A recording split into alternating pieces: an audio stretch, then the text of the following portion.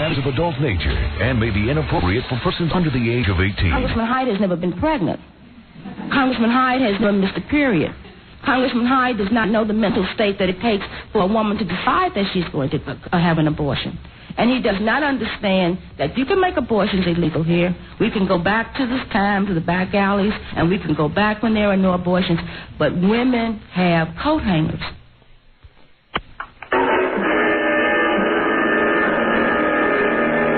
So what are you doing for? I moved here from Canada, and they think I'm slow, eh? I fell off the jungle gym, and when I woke up, I was in here. I got fired. You have to start a fire. Just do me a favor, leave me your name and number and a message, and I'll get back to you. Douchebag says what? I'm a killer, baby. I killed so many out there. That's so good. Sign me to the project. Black Ops. We kill sometimes 3 or 4 a night. All kinds. Rice farmers. Rich fat cats bankrolling a leasing unit. It's a complete mind. Psyops, baby. Knives. Rip a man's guts out. Take a bite out of his liver. Drop it on his chest so he don't get into Buddha heaven. Leave him laying in the road. Cut his nuts off. Stuff him in his mouth so his lips up like Frankenstein. Leave him laying in his bed in his house. We're going to bed? I don't want any foolish answer. Otherwise, don't answer. Okay, thanks a lot, Ben. Do you feel that the United States should remain in the United Nations as a member of the United Nations? As long as we don't have to pay the bill. Not to be stupid, you moron. Oh, come on. Now, look, wait, I did not ask. Wait, hold on now. I didn't call you a question. I didn't call you a name. I did not call you a name. Benefit, education. Excuse me, but I did not call you a name. Children that attend these games have feeling of belonging. I'd like to have your opinion. Okay, look, if you don't apologize, I'm going to have to stop this conversation. I did not call you a name, and I don't want you to call me a name. Okay? I'm going to have to... Are you going to apologize, or I just let you Not to be stupid, you moron. Okay, how do we get rid of this guy on line 2? All right, he's gone.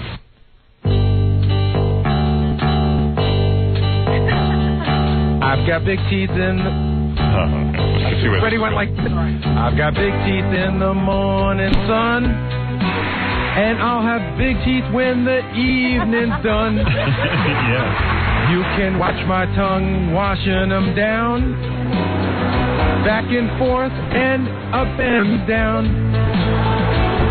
Choppers like you just can't believe. From the jokes, I get no friggin' reprieve.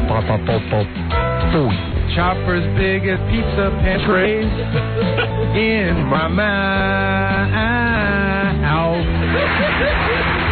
I leave my house so early after Mary hoses down my teeth. My lips are as big as truck tires. I can suck a straw from 50 feet. People think I'm such a dope. I have to floss my choppers with a jump rope. I could eat an apple through a chain link fence. I'm not dumb. That's just what Howard thinks. So what if I get lost every time I blink? A college graduate, so cum laude. By the way, how do you spell AT&T? Sitting here resting my fat ass. If Howard needs me, I don't move too fast. My teeth might hang out of my head, but I'm more normal than Jackie Robin or Fred. Choppers like you just can't believe. I'm better off than Christopher Reeve. The only thing handicapped about me is my mouth.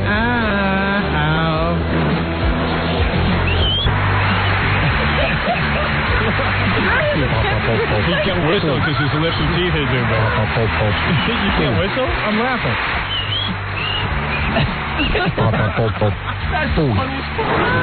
Love it. Great song.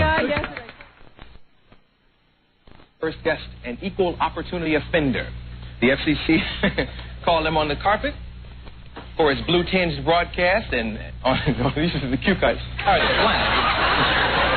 You all can see it. They can see it. Sorry. His blue-tinged broadcast on WXRK FM radio in New York caused a whole revolution in censorship. Let's welcome the meanest, nastiest, dirtiest DJ in the whole wide world, my man, Mr. Howard Stern.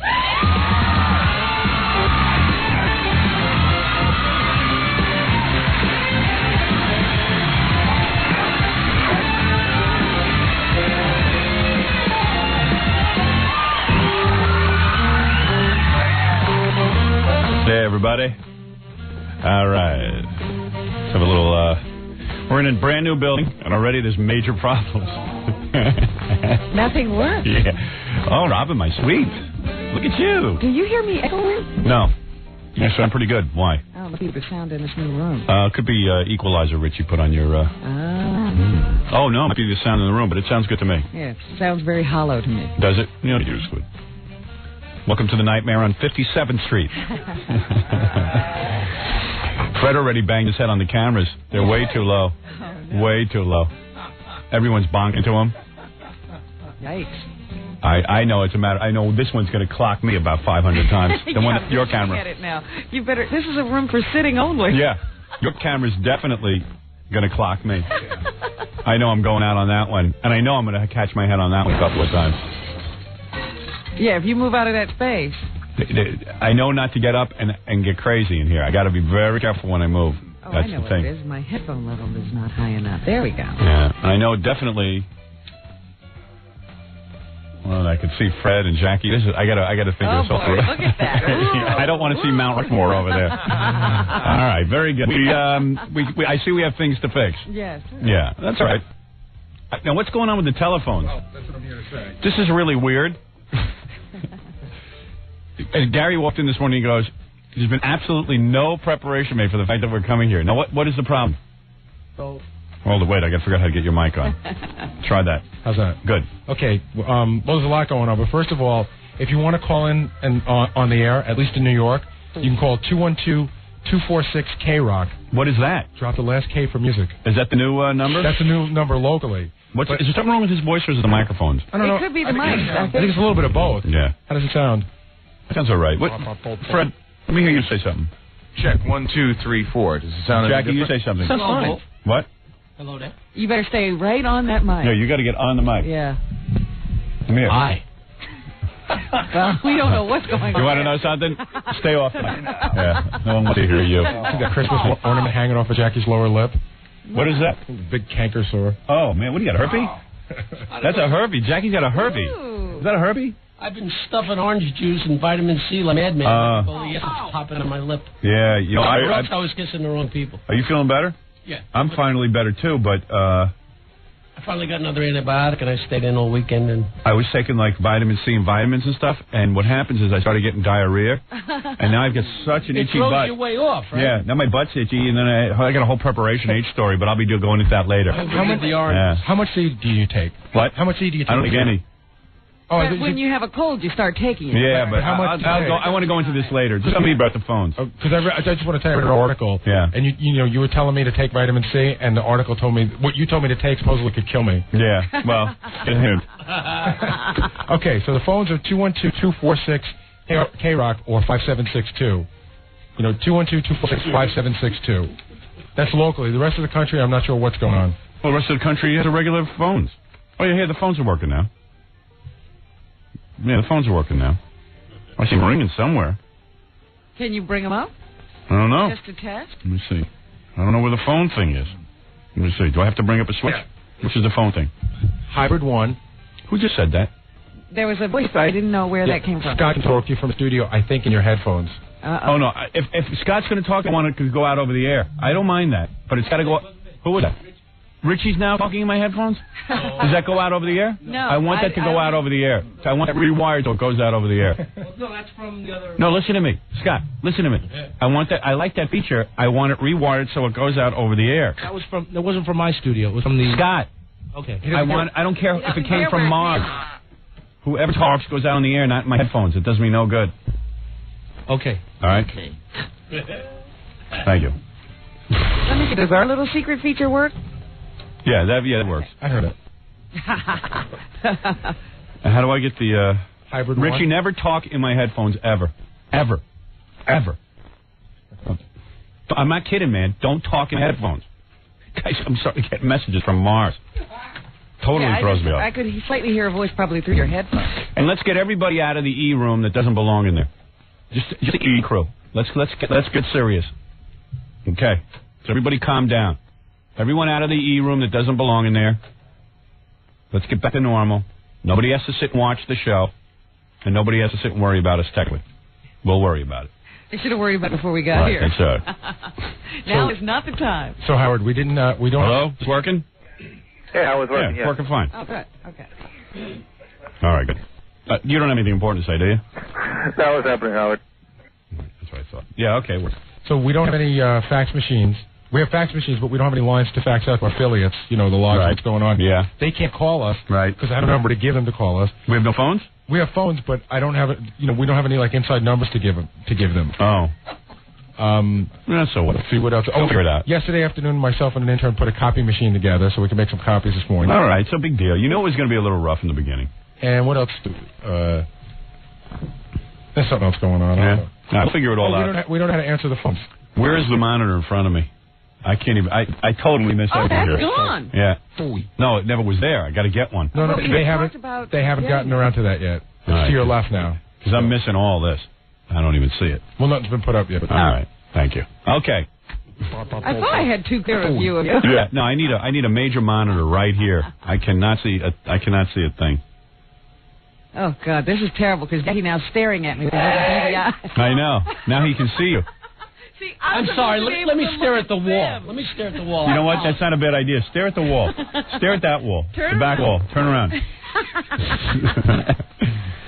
All right.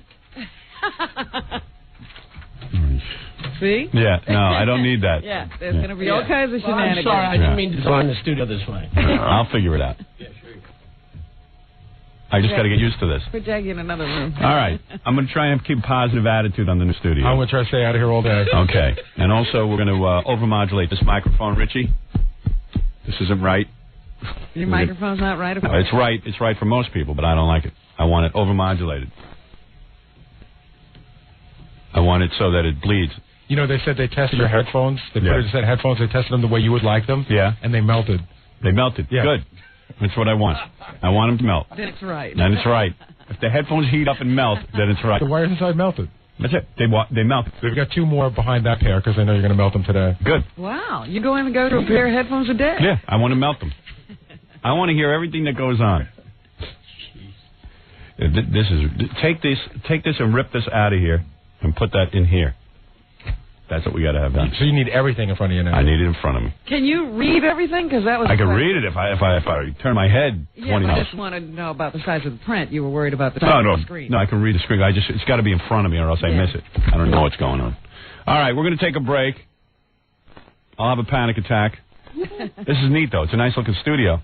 You've got way too much room, Robin. No, I don't. There's stuff that needs to go in here. Oh, yeah, I need adjusting stuff. Oh, okay. We'll be back right after these words. We'll be back with the Howard Stern Show. Don't go away. 97.1 The Eagle. 618 at the Eagle. This is Brad Baxter. Eagle weather partly cloudy today, a high of 61 degrees. Cloudy tonight with a low of 49. Right now it's 45 in Fort Worth, 42 degrees in Dallas. Checking traffic for Fowler Toyota in Plano. An injury accident reported southbound Preston at Legacy. And that's traffic. I'm Brad Baxter on 97.1 The Eagle. It's new. It's hot. The redesigned 97 Camry has arrived at Fowler Toyota. Fowler Toyota, I-30 at Buckner Boulevard, just 6 miles east of downtown Dallas. Go ahead. Make my day. That's number one. Eagle, your Howard Stern station, gives you a chance to win Howard Stern t-shirts. You can't buy them. You can only win them. Listen after Howard for Stern moments. When you hear one, be caller 9, and you'll get a Howard Stern t-shirt. Hey, man, nice shirt. Howard Stern all morning. Howard Stern t-shirts all day. 97.1 The Eagle. Breathing is supposed to be automatic, effortless, unless you have asthma. If you've been diagnosed with asthma, are presently taking prescription medications to treat your asthma, and are having symptoms, you may be eligible to participate in a research study for currently available asthma medications. Symptoms may include chest tightness, wheezing, shortness of breath, awakenings at night, or frequent use of rescue asthma medication. Qualified volunteers will be paid and may receive free study medication. Please call about our asthma study, toll-free, 1-888-INHALER. That's 1-888-464-2537. If you have children 12 or over with asthma or know someone with asthma, they may be eligible as well. Call Asthma Research Associates, toll-free, 1-888-464-2537. 1-888-INHALER.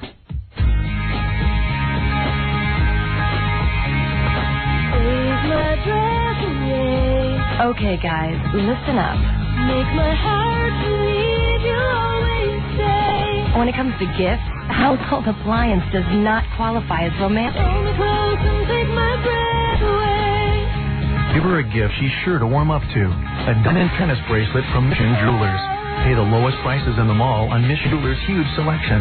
Just $89 for a diamond tennis bracelet with 1/4 carat total weight. Get a 1 carat bracelet for just $179. And a tennis bracelet with 2 carats of dazzling diamonds, just $499. Mission Jewelers, where you always get a beautiful value. Light a few candles, slip her a diamond. She'll take it from there. Hold me close and take my breath away. Mission Jewelers. What's it going to look like if we go in for an HIV test? It isn't going to look like anything because no one's going to see anything. And what kind of clinic is that? Everybody's wearing blindfolds? Well, you won't see me there either. I'm talking about that new HIV test kit for us to use by ourselves. Introducing a healthcare breakthrough, an HIV-1 Express Kit for home use from Home Access Health. It's available now at your local pharmacy. $239 a month with $750 down or get low 2.9% factory financing on a new Mirage, Galant, even Eclipse. It's easy for you to get that hurry-free Eclipse. $239 a month at your Dallas Fort Worth area Mitsubishi dealers. Mitsubishi, built for living. 2.9 financing up to 24 months with a credit through MMCA. 42 months at 7.35 APR plus tax, tag, and title. Final payment $92.72 MSRP 71.71 15,000 annual miles. It's 6:24 at 97.1 The Eagle. This is the Howard Stern Show.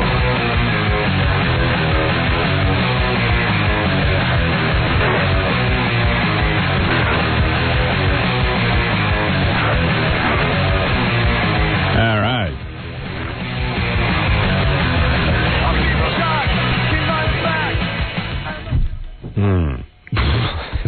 What? No, I'm just getting stuff together, that's all. Oh. We're in a new studio. We're in a brand new studio. Where's my audience? Nothing's plugged in. Yeah. We have room for like a good 30, 40 people in here. Yeah, what happened to the audience? I thought we were going to have one. I told Bob we have an audience for me. I don't know where it is. I think he thought you were kidding. I wasn't kidding. Why would I kid? You know how he is. I can't read your mind even when you tell him what to do. I know, but you don't have to read my mind. I told you what I want. I want an audience. I wanted an audience to see us scrambling around. It would have been funny. Would have added to the tension. Would have made it worse. I would have been yelling and screaming already. All right. Is the camera getting Richie, rolling around on the floor? We can get everything now. Fixing the studio while we work. Yeah, hi, you're on the air. Hi, I have too clear a view of you, Robin. I agree 100%. Yeah, this is way too clear a view. Yeah. You don't have anything in front of you. I usually see, like, one of your eyes. Yeah, and the phones are all wrong. I mean, wait, you hear this guy echoing over? Let's see. Do you hear that? Maybe it's just this line. Hello? Maybe that's the... No, there's some noise. There's something weird going on here. Yeah, what's up? When are we going to see the new studio on E? When are you going to see the new studio on E? When something in here happens, it's worth putting on television. So far. I have a question. What? Can we go back to the other building? For at least a week until they get all the bugs worked out? Yeah. Well, the bugs won't be worked out until we work here a week. I know. We'll be complaining for a while. You know what? I came in on they have an AP machine over here for me. The keyboard is not plugged into the computer, so I'm sitting there trying to find out why the computer is not working, is not responding, and all of a sudden I pull the cord. It's not even plugged in. I got way too good a view of you. It's amazing. There's nothing working. My AP machine doesn't work. My ABC Newswire doesn't work. Really? Nothing's working here. I can't wait to try out the bathroom. I have my own bathroom in here. Oh, and Fred and Jackie aren't back there. Fred and Jackie aren't allowed to use it. Oh. You used it already, really? No. You better not. If I find out, it'll be docked pay. You get here late? Yeah. you weren't going to use it. I am going to use it, but I won't make number 2 in there because I don't want to stink up the whole air studio. Yeah, There's no fan? It does sound different in here, doesn't it? Look, I think that my whole headphone thing needs to be reworked. I can hear you really clear, but if I try to turn it up so I can hear myself, then you're like screeching in my ear. Yeah. I can't hear myself. Some kind of fan or something. What is that? Do you hear that? That's on the phone line. You sound kind of echoey, too. This might be this guy's phone line. Let me see. Yeah. No, there's something else. What else is there? It's not my computer. It's like a whirling. There's a motor. Yeah, I hear that whirling, too. It's just ruined. Let's see. Yeah, it's on my mic, see? Somewhere behind me. Yeah. Maybe it's the cameras. Look at that. What is that? Oh, that's you. I've been trying to figure out what it is for quite a while. I guess that's projected by light, isn't it? Behind the screen? Oh. It's a drawing of me. That's got to go. That wasn't obvious, right? I didn't know what that was. I thought it was a squiggle. I thought it was a guy playing guitar. I think Ralph did that. Yeah, that's going to go. That's a Ralph creation. That'll go very soon. And, but the 3 giant covers of paperback are up, which is nice. That's very beautiful. All right. See, I knew when we built this studio that the cameras were going to be dangerously low. Did you? Yeah, well, I said it. I said we need a ceiling height of, I think I spelled it out from 18 feet or something. And so they gave us 8. They gave us 8. So the cameras now are literally at eye level. And you can bonk your head into them at any given time. And people will be crashing into them. Yeah, guess. It'll be fun to have guests then walking into the lights and the cameras. Major chunks of people's heads are going to be on those cameras. I say we leave the chunk there. We never clean it. You know? No, I think we take down the stuff and get DNA. And we can clone people. Yeah, right. You know what we're going to do? We're going to have to put up a wall for Fred. So I don't see Fred anymore. What are you staring at, Fred? I'm looking at this computer screen. Oh, is that what really cool? What's on it? Oh, right now there's like got the bumpers and some various. Oh, you're watching the TV show. That's good. Yeah, essentially it's a TV show. Yeah, why don't you turn that off? Fred was never interested in this show. I'm supposed to scroll this so I can find like things on there, like sound effects and things like that to be used during the show. Oh, is that what that is? Oh, I thought you were looking at the camera work. No. Oh, I see. Okay. No, not at all. Yeah, you know what? It is so disturbing watching Fred look at a computer screen that. I guess what it is, it's new stuff, and I'm really excited. Oh, okay. No, I know that. I'm saying I don't want to see you doing your thing. I hear you. And I don't want to see Jackie doing his thing. Turn your head. Well, we'll build a wall or something. Yeah, let's build that wall today. But then I can't see anything over there. I'm telling you, you don't want me seeing those 2 guys. Well, can you build a wall that doesn't obscure my view? Yeah, well, you'll tell us where you can see. If you have little patches of light. Just get shower curtain. Yeah. We can face the other way. Anyway, where was I? I don't know. This is a mess. It's awful. It's hard to get used to something new. I guess I should have taken this whole thing and put Jackie and Fred here. Yeah. It's just the way it had been. Yeah. But I the way it was, only with breathing room all around it. Yeah. Yeah. I suppose the camera angle. Yeah, this is more TV. This is more TV. Yeah. TV's wrecking our show. But we knew that. Yeah. And now, I mean, it really is ugly looking at your cereal box. Yeah. Hey, you're on the air. Oh. Hey, you're on the air. Good morning. Listen, I was wondering, how come out of your numerous appearances on the Letterman show, you never once made reference to Paul Schaefer's sexuality? He's a heterosexual. How do you know?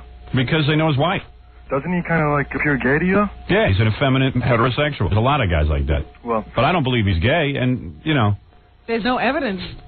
He used to date beautiful women all the time before he got married. Yeah. I just kind of thought you were just, kissing Letterman's ass a little by not, Why is everyone always evaluating whose ass I'm kissing? What, I'm not allowed to like somebody?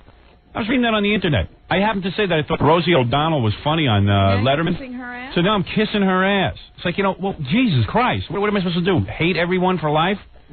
I still hate her guts. I just thought she was funny on Letterman. What do you want from me? Hey, She's contributing to the blandness of television. I mean, what admiration would I have for her? She happened to be funny on Letterman. She handles stuff very well. I mean, I don't understand this. I got to tell you something. I was laying in bed Saturday night, and, I never thought much about Chris Rock, on Saturday Night Live. I always thought he was a pretty lousy sketch artist and not real funny on that show.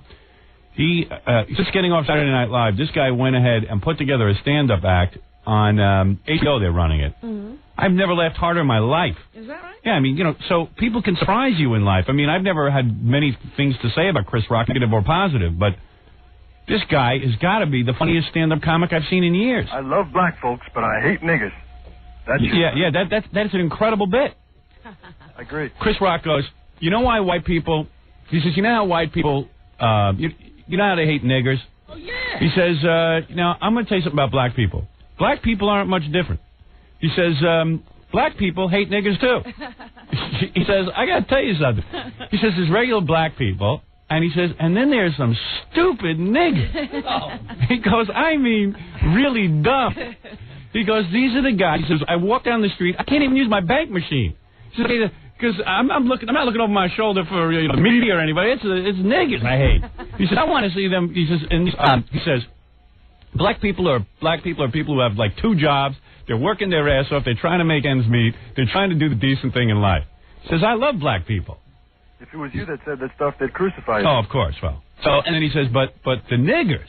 He says they say stuff. They're so damn stupid. He says like they're always proud of themselves for doing the right thing in life. He says, for example, okay, you see these guys on TV. The guy goes, I'm taking care of my children. I'm raising my kids. And he's like, well, that's what you're supposed to do, you stupid idiot. What are you proud of that for? I'm raising my kids. I'm giving money to my kids. He's like, well, you idiot. Who else is supposed to? Yeah, I mean, that's what you're supposed to do. Hey, it's one of the funniest routines, and he talks about O.J. It's one of the funniest things, too. He thinks like O.J.'s innocent, but it's funny. Well, I know he had done some good stuff for Comedy Central when he was covering conventions and stuff like that. Anybody hear what's going on with the phones this morning when you talk and I talk? Wow. Whoa. It's a noisy studio. Yeah, we got a lot to work on. Way noisy. Hey, Howard, I used to be a lifeguard at the camp that your daughter went to, and one day... I don't even have a delay button. I don't even want any of that conversation now, but I can't even hit the button. I went button on the guy 5 seconds ago. I couldn't. I hope Tom knows what he's doing. He knows where is my button delay is. button? It's in front of you. Right there. What? Right there to your left. Oh, Jesus Christ. What a stupid, sick bastard. Oh, man. Sick bastard. I'm doomed. I wish I die. That's a good idea. I really do. We'll still be here with these sick bastards. I hope you miss me. How can I live in a world filled with sick people? Well, you've been doing it for quite some time now. How old are you? I don't know. That was a nice welcome. Oh. I had to go do a photo shoot yesterday. How was that? I'm so ugly. It's like, and then I'm yelling at the guy, the photographer, because the lighting isn't right. I said, listen, I mean... How could you tell the lighting wasn't right? Because I know. I've done enough of these already that I know. Now you know the lighting. Not only do I know the lighting's right, I know how to fix it. And it's just like, I go, God, you're that... Take a look at me, man. I said, what are you doing? I said, I think if you had Kate Moss in here, she couldn't stand up to this lighting. Well, what was he doing? Well, the problem was the lights were on. I want them all off. That's what I thought. That's it. What was the lighting problem? They were on. Yeah. Oh, man. Anyway, I'm totally sidetracked here. Do me a favor. When we get back, we take a break. We'll talk about the Ace Awards. Did they play? Yeah, they were on Saturday night. I didn't see them. Yeah, and Melrose Larry, hang on, because I need him, unfortunately. He has the tape of the award show. I had a tape of it, too. It's sitting on my desk at home. I forgot to bring it in. That's where all your tapes wind up. Yeah, I didn't bring it in. So you've got the announcement of the awards for one in our categories? Yeah. Unfortunately, I have to rely on the kindness of Melrose Larry. As a matter of fact, Gary, get Melrose on the phone and see if he can tape those from him. We have it. You have it? Yeah. Oh, so I don't have to rely on the kindness of Melrose Larry. Nope, we have it. Okay, good. All right, we'll be back right after these words. Listening to the Howard Stern Show. Stay right there. Howard Stern all morning. Play with yourself the rest of the day. What I have to change in here. I already figured out what we're going to do with the new studio. I'm going to build a wall between in front of Jackie and Fred. In front of Jackie, I'm going to have a bulletin board where I can tack things up. These tape recorders, one's got to go right here. I can reach it. Yeah. What's there now? I can have it behind me. I don't know. I'm going to move everything. Everything will be changed. Everything will be ripped out and changed. You don't know till you work at a place. I can't reach a tape recorder back there. Well, they move, don't they? There's a tape back there I need, but I can't get to it. Yeah, what's it doing? I mean, they could move it up. Yeah. They're going to be using it. Well, this other hat I don't need. What is it? You have a remote for those tape recorders, right to your left. Yeah, but how about if I want to, where is it? Fiddle with it. How about if I want to fiddle with it? You can rewind and everything. Yeah, you can rewind, but you got to queue up. You can't just go back. Right. But they move. If you want, I can move it right up to you when you need it. So which one is which? Well, it doesn't matter because neither one of those have the tape on it that you need. Oh, okay. I have it right here. We're going to listen to it on the VCR. Oh, no.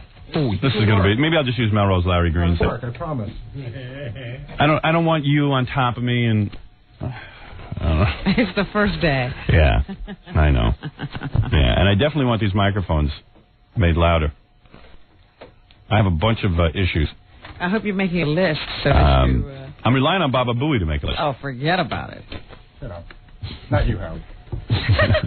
Okay, just bring up the VCR. What?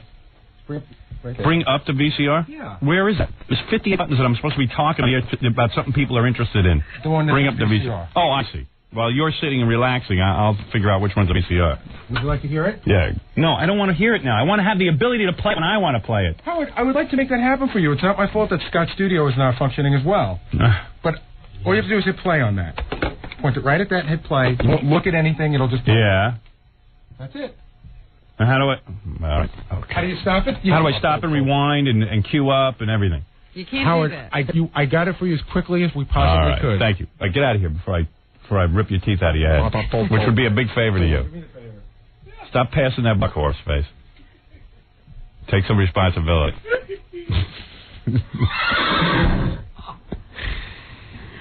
All right, anyway, so let's try and ignore the fact that we're in a new studio that has multiple problems. Gorilla, I need hot water. Gorilla thinks the whole job of his changed. I need hot water. I need a bottle of water. I told him I need a plastic knife 2 hours ago. He's in a coma. He don't want to leave the new studio. He's like retarded. You put him in a new place, he thinks the whole job changed. So he needs a new description of his job? Yeah. He needs to be told his duties again. Yeah, I go, we need a knife. How am I supposed to cut these bananas? He gave you bananas without the knife. Yeah, he can't, I know this sounds like I'm bitching and moaning about trivial stuff, but think about it. Every day it's the same routine. I say to Gorilla, give me a bowl of cereal with bananas and milk. It requires a plastic knife to cut the bananas and a plastic spoon to eat. Yes. So this morning I come in and there's no plastic knives. I said, okay, Gorilla, there's no plastic knives. Why don't you go get some? So he can't, I don't know, what is he, stupid? You know, it's funny because we spoke yesterday. We were here setting up, and I said, are you ready for everything? We were talking about where we're going to get your food from. Yeah. And he goes, everything's set. Yeah. I know it's stupid, but it's like after the weekend. It's like having a cigarette and no match. Yeah, I guess I'm in a bad mood because at the photo shoot I hired Jody to be my assistant from the movie, and she's so goddamn competent. Oh, you brought her in again to remind you. And it ruins me. Well, it's funny because I wish she'd be my assistant here, but radio has no money. Yeah. It's funny because Gorilla was trying to decide where we're going to get your lunch from every day. Yeah. And yesterday I recommended a good place to him. Here he is. But I would have been here last Monday scouting places to eat. Sure. Yeah, he's stupid. He's not stupid. We're discussing how stupid you are. Well, how am I stupid now? Well, okay. I come in the morning, right? I say to you, I need a plastic knife and peanut butter. I thought we had plastic knives. Yes, I did forget. I should have went down and got it. So this morning, wait a second. This morning, I come in, and there's no plastic knives. That's at about 5 o'clock this morning or 5:30, whatever time it is I get in. And then he brings it. So I said, it's not going to change. I'm still going to be hungry even in a new studio. You understand? I'm still hungry. The same stomach. It's the same stomach. It's just a different setting. So I say to him, give me some cereal and a banana, like I do every day. Right. He goes, all right. So he leaves everything there from a cereal and banana, but there's no plastic knife to cut the banana. Now, did you realize that when you put everything out? I did, and it slipped my mind to get it. I said to him, go get some plastic knives. Well, you didn't say that. But it's the same thing every day. I slipped up. I forgot to buy plastic knives. But you have the same job every day. I'm sorry. Don't bang that desk. You hear what's going on? Yeah, sorry. Did you that's another thing that has to be fixed. Write that down on the list. Hey, listen up. Bang on the desk. John, write that down. Yeah, you think the guests are going to know not to bang on the desk? That's got to be soundproofed. I screwed up. I apologize. Yeah, well, you're not the only one. Whoever was the acoustical engineer on this job screwed up, too. They didn't have an acoustical engineer. I know. I begged for one. All right. You screwed up. I apologize. I'm sorry. But it's just, you understand why it irritates me? Because I have a window to eat in, and now I got to wait till like 7 o'clock, and I'm starving. Yes, I do. And I got to wolf down the food. take it. I got to slosh it down. Not going to happen thanks. again. All right. I don't know how it could happen in the first place. You do the same job every day. I mean, really. I mean, you should know the tools. You should know that you're going to need a plastic knife. I thought this was a different place. I wouldn't need it here. I thought this place came with knives. I thought they would have a knife. You used to relying on the fact that you know that window I have. You know that window I have for eating it. Jump out. You should go jump out that window. All right. Or you know, better yet, I'll jump out that window. How's that? All right. Well, you have a family. I'll jump out. All right. Thank you. Thank you. Oh boy, listen to that. Now, it's only a studio. Wouldn't they have thought it? I don't know. I just can't wait till the guest comes in and starts banging on the desk, and every minute I'm yelling, don't bang on the desk. Well, that's like Gorilla forgetting the knives. I mean, if you build a sound studio, you have to make sure everything's muffled. Yeah. You know? We'll figure it out. We'll help. We'll help the guys figure it out. That's major. Yeah. So anyway, I'm sitting home Saturday night. And, Richie, make note of this. I'm yelling way too loud into this microphone. The voice is almost gone. I want you to increase the level on the microphone by twice. That's what I want. By twice.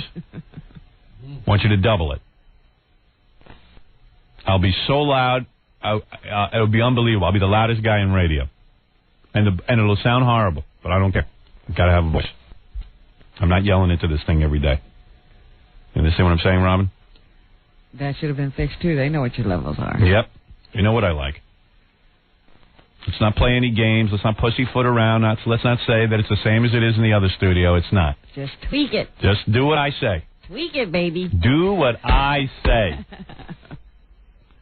And that's all there is to it. Why am I hearing all that squiggly stuff? Why am I hearing all that? What are you hearing? I want a wall on you, Jackie. You can hear Jackie writing? Yeah, I hear Jackie scribbling on a piece of paper. I hear Fred scribbling on his paper. He scribbles something on a paper. Oh, yeah, you can hear that one. Yeah, I'm hearing everything. It's a real loud word, too. You hearing that? Yeah, I'm hearing that, too. And it's not my computer because it's off. Something here. You sure turn my mic down because I hear noise over here, let me hear it. Wait. No, it's not you. It's me. Watch. You want to see why it's me? Okay. What? That's the camera now. We don't want that. Wait, listen, ready? Oh. Yeah, that's my room noise. There is something over here making noise, too. Is there? Yeah. You can't hear it on the air, though. Okay.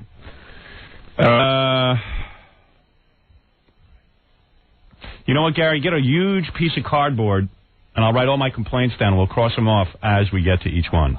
How's that? A blackboard. A rolling blackboard. Big blackboard. With chalk. Richie, the engineer, wants to hang himself right now. No, that's the way it is, man. I'm tough to work with. I'm a perfectionist. Hey, guys in E, that camera is not going to be whirring behind my head, I hope. That's what are they getting pictures of? There's nothing going on. You don't even go there. You lock everything down. I don't want to hear nothing whirring. Don't want to hear it. I want silence. Oh, I'm exhausted already. I got to go home. I'm yelling into this mic. All right. So where was I? You had just talked about the banana. All right. I got to have this wall built by this afternoon where I don't see Jackie and Fred. It's got to be. I'll bring in my garbage. I don't care what they put on that wall, but just make a wall. I want that wall done. Yeah, what used to sit in front of Jackie? Where is that? What? Something used to sit in front of her. Oh, you don't want that. No? That thing smelled. It was like a big piece of smelly plastic that sat in front of Jackie. Right? I thought they were bringing that what? I thought they said they were. Jackie, do you hear headphones when I don't have your mic on? No one can hear you. So wait till I just say put on my mic or something. It was on before. Go ahead. What? I don't know until I started. Well, I have to turn off your mic after you talk because there's some noise going on over there. There's noise. There's constant noise. Like Fred's moving his carts. You're doing stuff. You're writing. It's. See, all that stuff used to happen before, but you couldn't hear it. Right. What were you saying? You would have thought that would have been taken into account. What were you saying? I was saying I thought they were going to bring a big ugly piece of plastic over. Wasn't there a big concern about that? Yeah, I know. We were going to cut it up and everything. Well, everyone then changes everything after I make my comments because they decide I'm full of crap. But I get them to do it anyway. It's got to be done. All right. Now, where was I? You weren't anywhere. Yeah, I can't get anywhere. I'm totally distracted this morning. You're going to talk about the Cable Ace Awards. Yeah. Well, Let me put my sunglasses on too, because I realize I must look ugly. Because I'm a very ugly man. But I'm going to get good looking soon. Wait and see. I'm going to fix my face. I'm going to fix myself up, honey. You're going to have a handsome man to look at. Well, then I won't want you to put anything in front of you. Oh, no. You're going to want to see. You're going to be like this. Your mouth's going to be up like, wow, he's hot. Oh, I can't believe I get to work with him. Man, I'm so lucky. You know what I'm going to do? I'm going to take off. I got to seduce him after the show today. I don't care. I don't care if I even get rejected. I got to take my shot. I'll keep doing it until he'll finally. I'll wear him down like a water on rock. Right. You're going to want me so bad. Oh. When is this going to happen? Very soon. As soon as I can get in there. Don't you have to preserve your face for film? Yeah. Well, yeah, just for this week, and then I'm done. Oh, really? Yeah. What is that? Is that my list of complaints? Yes.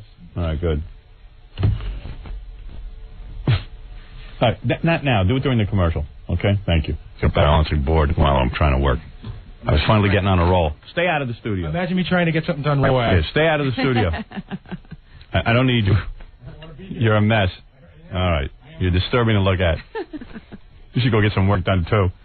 I don't think they can fix him. They'd have to break his jaw. They'd have to break his face. Start all over. My problems are a lot less than his. Where was I? I'm having trouble keeping up. All right. Let's start over. All right, start over. All right, so I'm sitting home Saturday. Yeah. And I was talking to Ralph on the phone. He said, "Are you going to watch those Cable Ace Awards?" I was like, "Oh, I wish no one reminded me." Because now dig this, okay?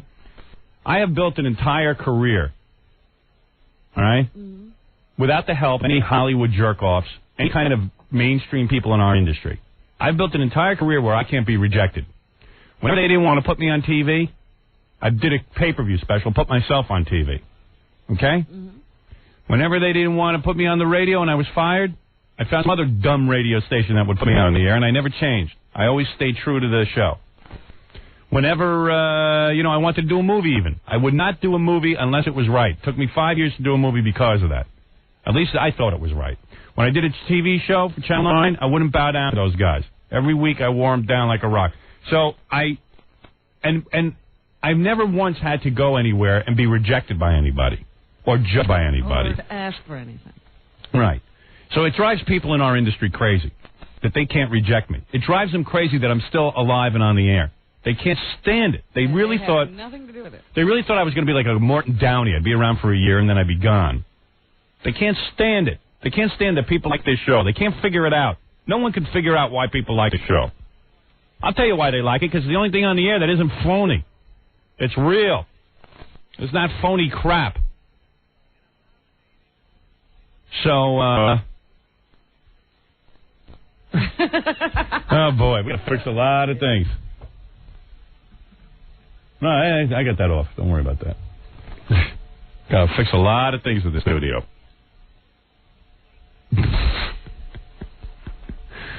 Where was I? The show is not funny crap, and we never had to rely on anyone. So what do they do to me so they can reject me? So they figure out I'm going to have an award show. Now, I didn't ask to be part of this award show. I don't want to be a part of any stinking award show. I've always maintained that. I don't want to be part of it. Well, wait a minute. What do you submit? I didn't submit anything. I asked to be a part of this. He figured this out. I did not submit a thing. I don't want to be a part of any Cable Ace Award show. You've never submitted anything to anyone? No. Never. Never. All right. Billboard Award, I have nothing to do with that. They just they nominate me. Awards. I remember submitting things to the local Emmys. Yeah, for Channel 9 as a goof, so that we could say stuff. But I don't want to be part of any real award show. So now they figure out an award show, right? And I'm nominated in the worst group of people you could ever be nominated with. It's beneath me. The most talentless group of people. You got to understand something. The only reason I'm on cable is because I'm too busy to do a network television show. I've been offered every network television show you can think of. Prime time on CBS. Late night on CBS, Fox, NBC. You name it, I've been offered it. I could be on any one of these TV channels. I've turned them down. It's 100 degrees in here. Oh, Lord. Oh, for Christ's sake. Oh, Jesus. 100 degrees in here. What temperature is your studio supposed to be? Oh. I don't know. Remember we went through all that? Yeah. All right, so listen to what I'm saying now. Let's try and stay on track. All right. So they have this award show Saturday night where actually Friday night is pre-award. Some awards are given out ahead of time and some are given out later. There's so many Ace Awards. Yeah, so I was up for 2 cable Ace Awards. And E-Television was so excited because they've never been up for any awards ever. Is that right? Yeah, they never get nominated. This was the first show nominated? Yeah, so they were all excited. They never get any nominations. Huh. But I said, first of all, I told them all ahead of time, you're going to lose. Don't you understand? People in our industry will not vote for me.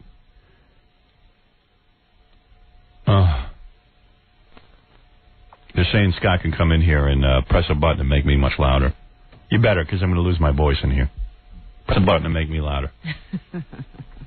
Fix it. Yeah, come and fix it. Really. I can't hear you. What? Turn your headphones down. It's going to get loud. Oh, go ahead. Yeah, let me hear. Yeah. Is that better? I don't know. I got to think about it. All right, good. Leave that like that. Cuckoo bird. Maybe that's where it's supposed. Oh, now I'm sounding better even. Yeah, are you? Yeah. Oh, so if you have that ability, why would you screw around, you knucklehead? You pumpkin head? Why would you screw around? We thought the other setting was going to be better for you, but we were wrong. I see. All right, get out of here. We just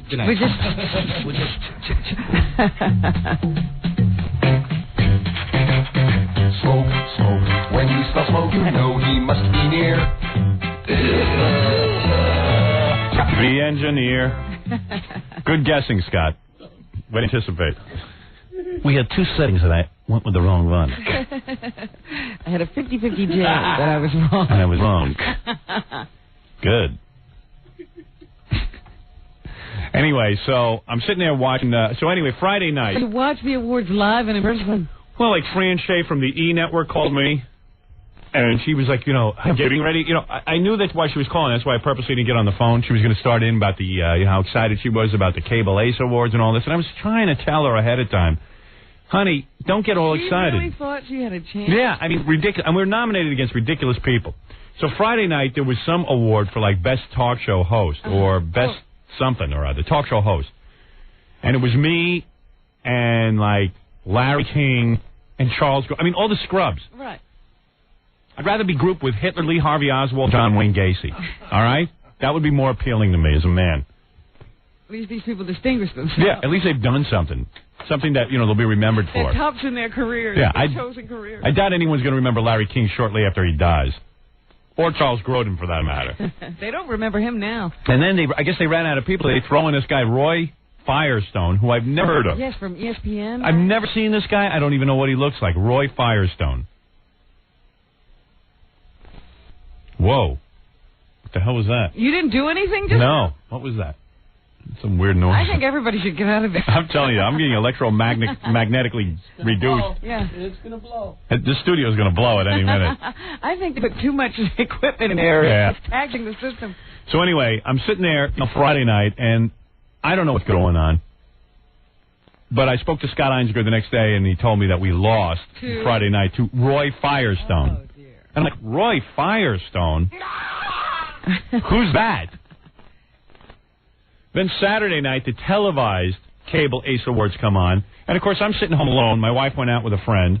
And I'm just like, sitting home like I normally do because I won't go anywhere. Mm-hmm. I'm a recluse.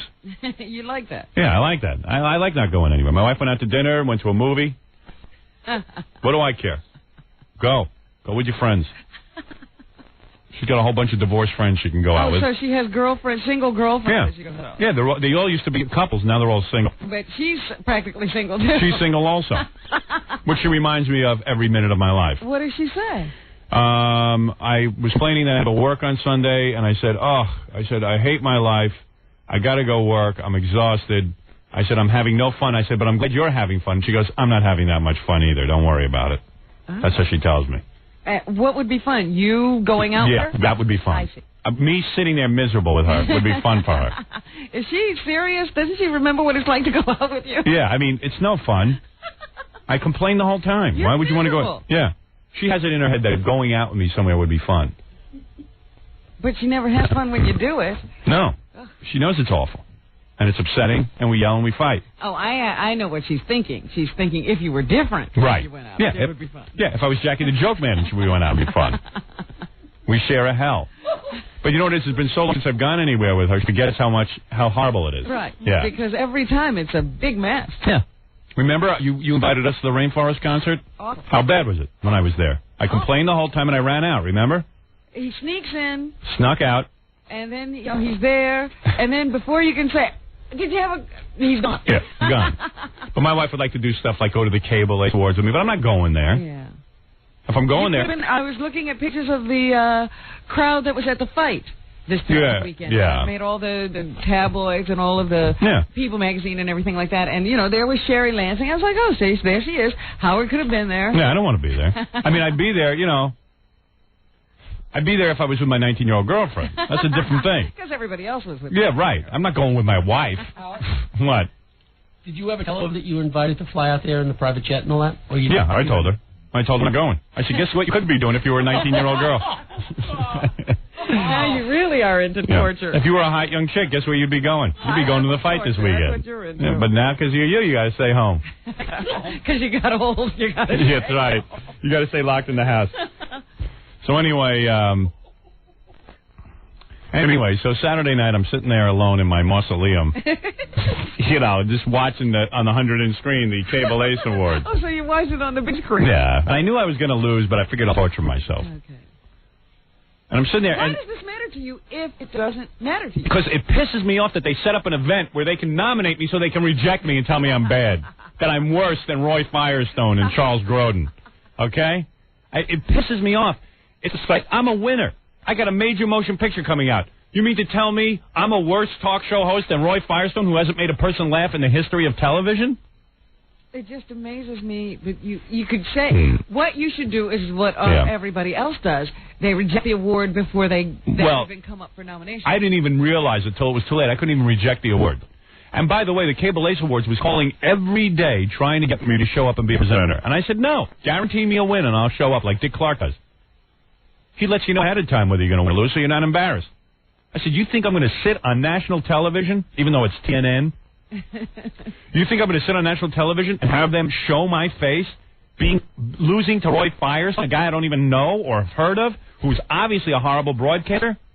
Charles Grodin, who's a scrub, who's never done a thing for this industry, who's never made a person laugh, who, if anything, is just sort of emulating me in a bizarre sort of way?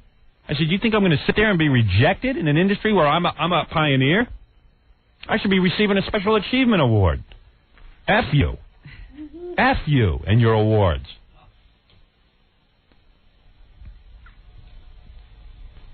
Wow, listen to that noise. Again. If I'm quiet, listen to this noise that comes up. Watch, listen.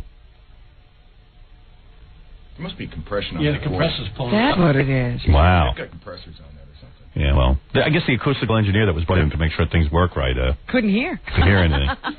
He was deaf. I told him to bring in an acoustical engineer. Penny wise, pound foolish. I don't care, though. You should see Infinity stock is going through the roof. This company's doing great. Ooh. Keep saving money. Who cares? Yeah, the stock went up. Oh, yeah. What's it at, Jackie? You follow it. It went up and then went back down a little bit. Oh, did? Where's it at? It went to like 35, and now it's back down to, I think, 33. Yeah, that ain't bad. Oh, it's great. 33. Christ. I'll take it. Yeah. That's pretty good. Not that it does us any good. Well, I got a few shares. Yeah, me too, so. We ain't retiring anytime soon, though, on those shares. No, didn't hit the mother load. Right. Anyway, where were we? You're still watching the Cable Ace Awards. Oh, yeah. So, on comes this Cable Ace Awards. And first of all, it's such a depressing evening. Hosting? First of all, they get the lineup of who's going to be on. There's not one recognizable name. And Drew Carey is the host. Oh. You know who he is? He has a TV show on ABC, Yeah, right? he's funny. He's like the top teacher. Yeah. I don't know where he came from. I don't know what planet he dropped off, but suddenly he's a name. You know? Yeah. And the co-host was Roxanne Pulitzer. Oh, No, I'm joking. I'm joking. Wait a minute. I'm I joking. see why you're upset. I'm joking. People not even in show business. Yeah. And your co-hostess for the evening, Roxanne Pulitzer. And then Ted Turner sits in the audience. And Drew Carey was okay. He came out, he made a few jokes. They weren't horrible, but You know, he's reading off a teleprompter, quite obviously. A little bit nervous.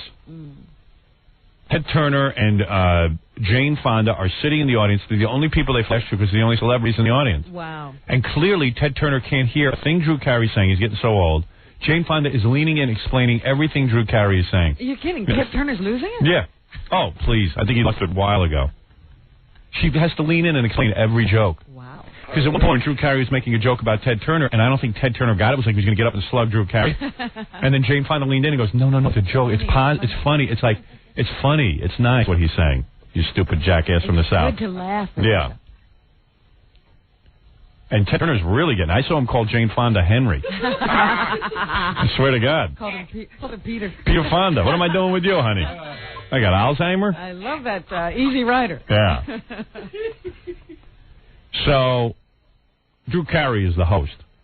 And he does this thing, and literally, I mean, the presenters are like whack jobs, you know, scrubs, third-rate people. And you already know the outcome. They're going to give all the awards to the Larry Sanders Show. Yes. Because it's like the only good thing on cable. And, of course, to the Truman thing on HBO. HBO wins all the... even cable has such a negative view of itself, it gives everything to HBO. It's very funny because HBO had 132 nominations or something. That's the only thing on cable doing anything. What are you going to give? Nick at Night with Dick Van Dyke reruns for an award? And then the only talk shows are the CNBC talk shows with, you know, Charles Grodin, who's horrible. Absolutely horrible. It's a scrub award show. So in the mitten drinnen of all of this, the middle of this, that's Italian for in the middle of this. In the middle of this, I'm sitting there, and like the third or fourth award in is Best Talk Show. Ah. Okay, that's our category. All right. And I got to play this for you. Did you? Let me ask you something. Yeah.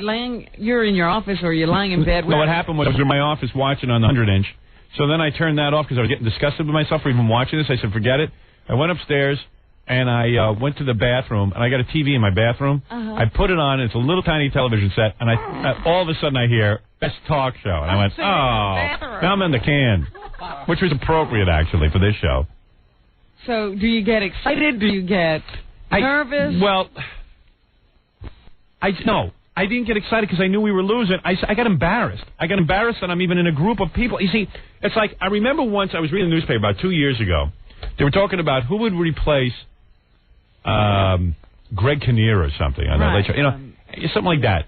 On the Later Show. And they put my name with, like, Rosie O'Donnell. I go, they put me in with scrubs. I could have 11:30 at night. What is this?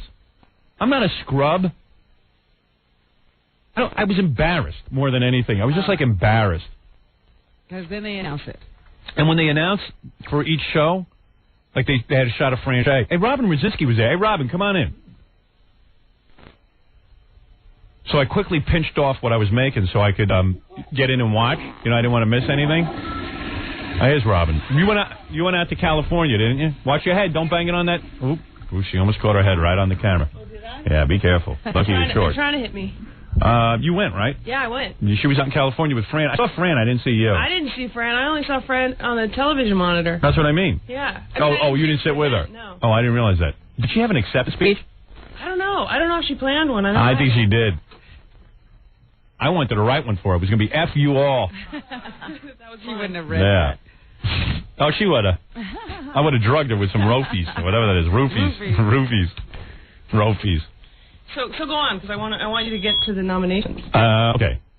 So I'm watching this thing, and you got to hear who's nominated. I should play this. Should I play it? Who even were the presenters? I mean, did you have decent presenters? I don't remember, but here, if I hit this thing, we'll remember together. All right. I'm telling you, I blocked the whole goddamn experience out.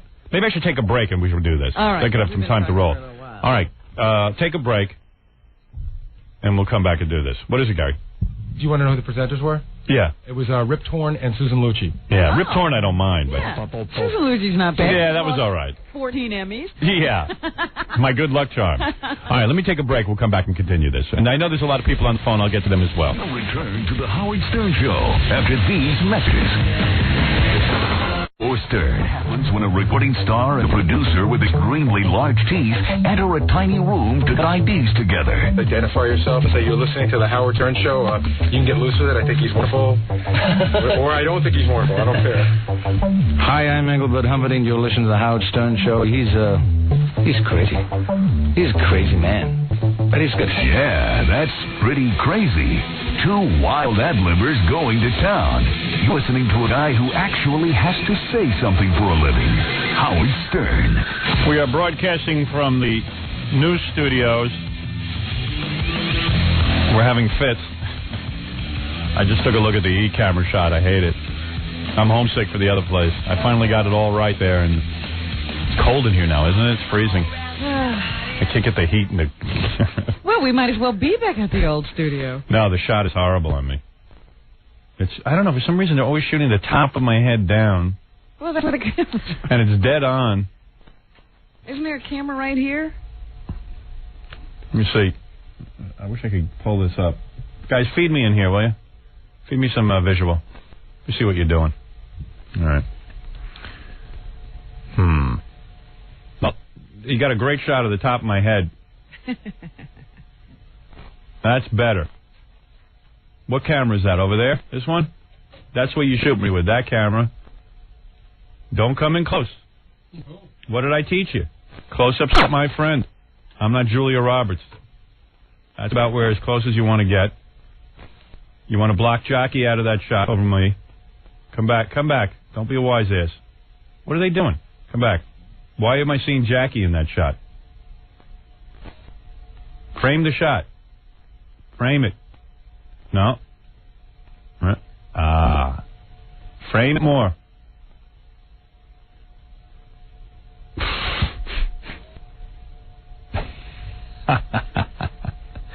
I'm going to get a hold of you guys later. We're going to talk about television. You don't like what you're seeing. Nah, it's getting better. All right, let me see the shot where I'm looking at Robin.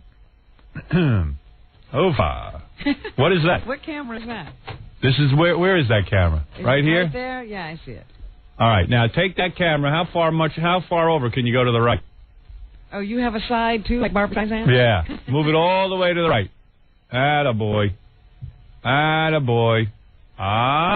You see what's happening? See what I've done? I've made me look human. All right, now, you see the lighting on me? It's all wrong. I'm going to take a look at you in a second, my sweet. I was going to say, the lights are on again. Now, if you look at Robin, she looks like she's in the outer limits with that crap you got behind her. What the hell is that? That is absurd. Your face looks nice, though, and I like the lighting on her. That'd be a pretty girl. You're lucky. Well, gee, thanks. You don't have to work as hard as I do. All right, bring it back to me. Never mind Robin. She's not doing too bad. She's fine. Come back to me.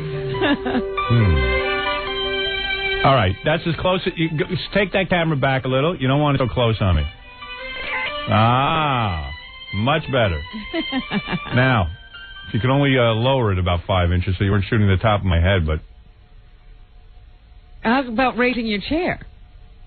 All right, you know what? Let's turn this off because I'll be directing all day. All right. Well, that's a possibility, raising the chair, don't you think? What, or directing all day? Or no. I'm talking about your shot. Yeah. The idea is to shave off 2/3 of my nose with the camera. Thank you. I tell you, the cameras, they're up so high, they're shooting down. If you look down, that's it. It's over. I like this. This was supposed to help. Yeah, I don't know. They should be shooting from over there more. And let me see that camera over there where I'm talking to a guest. See what happens, though? When I turn this way and I start talking to a guest, I don't like what happens. I like this for when I'm talking to Robin. See, when I'm talking to Robin, you still use that camera. The guest camera, that's right. Even though I'm turned to the side. And when I'm talking to a guest, use this camera. No, I don't want that camera. I want this camera over there. I'm going to have a nightmare with this. Are there no cameras on that? No, I tell you, it's shooting my wrong side. You're like Barbara. I got a side.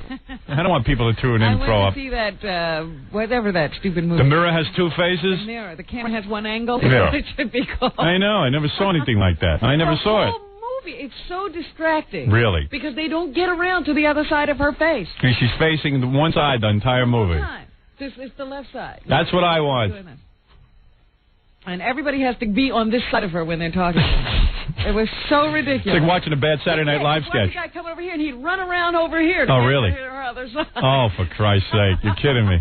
It was so funny watching these people try to get to her left side. Well, that's what happens when you direct yourself. It was ridiculous. And the best part is that, she's supposed to be an ugly duckling that turns into a swan. Yeah. Kind of thing. Well, she's Barbara Streisand who turns into Barbara Streisand. She didn't turn into no swan. They should have had, Jenny McCarthy come out. There should have been two people. She should have been, Barbara Streisand should have had the first part, and Michelle Pfeiffer should have had the second. You're right, yeah. They do major surgery on her. She comes out as Michelle Pfeiffer. They smack her in the face with a shovel and reconstruct. Yeah, what, she get a new hairdo and she's supposed to be beautiful? That's right. All of a sudden, she puts on tighter clothes and she puts blonde streaks in her hair and she's supposed to be beautiful. Yeah. How about a major nose job? Let's be kidding. Yeah, how about shaving off half that? Yeah. Shave your fat ass off, too. You're going to change everything and leave that nose? Yeah. It doesn't make any sense. Get it fixed already. Do us all a favor. Yeah. It's such a ridiculous, stupid movie. Really? Well, it's a movie about how looks don't mean anything by a woman who needs to only be shot on her left side. All right, let's get back to the Cable Ace Awards. Sorry. All right, here we go. So, yeah. So here we go. By the way, the number one movie was Space Jam. $29 million. Right. Then the second movie was Ransom, and the third was The Mirror Has Two Faces. Has Two Faces, yes. But Ransom made like $23 million. And Mirror made 12. Yeah. Want me to check that I have all the box office grosses in my computer? Is that right? Well, I have them in my head. I have them faxed to me by Paramount. I had them sent in all weekend so I can monitor Ivan's success. $29 million. Yeah, $29 million. One weekend. Yeah. That's a good weekend, isn't it? Very good weekend. For a cartoon. I guess Ivan knows what he's doing, huh? Just hope he knows what he's doing with my movie. I don't like when he makes too much money. I get fearful. He doesn't need it. I get fearful he won't return my calls. He doesn't need you anywhere. Yeah, right. Yeah. No, so he had a good first weekend. My kid went to see it. My 10-year-old went to see it. She said she really dug it. I would imagine, I saw it, I would think that kids would really love this movie. And there are a few laughs for adults, too. Good. And Michael Jordan is great. Is he? Jesus Christ, is he a good-looking guy? Yeah. Is he better looking than me? Oh. Really? You know what? And there's one scene where he was walking around with no shirt. Yeah. I was like, oh, my God. Really? Look at him. I'm trying to bring up the box office grosses, but I can't. It's a good thing you know him. My computer is a real mess. Oh, you. It used to work so good. I switched to this Windows 95. I'm ready to commit suicide. Yeah, forget it. I can't pull anything up. Don't blame Windows for a bad computer operator. No. It's Windows. It's not you. No, it's not me. I'll take blame when it's me. No. Why can't you pull it up? Because my computer doesn't recognize when it's on a network or not anymore. Anyway, I don't want that. Goodbye. I don't want to look at it in the newspaper. I want to look on my goddamn computer and see it.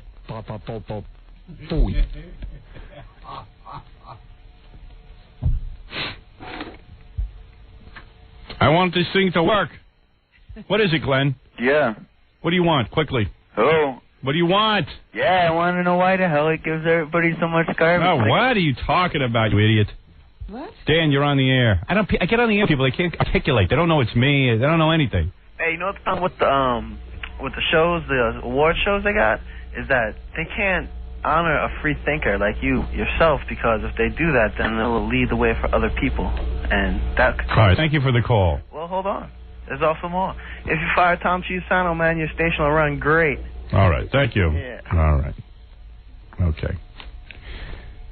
John screens the calls. That guy was supposed to call up and talk about how he thought the new studio sounded like crap. They never get to what they said they're going to talk about. And that's why I hang up on them.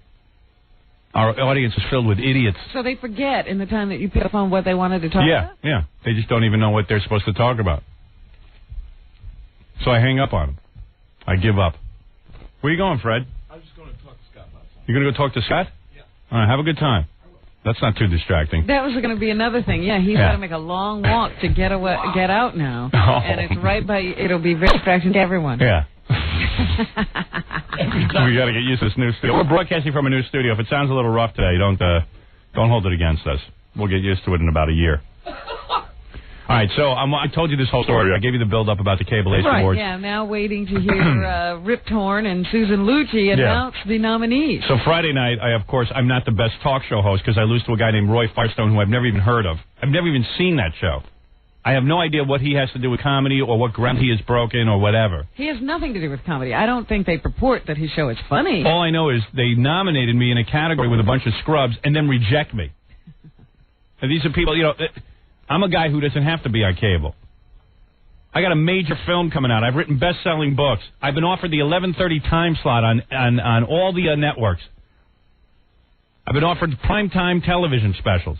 You know, nobody would even know about this if you didn't. Yeah, I know, but I don't care. I'll talk about it. This embarrassment would be a secret. I'm so distracted right now. I'm waiting for Fred to come traipsing back in. That's all I'm thinking about. Clunk, clunk, yeah, clunk, the clunk. He clunked right through the goddamn room. He's like, you know. It really helped me, let me tell you. I'm in great shape with this studio. What did you want to talk to Scott about? I don't know, but I wish I didn't know. I don't know what was so important that he had to interrupt me. Right now. Yeah. You can put the E-camera in there, right? Right, yeah. Put the E-camera on. Let's listen to Fred and Scott talking. Let's see how easy that happens. Let's see if that works. Yeah. Let's watch Fred and Scott having a conversation. I got to find out what was so important that Fred had to get up and leave. All right, so here he's back. This is totally distracting. I'm sorry. What? There's something I was hearing I didn't like. Something you're hearing you don't like? Yeah. Tell him some other time. Not on my time. I figured maybe they could adjust it during the show so it wouldn't be... Yeah, well, tell them some other time. It's too distracting. But they're telling me now it can't be adjusted during the show. So. Okay. So they did absolutely no good. Right. Do me a favor. Just sit where you're supposed to sit. It would have been a good idea. Fred, just keep sitting. Don't suddenly get energy. When you get energy, it's dangerous. Forgive me for trying to improve the broadcast. All right. Believe me. And meanwhile, you accomplished nothing. Well, I tried. All right. Attempt is everything. Put it on the list. Right. You're just crabby today. Yeah, I am crabby. Crabby every day. I understand. All right, thank you.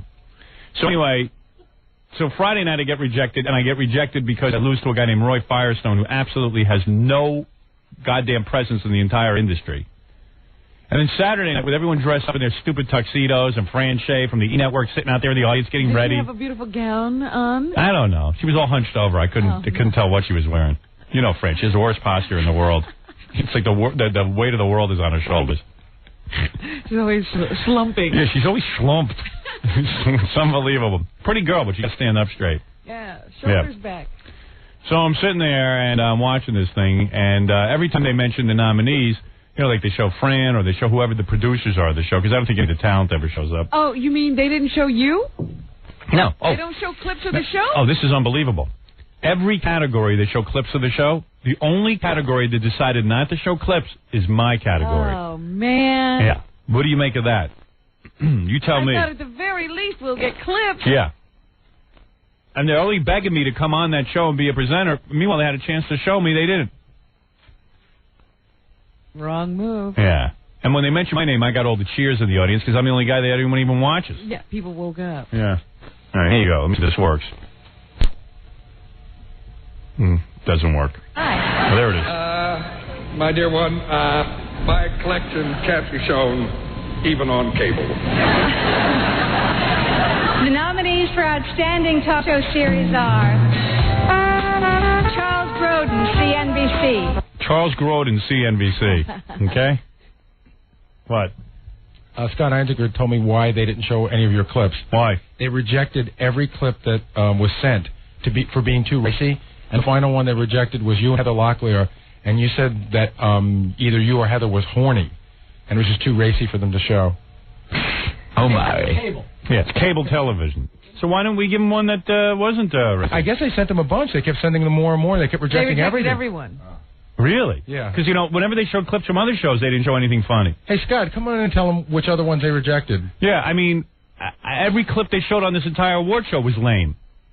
I got to admit, I mean, they act as if they don't show racy things on the Gary Sandling show. Well, they did. You should have seen the clip they showed from Larry Sanders. It was like nothing even funny. Yeah? Yeah, it was weird. Well, it's funny because when the show that won the big award was Truman, and I told my wife, that was a great show. Yeah. She goes, you never know it from that clip. Yeah, I know. They don't even show good clips. It's a horrible show. It's a horrible show. It's a Ted Turner production. What do you expect? You know what's weird, Howard? What? You know what's weird? Like, I mean, we sent them a lot of clips just to get nominated. Great stuff, you know. Yeah, by the way, don't do that anymore. I don't want to be nominated. Okay, let's submit. Yeah, I mean, why do I have to be nominated? Who cares? It's the only thing I know. Don't you have to pay money to get nominated? Yeah. Yeah. Why would I care? There's an application fee. Yeah. Who cares? Let's not be nominated. So we sent a lot of great clips, like Ozzy Osbourne interview clips and stuff. Yeah. And they were never satisfied for what clip they were going to pick to actually roll in the show. Yeah. And it was getting down to the wire, And the last clip we pulled was a clip from the Heather Locklear interview, which was great. And apparently it was a little too controversial for them. Well, what clips did you send? Ozzy Osbourne is too controversial? I don't know. It was weird. They, Fran was involved, Don was involved. It just got complicated. And eventually they didn't show anything. So then there was no clip at all. Yeah, because it kept on. Yeah, there was no clip of me or the other talk show guys. They couldn't find clips. I do it 27 shows a week. Nominate shows you can't show clips. I don't know. Well, how can you say these shows are worth anything if you can't show a clip? So my category was the only one they didn't show any clips. Yeah, I'll keep going. So who was the first nominee? Charles Grodin. All right, now come on. Larry King Live, CNN. Larry King. Even politically incorrect with Shamar. Politically incorrect. Reflections on the silver screen, American movie classics. Wow. Now, what is Reflections on the Silver Screen? I think, who I think produces that show? Yeah. The guy and host the guy that used to be Trapper John on MASH. What's that guy's name? Wayne Rogers? Yeah, Wayne Rogers. I think that's his show. Is it a talk show? I saw it a couple of times. He must talk about old movie stars. I mean, look at the scrubs I'm up against. Larry King and Charles Grodin and Bill Maher, who's basically doing the news. I can't tell you how many times Comedy Central pitched me on that show. They go, can you and Robin come on and just do the news for us? They're still trying. I mean, they've got a replacement for Bill Maher to do us doing the news. Yeah, right. They just keep doing it. The Howard Stern Show, E! Entertainment Television. Oh, listen to this applause. Well, yeah. Goes to Bill Maher. Now, isn't that great? Rip Torn doesn't even know who Bill Maher. Bill Maher. Bill Maher. Nobody knows who he is. Nobody cares. Nobody watches that show. The show's horribly produced. It's unfunny. It's us doing the news, but doing it badly. You know when we do the news and we invite guests in, like Belzer and them? It's our show. He's doing a bad version of our show. He knows it. He's known it from the beginning. He goes, I invented this show. I go, you didn't invent anything. You don't have the brain to invent anything. You have the ability to listen and rip off. Yeah, you are a rip-off artist. So I've told Bill Maher that 1,000,000 times, and now he goes around bad-mouthing me. Even though he tries to get on the show all the time. He's Bill Maher. You do one of these torturous raps, and 3 days later they're like, "Oh, you want to have Bill on?" Yeah. Bill Maher. Bill Maher. So I'm sitting there going, I don't believe this. And Fran was in the audience, all set to give her speech. We should call her up and ask her what her speech was going to be. Yeah, she can give it to us now. Yeah. Yeah, get her on the phone. Let's find out her speech.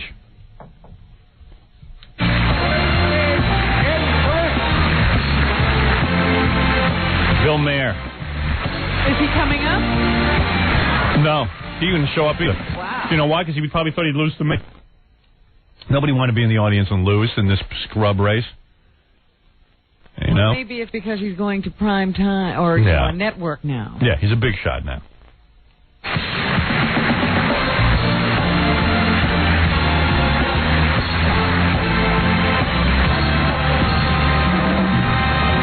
Thank you all very much. We didn't think we would win, and we have never been more proud or happy to be incorrect. I'm not Bill Maher. He couldn't be here tonight. He's preparing his next HBO special, so even as we speak, he's somewhere in Texas offending audiences. But on his behalf, he's a real rebel. Comedy Central, Doug Herzog and Eileen Katz for 4 great years, and everybody at HBO, Jeff Mucus and Chris Albrecht. Jeff Mucus? And also to Brad Gray, and also everybody on stage here, including Nancy Geller, especially Nancy Geller, who this project would not exist if not for. Yeah, no, this project wouldn't exist if it wasn't for me. And our bookers, Carol Chenard and Hank Gallo and Hillary. Comedy Central's entire reason for existence is taking elements of my show and putting it on. And Mary Knowles and Melanie Roy and Chuck LaBelle, without whom Bill would be very lonely each night. And most of all, I want to thank Bill Maher. Yeah, great night. Then the camera would turn to like Ted Turner or something. Country star, and with her, a prolific comedy writer, actor, and director. Currently starring in the new Fox series Secret Service Guy, Kathy Mattea and Michael McKean. Hey, like Kathy Mattea, whoever that is, and Michael McKean. Singer. Yeah, and Michael McKean, who I like, but I wouldn't exactly call him on the rise of show business. It's like it's a scrub night. Wow. Yeah, so, I got set up to be disgraced. Unbelievable. Where's Fran? Well, in my office, I have 2 phones marked hotline, but they're not numbered. You see either one of the hotlines blinking in front of you there? Maybe. I don't know. Let's try this. Fran? Hello? Okay. This is going very well. Fran? Good morning. Oh, hi. Hi. I just happened to hit a button. I got you. How's the studio? It'll be fine once we get everything worked out. It's just a little screwed up. Oh, okay. Like I'm talking to you and there's weird noises coming through the phone. I guess nobody tested it. All right, you want to know the truth? It blows. There's about 1 million problems. It'll work out. Yeah. It'll work out. It'll work out. I saw you, I tried to tell you that we weren't going to win a Cable Ace Award. Did you think I had a chance? No.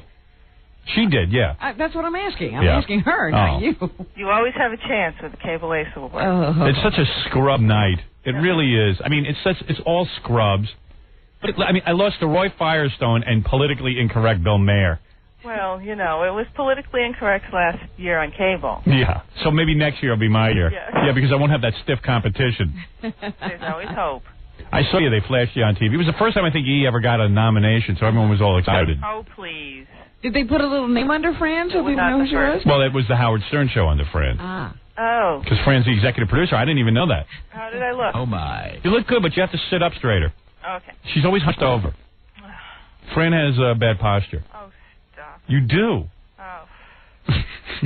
What time is it? Thank you for waking me up with that. Oh, big deal. You look pretty, but she's a pretty girl. But she always looks like she has the weight of the world on her shoulders. I do. Look, I got a big, huge Ace Award nomination, and I have to deal with it. Now, I want you to tell me the truth. Yes. Did you have a speech prepared for this? Of course. Would you do it for us?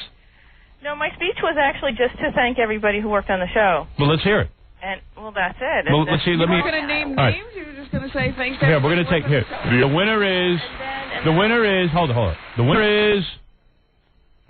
The Howard Stern Show.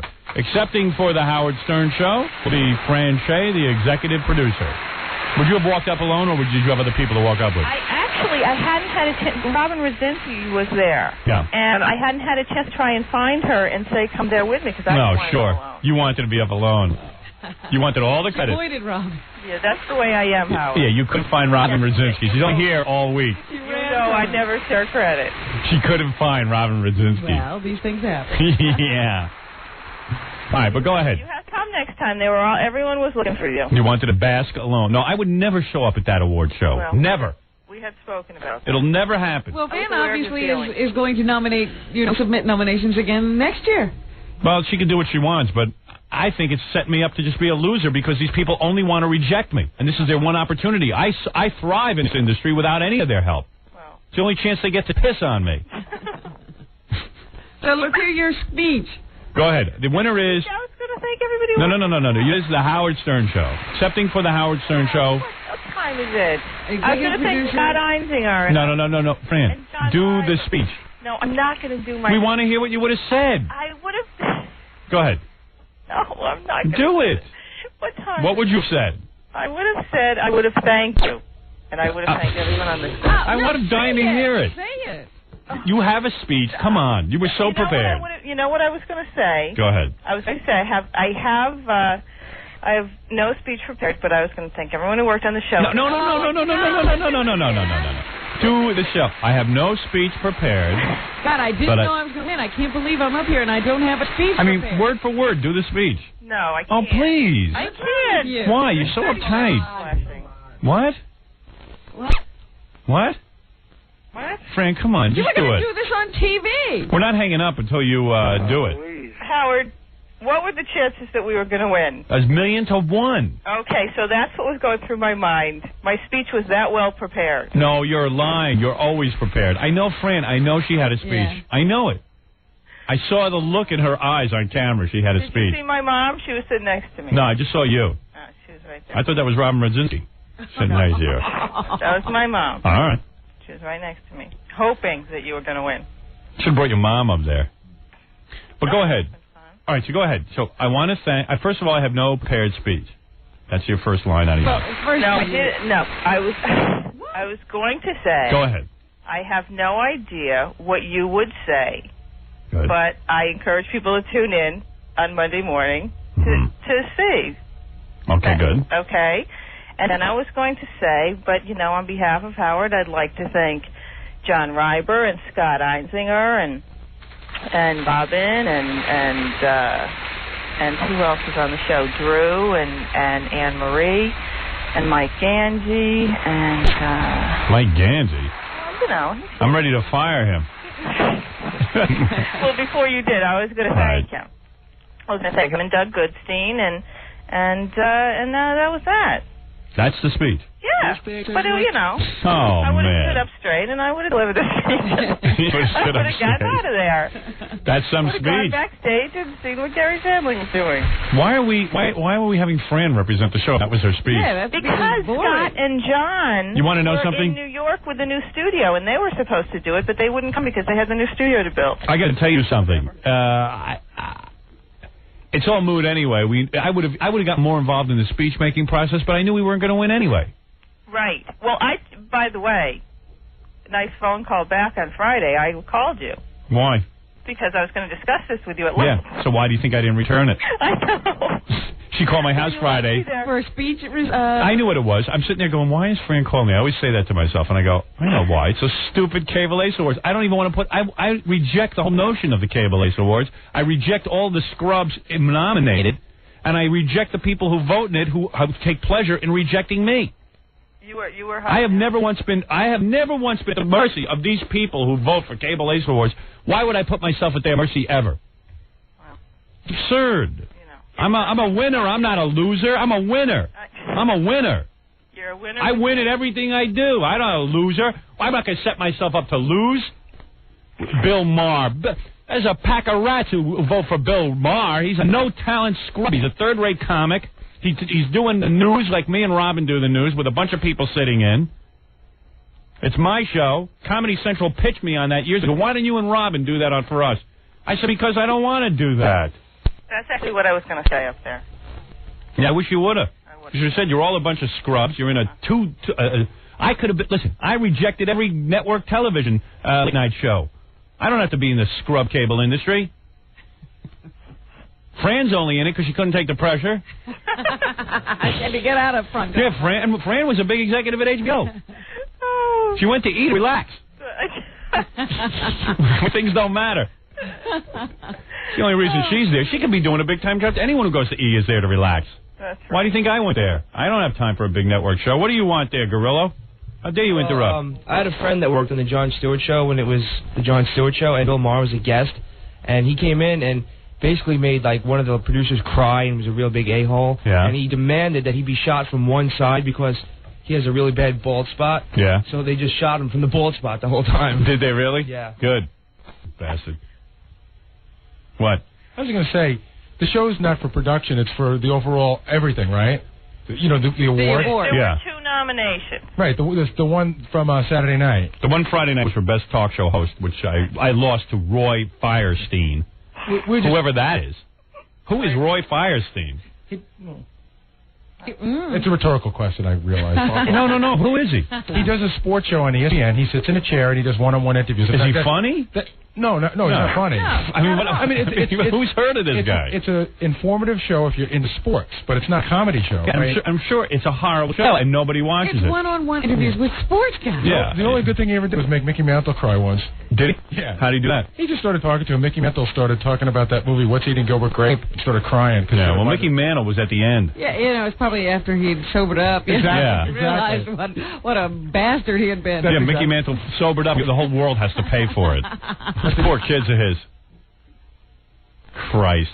You're kind of sounding like a sore loser. No, I don't care. I don't want to even be a sore winner. I don't want to be a winner or a loser. All right, let's all... I don't even want to be in cable. I'm only in cable just so my audience can see me on TV every night and keep a television presence. It's not real television. E is like a retirement home for television people. Who do you think's on there? Downtown Julie Brown. What do you think? She's at the top of her career? You had Kathleen Sullivan on there. She's another one. Where is she? What happened to her? They had to get rid of her. She's impossible to work with. Listen, I don't mind it if you're mad at everybody else, but come on. I'm still getting over the law. No, big deal. I'm sure I mean, you'll get over it. I mean, E is. Was she there on Friday night too? Who? No, Mar covered on Friday night. I see. Yeah? She was going to be there. Now, that's a speech. Marta had a speech? Oh, she would have had a good one for you. I'd like to hear. Well, give her a call. I mean, seriously, I mean, the cable industry honoring itself is a laughable event as it is. It's a joke. All of cable's a joke.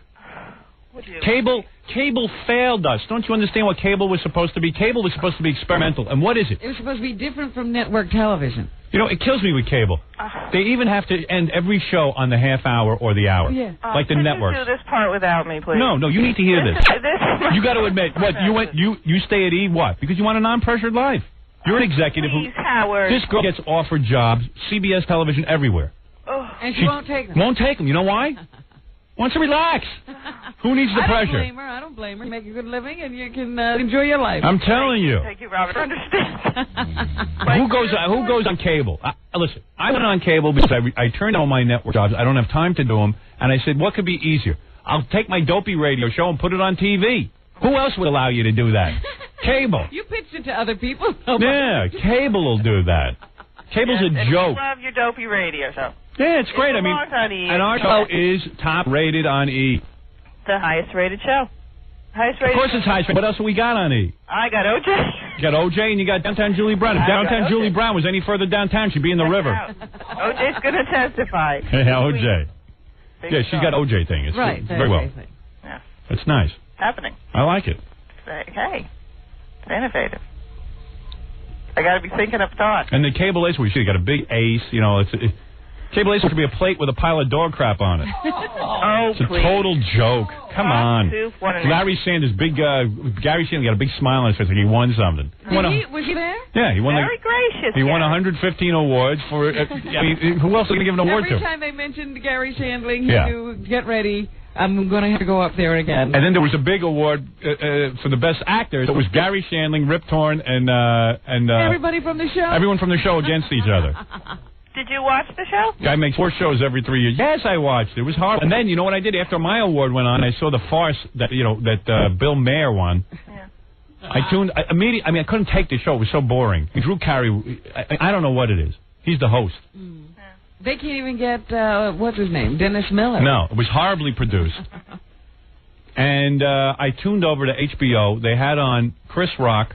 The funniest goddamn show I ever saw in my life. Chris Rock, you got to watch this if they show it on HBO. He did a stand-up for an hour or something. I was peeing in the bed. Well, you know what? It'll win an Ace Award next year. He deserves it. This guy's funny. He's horrible on Saturday Night Live. It shows you how bad Saturday Night Live is. Yeah, he was. But that's on network, and you said that network's supposed to have all the great shows. Oh, please. You're confused this morning. I think the studio's HBO will point the camera on a stand-up comic and they get 20 awards. Can you imagine? It's a stand-up comic who deserves the award. It's not greatly produced. It's a horrible production. It's Probably just that, very good lighting. Yeah, Chris Rock is funny, though. This guy got something. This guy's as funny. I mean, aside from Sam Kinison, I can't think of a guy who's funnier than Chris Rock. Well, Eddie Murphy used to be funny. Eddie Murphy, but this guy's better than Eddie Murphy. Really? You got to see this special. Wow. The guy's got you peeing in your pants. All right, I got to get a hold of that special. This guy's the next big thing. Okay. He could only learn to act. He's a good actor. No, he's no good. He's What a have top you seen stand-up. him in? He's a stand. I saw him in some junkie movie. He played a junkie. Remember New Jack City? Yeah. He was a great junkie. I needed drugs after I watched this performance He of was that. a great crackhead. Oh, please. I don't know if I was just upset after these Cable Ace Awards or what, but this guy had me peeing in the bed. I don't know. I'm going to have to get a hold of that. I got to call HBO. Oh, my God. You get a copy of that, you're going to be lucky. Yeah? And you're in for a big laugh. This guy's good. Look, you must be getting soft because you said you watched Sinbad and laughed. Sinbad had a couple of funny lines, but this guy was unbelievable. I got to check you out. You're getting soft in the head. These blacks are very funny. Well, Fran, I'm sorry you didn't get your Cable Ace Award. I'm still sleeping. I only wish I could have heard that speech. Sorry you didn't get to give your speech. Listen to these phones, man. There's always next year. These phones have got to be fixed by tomorrow. They've got to have it. Bring in an expert. It's all going to work out. You know, you get all worried about it in the beginning. It all works out. You're so cute. I don't know how the two of us never made love. Well, you're married. All right, now it's really time to go. No, seriously. I think Fran had a crush on me and would have. but I never looked at Ivana. Yeah. It looks like... Do you have a crush on me or not? She's getting married and stuff, but... Is she? Yeah, but I'm a lot more dynamic than her husband. Is that right? What does he do? Boring stuff. But you got to admit, you had hots for me. Tell the truth. Why don't you be honest for once? You did? I got to go. You know, this She fell in love. She fell in love with me. Is that right? Yeah. You had a little thing? I think so. For a I moment? think the phones are really... I got to go. I can't even hear you. Do you ever think about me in that way? Tell the truth. What? Fran. Hello? She's pretending she can't hear. Oh. Fran, did you ever think about me romantically? Did you ever think about me romantically? I can't even hear you, Howard. I'm exhausted. I was up for the Cable Ace Awards. See, what does that mean to you? Yes, right? Yeah, if she can't answer. Hello? You hear me, Fran? I really have to go now. Oh my goodness, is she must have been. I do. I gotta go. I've thought about us as a couple. Would you please stop it now? This is too But much. I've thought about you and me. I really have to go. We make a pretty powerful couple. All my women. Judith Reagan. No, but you come on. In the end, you go for a network girl. No. You not would. necessarily. I'm a lazy girl. Well, what about you and Sherry Lansing? I mean, come on. Yeah. Sherry wants me, I think. But Fran, did you ever think about us as a couple? Constantly. Mm-hmm. Oh, yeah. I have a theory that she was in love with me. Yeah. When was this? When you first started working with her? Yeah. She fell in love. Can you do this theory while I'm not on the phone? I think you'd rather hear it. Go. Come on. You know you're pushing me past my good-natured limit. Oh. No, you're always good-natured. That's why I like working with you. See? Even if we don't have a Cable Ace, we have each other. But I mean, seriously, I'm sure every woman evaluates every guy and says, I wonder if I'd be... I think Fran would... Is that true? Fran would love to be my wife. Is that true? Does every woman evaluate every I never evaluated Gary. Fran, wouldn't it be unbelievable if you and I made love? I don't know. Do you think? Do you ever think about it? I do not know. I don't know if you'd be able to handle my lovemaking, though. I don't know if you'd be open to the kinds of sexuality I'm into. I don't think Fran would be open to the butt-off stuff that I'm into lately. Is what he's talking All right, that's it. Yeah, I'm saying I don't think you could handle it. Goodbye. Goodbye now. No. I gotta go. Come on, we're having fun. No, come on. This is the first time we've ever had you on the air for this long. Yeah. I know. Well, this is the end. I really have to go out. No, what I'm saying is, you ever think of us as a couple? No. Come on. No. That's insane? No. I gotta go. You never thought, wow, I wonder what it's going to be like to meet Howard. Will I be attracted to him? No, I don't think that's what you thought about. I think that after we started working together, there was a very strong attraction. But women think that right from the very beginning. They do? If you're meeting some powerful person, some famous person, go, I wonder what it's going to be like. I think Fran's but for me, it was months and months later. I think Fran's deeply in love with me, but she had to settle for the man she's marrying. It's a settling thing. No, Yep. come on. Tell the truth. That's right. No idea. No idea. Were you nervous meeting me? Howard, it was a long time ago now. I can't remember. That's I'm worn sure off. I was, though. Yeah. I'm sure I was. No, I'm sorry you didn't get to give your speech. Yeah, And I'm sorry I can't make love to you. Sorry you have to marry someone else. Yeah, it's not that I'm not in love with you. It's just my wife won't let me make love to you. Oh. Listen. Remember the time you right, and that's her privilege. All right. Well, Fran's a great lady. Yes. Well, thank you. All right, thank you, Fran. That is Fran Shea, the Executive Vice President of the E! Network, the executive producer of my show. Well, I will look forward to a winning phone call next year. And Cable A's loser. Thank you, Fran. All right. All of her credit. Bye-bye. Goodbye. Bye. She won't admit it, but she's so hot for me. Is that right? How do you know that? I just know. You do? Yeah. I don't know. I have never seen the two of you together. So Oh. In fact, she's so hot for me, she can barely look at me. You know, it's one of those things. You mean she doesn't make eye contact with you? It's hard for her. You have such a tough life. All these women who can't look at you. Right. See, years ago, I thought I was ugly. Turns out I'm just so dynamic. They're so drawn to you. They can't look at you. That's it. Right. That's a way to look at it. Yeah, there you go. I think so. My presence is intimidating. I see. She slouches over when she sees me. She starts to slump. Right. All right, I got to take a break. We'll be back right after these words from our new studios. Are you getting warmer and warmer? It's getting a little warmer. Yeah. Thank God. Oh, you were cold? Oh, it was freezing. I'm burning up. I think I'm having a fever. No. I know I'm yelling into this microphone. My throat's real sore. But we're going to fix that. I got to have this microphone fixed. Into a sweat any moment. This ain't the same as the other place. I used to have a compression or something going on. I thought they said they were going to do something. I don't know. You wouldn't be able to hear, but probably. Understand? I'm getting a sore throat. Do they understand? I think they understand. They're down there working on all sorts of stuff. They're going to fix it today. They promise. Yeah. Your voice sounds really bad. I don't know. I don't know what that is. You have phlegm. You don't. After a weekend, I don't know. I guess you don't sleep and you drink or something. Oh yeah, that's what I do. I don't sleep and drink all week. No, what do you do? Actually, I was out late Friday night drinking, but that was Friday night. Yeah, well, I can tell. You know what? John and I were at an appearance Friday night, yelling into microphones with no monitors while we were serving drinks. That's good. Well, learn how to talk into a microphone so that you don't yell. It's hard, Howard. It's hard. It's difficult to talk when there's no monitors. Yeah.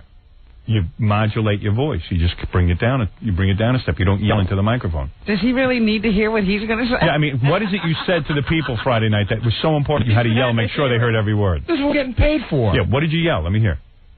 What was the most important thing you said Friday night? Hey, it's Baba Booey and Stuttering John. We're here. Yeah. We're here what? We're here at the bar. They don't know they're at the bar. We're serving free shots of vodka from Smirnoff. Come on to the bar and get your free shot. So let me ask you something. Let's say you did that like this. Hi, this is Gary Delbate from the Howard Stern Show. Now, Howard, keep in mind also that there's loud music and there's a guy in the DJ booth who doesn't work at a radio station, so he doesn't know that maybe he should lower the music a little bit. So what do you care? What do you care? When they can't hear you, you try to do a good job. Yeah, I know. But what you do is you talk at your own level, and if the guy goes, oh my God, nobody heard you, he fixes the level. I learned that. I'm working on learning. I learned that making a movie. I'm out there screaming my brains out. I had to do a big scene outdoors, thousands of people. And I'm yelling, hey, my voice is going. And the guy who plays my father walks up, he's like this. Like, I can't even hear this guy. What's he doing? Sure enough, they mic'd him louder, that's all. I learned you don't have to yell. He's not going to lose his voice. I'm not going to lose my voice. Well, I didn't have the movie people at this place. We know that. I'm just saying, calm yourself down. You sound horrible. Then when I got to talk to you, I get annoyed. You think my voice sounds any better? You'd be any less annoyed? Yeah, I do. It's an annoying voice you have. It's a horrible voice.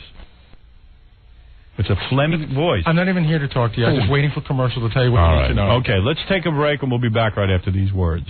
More to come when the Howard Stern Show returns in a moment. On the Eagle. This is the Howard Stern Show. Yeah, Jackie Penthouse Joke Page, Martling, Sergeant Pecker, the Joke Man, and the Holiday Sampler. Each are $12 plus $4 shipping and handling. CD or cassette, buy two, get one free. Call 1-800-323-KING. Jackie's CDs are now available on major record chains, coast to coast on Oleo Records. For information, visit Jokeman on the web at JackieJokeman.com.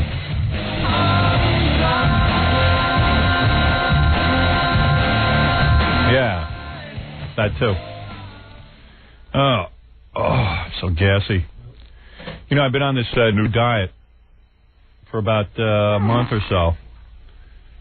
And there's a lot of dairy and stuff, and my stomach's always irritated, and I've been moving my bowels like 2 or 3 times a day. Hey, you want to have some guy showed up. He wants to be in our audience. Oh, wait, your mic's not even on. Yes. Sorry. So, guys out there, is that who's that is in the green room? Is there a green room? Where is it? It's right here in the hall. Oh, I don't even know. It's very bad because it's right where I have to walk if I want to go to the ladies' room or anything, and the door's hanging open, so I'll see if there's a mystery guest or something. Yeah, Baba Boo, you should keep that door shut. But anyway, I just don't want. I don't care who it is. I don't want to come in contact with them in the hall. Well, I don't either. I'm trying to be nice. Nice, yeah. I don't know. Some guy. The green room should be far away. Yeah, I just walked by twice, and there was a guy just smiling at me. Yeah. I don't know who it was. Well, I'm just glad we're in this new building, so we don't have to run to the bathrooms up where reception is and be in the bathroom with every person who comes up here. Is there another bathroom? I think there's a bathroom for, like, people who work here and then a public bathroom. Really? I hope so. I mean, that's the one thing I would have changed. Because that was always very difficult. In the old building, you'd go to the bathroom and there'd be 50 guys who just were hanging out in the lobby who had to use a can. No, I've been to lots of businesses and stuff, even when I go shopping, where they won't let you use the bathroom. I never understood why we allowed people to come in off the street and just use our bathroom. Because they get a hold of me in the bathroom. I never got that. Well, it wasn't only... sometimes it's people we invite up here. Yeah. You know, the girls are always getting redressed in the bathroom, and I have to go in now and see them. Yeah, what's up? There's one bathroom, public bathroom. Yeah. And it's actually smaller than the one we had. It's only 3 stalls and 2 urinals. Really? God, does it have a window in it? No. And that's Unbelievable. the only bathroom that's here. Yeah. So even if somebody just comes up to visit, they have to be brought around here to go to the bathroom right where we are. Oh, they got to be brought to the bathroom right where we are? Well, it's out that hallway over there, but it is past the second security door, I think. Yeah. Well, then why would you do that? I never understood the thought in this building to security. I just don't get it. Yeah, because you let everybody in. Like a guy comes up, a messenger, he goes, I got to use your bathroom, and he just comes in, and then all of a sudden he gets a hold of me in the bathroom. He can have a whole tour of the station after he gets past that door. Yeah. I don't get it, man. I don't know why they don't talk to... I don't know. Forget it. Did you know there's also a reception area? Did you know there's 2 waiting rooms? And we didn't put a window in the bathroom this time? Nobody learned from the last building how bad it stunk? We inherited the bathroom before us. In other words, it's not new. The bathroom's not brand new. Yeah, but dude, you can make a new bathroom. I mean... You can move things. You move things. I did it in my house. Over in our reception area, Howard, when you come in, there's 2 sort of waiting areas. One is for, like, corporate and normal people, and the other waiting area is for anybody that needs to see us or part of our show. Oh, really? Yeah. Well, that's good. Yeah. But you ought to be able to close it. What's that guy doing here? He wants to just... Well, first of all, he scared the crap out of me, because I have to have a talk with the security guard downstairs. You know, he just came up, and they just let him right up. Yeah, right. All the doors are open today. There's no thought to anything. So he came into my office and he scared the hell out of me. Yeah. He just walked right in. Yeah, walked into my office and says, hey, I want to be on the show, man. What's the matter? But, you know, he didn't do anything wrong. Yeah, I know. It's not his fault. No, nobody stopped him. Yeah, it's weird. Well, Tom is a total dolt. I mean, he just doesn't get it. Do you want me to bring this guy in? He's got to leave soon. Yeah, I guess. He came all the way up here. Let him come in. First guest. Yeah, well. Studio. What happened to the idea of having a whole audience here today? Did you scratch that? I absolutely thought you were kidding around. No, I wasn't kidding at all. Did. I wasn't kidding at all. I absolutely thought you were. What is it, Tom? What? What? This is a horrible setup. Could people walk in and they don't talk? Well, yeah. Hey, let this guy take a seat. Take a seat. What'd you do? Hey, dude, you just sauntered into the building and, like, you just came into Gary's office? Well, you said this morning that you were upset Gary didn't have an audience. So right. I figured I'd show up, be an audience of one. Yeah. Well, thanks. So anyway, the guy in the lobby didn't stop me. He just told me what floor to go to, and he didn't. Yeah, he didn't look at the list. He doesn't do anything. Yeah. And then there was nobody at the reception, so I just walked right into. Actually, and the doors were open. I walked into Tom's office. I saw Tom sitting there by the button. Did you go through his papers and stuff? No. Yeah. Yeah, because you can look at all our salaries. Yeah, because he has papers with our salaries all over it that he likes to show to people. I can't believe you showed my salary to Gary. You didn't listen to the story. Yeah, I know. You accidentally get a piece of paper. I didn't give him anything. Your assistant did. Why would you give Why would you give our assistant? Why would I give my assistant something to file? No, why would you give her a piece of... Why couldn't you file it yourself when it contains my salary? This was 11 years ago. Who cares when it was? 11 years you ago. think you got better since then? No. No, seriously, why would you give your assistant... This room is so unbelievably nice. It is nice. It is nice. It is a beautiful room. It is. But bang on that counter in front of you. Bang on your head. Really well put together. So, nice seeing you. Nice seeing you. Thank you so much for this new studio. Why wouldn't you put a new bathroom with a window in? I don't get it. We didn't learn from the last building? You are unbelievable. I am? How you could pick on the fact that we have a beautiful new studio, beautiful new facility, and you're concerned about where the bathroom is? Yeah. You have your own private bathroom, number one. Listen, I recognize the fact that I went to the bathroom in the other building. The room stunk to high heaven. Really? There was no window. There's no ventilation. There wasn't even an exhaust fan. Why did we get a smaller one? And then you made it smaller. Just so you'd have something to complain about. I mean, it stinks. And can you imagine we're all on top of each other? Everyone. Really? And people around here evacuate. Big corporation. Why don't you write a memo, Tom? People should evacuate at home. I mean, honest to God. I mean, you think people come here? I could save up all weekend to come here. They don't want their homes fixed. Yeah, right. Oh, easy. Don't use the F word. Unbelievable. All right. What? This guy's annoying. I know. I'm going to get rid of him in 2 seconds. Don't you want Gary back in here? Yeah, so you can yell at him. Right. No, but seriously, what was the other complaint we had? Where's the litany? Well, first of all, there's a temperature problem. Yeah, we'll get that fixed. That I'm not worried about. I'm saying that... Yeah. Oh, security. That's right. Security. In the building.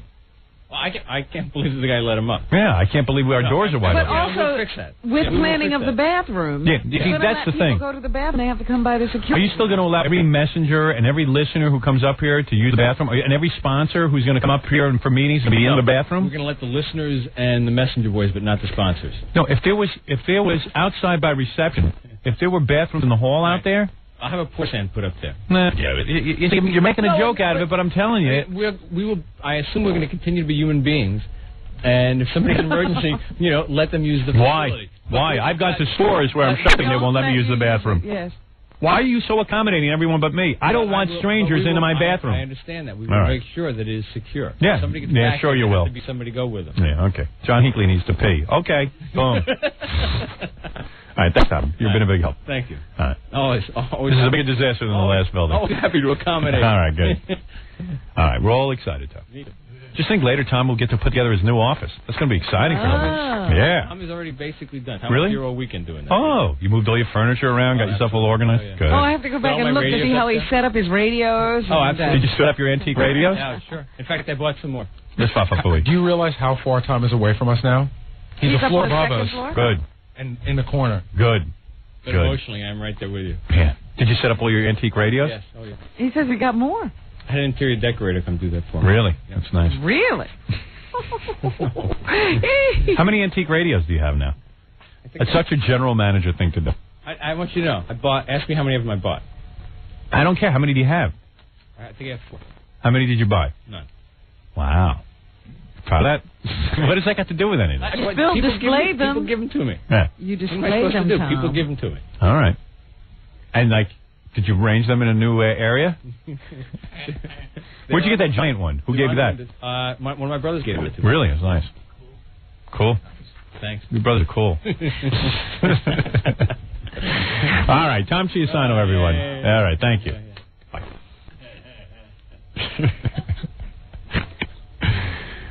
All right. So what is the story here? This dude wants to watch us. All right. Did you see enough? Yeah, I've got about 5 more minutes if I can hear. Nah. It was a bad idea having an audience Well, in here. an audience of one is not good. Yeah. All right. Well, thanks for having me. All right. What's your name? Mike Winger. All right, Mike. Can I get a picture? Okay. Oh, boy. How about All my right. story? I won $5,000 from Z100 thanks to you. I told you that at your book signing once. How'd you do that? Remember when they were bragging that you weren't allowed to say the name of your boss on the air, Mel Parmesan, and you asked someone to call in? They had bragged. They said if anybody can get you to do it, they'll give them $5,000. Right. So you said somebody call in and asked me to say it, and I'll say it. And you won the $5,000. Yeah. I don't even know where that rumor got started that I couldn't say his name, but I was happy to let you win the $5,000. I think that was started by Steve Kingston. Oh, was it? Yeah. Cost his company $5,000. Little did he know. Let's hope he doesn't continue to manage in that way. Yeah. Let's hope he doesn't lose more money for the company. Yeah, I didn't even know what that was all about, so I figured we'd dispel that myth right off the bat. Made my day. Yeah. What do you do for a living? I'm in medical school. Oh, you really? Yeah. Good Lord, this is a future doctor, and you have nothing better to do than come in and watch us? Well, I've got an exam at 9. That's why I can't stay too much longer. Oh, really? What's it in? Biochemistry. Yeah, that's not that hard. Obviously. Ask me a question. Ask you a question about biochemistry? Yeah. It'll be amazing how easy it is. All right. What is S-adenosylmethionine methylate? That is a chemical compound that people use, it's used by the body for digestion. See? Don't Easy. think so. Close enough. What is it actually? You don't want to know. Oh, really? You don't want to know. Oh, it's a doctor thing. All right, What dude. are their secrets? Good for you. That's a syringe you use to shoot heroin with. Yeah, what do I know? What was the question again? Never mind. No, really, what is it? Ask me a different question. About biochemistry? Yeah. Hey? I stumped you already. All right, what's the rate limiting step in the urea cycle? Well, first of all, What was the question? Well, no. The rate limiting step is the thing that controls the pink fluid that makes you doot. There's a pink fluid, type of pink fluid in the body that makes you doot, and in the urethra system. Doot? Doot. What is wrong? All right, get out of here. I'm really sick of you. All right. Take Nice it easy, meeting man. you. Nice meeting you, too. There's our audience for the day. Oh, I got to shake your hand. Ugh, and your hand's all wet. I hate that, there's He someone... doesn't know his hand is sweaty. He's saying it's not. I just shook this guy's hand and it's all wet. Now you got everything that he has. Yeah, and the guy just almost bonked his head on the ceiling. Oh, You know, I hate guys with wet hands. What kind of doctor is he going to be? A wet hands doctor. Ugh. I gotta wipe my hand now, my pant. Well, what is that going to do? I don't know. The germs are still... I'm nauseous. Because you know when the hand is wet, you're transferring germs. Hey, you know, I've had this thing, I've been carrying this around with me for a while. I got to read it to you. You know, Gilbert Gottfried's a guest on our show every once in a while. Yes, he is. He's a good friend of the show, and I love Gilbert. But I guess in June, I've literally held on to this since June, Variety wrote a review. I guess Gilbert had to give he did a 30-minute stand-up set to a bunch of industry executives, like 600 industry executives, Hollywood executives. Oh, one of those, like, convention type things? Yeah, you got to hear this review. You want to hear it? Sure. It's the greatest review you ever I wish heard. you had done this when Gilbert was here. I could do it again when Gilbert's here, but even when he's not here, it's funny. Comedy club audiences might know him as a stand-up guy, and millions of children know him as the lovable parrot in Aladdin. But Gilbert Gottfried underwhelmed 600 studio and exhibition executives at a recent Gotham gathering. Underwhelmed them? The comedian bombed big at last week's Charity Bash tribute to Sony Pictures, releasing Prexy, Jeff Blake. I don't know what that is, releasing Prexy. I guess he's the president of releases, I guess. Of Sony Pictures releases. Yeah. What that is. I release, but that's another story. No, he's presiding over that. Releasing Prexy, Jeff Blake sweating his way through a routine marked by anti-gay humor and crude Michael Jackson jokes. See, isn't this funny? It sounds great. I wish I'd been there. Read that sentence again. I'm having trouble with that. Releasing Prexy, Jeff Blake sweating his way through a routine marked by anti-gay humor and crude Michael Jackson jokes. I don't know why he was sweating. Right. I thought Gilbert would be sweating his way through the routine, but obviously Gilbert didn't know. Gilbert was. Gilbert doesn't know when he's bombing, because Gilbert always bombs. You know, but that's part of his act. The audience there to raise money for the Queens, New York affiliate of Variety, the children's charity, didn't get it, and those that got it didn't like it. Interspersed with nervous laughter and the odd cat call, like turn off microphone, were more than a few walkouts. Undeterred, Godfrey plowed through a relentlessly unfunny 30 minutes. Finally, he didn't even care. People are all walking out and screaming. And he's sticking with it. Yeah. Finally turning the stage over to Columbia TriStar Motion Picture Group Chairman Mark Canton. The studio got what might be the biggest laugh of his life, certainly the biggest of the night, when he quipped, "And to think I was worried about following the comedian." He then lambasted Republican Senator Bob Dole's anti-Hollywood crusade, which I applaud. Additional response to Godfrey came later and apparently was more savage than anything Hollywood has ever come up with for Dole. Uh-oh, here's Tom. No, well, what is it, Tom? I just told Gary this, and he told me you would like to hear this story. Right. I had the exact same experience with Gilbert once. Yeah. Where I hired him. Yes. To work in New York Ad Club. Yes. And it was part of an outing, and he's up there working outdoors. Comes on, walks through a hedge to get to the stage. Yeah.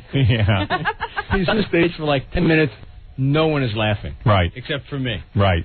And you're the guy who hired him. And I'm the guy who hired him, right. So he went on for 15, 20 minutes. Nobody was laughing. All of a sudden, he went for all of his really vulgar humor.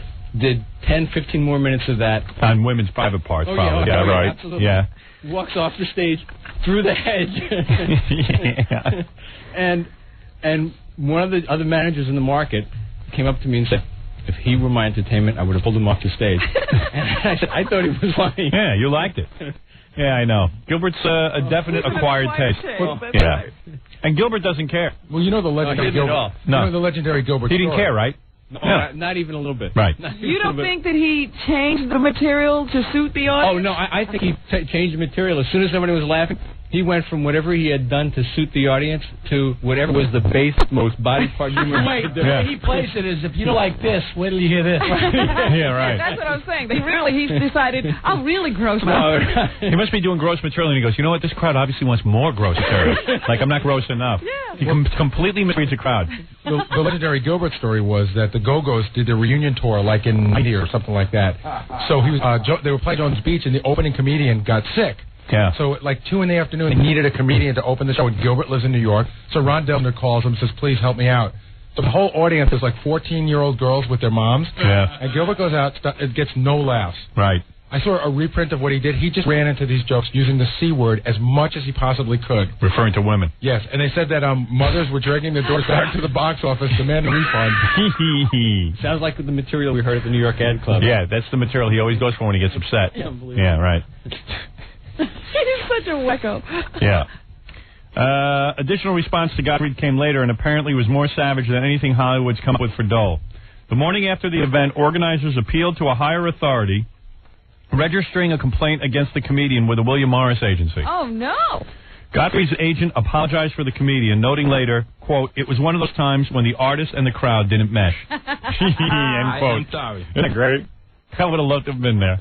I would have loved it. Must have been a great night. Just get Gilbert on the phone. I know. What in the world must he have been doing? Yeah. Well, Gilbert, he needs a crowd that definitely understands him. He needs a comedy crowd. Yeah. Not a bunch of executives who you don't know what they're into. In Gilbert's defense, I've seen him at Caroline's really go over big. He's incredible. Yeah. And people really think he's funny, so. It's not everybody. That, because this is an industry function now. Is this going to hurt his ability to get work? No. People forget. And Gilbert, for the money, he'll take any gig, even if he knows it's wrong. Right. Yes, he doesn't care what the gig is. Yeah. As long as they're paying. Wait a second. I think I got Gilbert on the phone. I just don't remember to bring it up. Is it so different, the board? Yeah. Gilbert. Yes. What did I do wrong? You didn't do anything wrong. It's like being called to the principal's office. Yes. I just found this in my pile of stuff to read. Remember that review you got in Variety? Did you ever read it? The one yes. You bombed at some, Sony Pictures gig? Yes. I have my own copy of that. Yeah, oh, you do? You mounted that. It's so funny. Did you frame it? I just read it on the air. I thought it was the funniest thing I ever read. Is that your best review ever? Michael Jackson jokes. And did you ever I don't think I ever asked you about this, did I? Yeah, I don't think so. No, I don't. You went to some function, had a little statue there that was of a man standing next to a little boy. That was a Sony. It was a Sony function. Yeah. And Gilbert went out and it just said he did gay humor and crude Michael Jackson jokes. And then Gilbert, when nobody's laughing, what do you do? That encourages me. I love the following lines. Interspersed with nervous laughter and the odd cat call like, turn off the microphone, were more than a few walkouts. Undeterred, Godfrey plowed through a relentlessly unfunny 30 minutes, finally turning the stage over to Columbia Tri-Motion Picture Group Chairman Mark Antone. How many people were left by the time you were done? You're when you see all those people walking out, do you what do? You just get angrier and then start doing even dirtier material? Yeah, it was supposed to be 15 minutes I was supposed to do, and I stretched it to 30. But you were pissing him off so much you decided to stay on an extra 15? Yes. Did you really enjoy that? Oh, he loved it. Figure him out. Is that what happens when you see people walking out and you're pissing them off? You just decide to stay on? Yes. Yeah, you refuse to be thrown off the stage. Exactly. You're going to torture them. I love that. And the people are... Oh, God, I don't know how he does it. Well, wait, this is great. Stand there? So then the studio executive comes on after him and goes, well, I think I was afraid of coming on to the comic. Yeah. That's an insult. And then, are you aware of that, or you just get right out of the building? Do you just leave the room? No, you have to get out of the building after that one. Then listen to this. Hollywood complained the next night by contacting Gilbert's agent, William Morris Agency. So what happened? Did your agent call you? Oh, yes, and as a matter of fact, they even did it as a threat. They were going to print it in Variety. It's 1920, and I'm at the cancer, and this could ruin my career. Wait, your career isn't already ruined. Yeah, exactly. Yeah. I'm shocked that he has an agent. Yeah. Someone to call. I think the agent's quote, he said, hey, look, Gilbert, the agent apologized. Yes.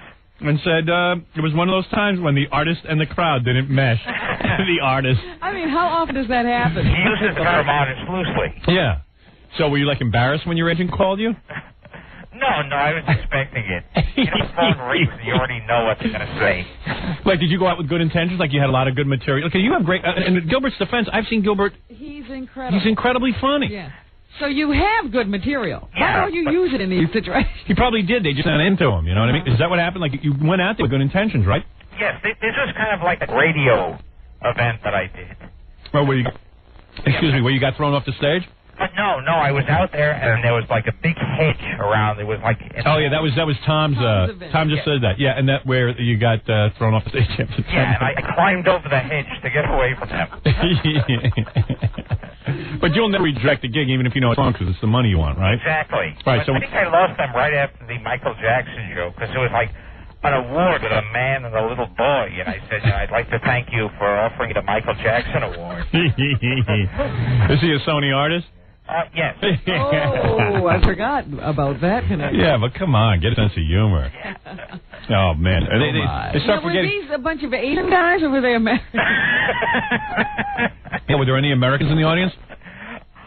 Yeah, if there were more Asians, I would have, done the usual jokes about, can you run out and get me another order of rice? So afterwards, you knew it went bad, right? Oh, yes. And then, you just... there was no way around it. And then what do? You just, snuck out of the building, or you, just stood there and, stayed the rest of the night? No, pretty much I snuck out through the service entrance. And how when you insulted all the people in the Go-Go's audience at Jones Beach, and they all stormed out and started demanding a ticket refund, did you hang around that night, or you just left also?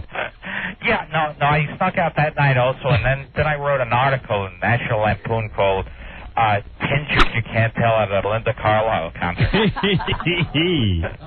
I only wish I'd been to that Sony. Yeah, follow him around. Yeah. He's having a fun time. Hey, Gil, the next time you have one of these big functions where you have to get in a tuxedo and stuff, yes, would you invite me? Oh, you'll be the first one. I mean, one of these corporate gigs. Yeah, one of these real corporate things, I just want to sit there and watch.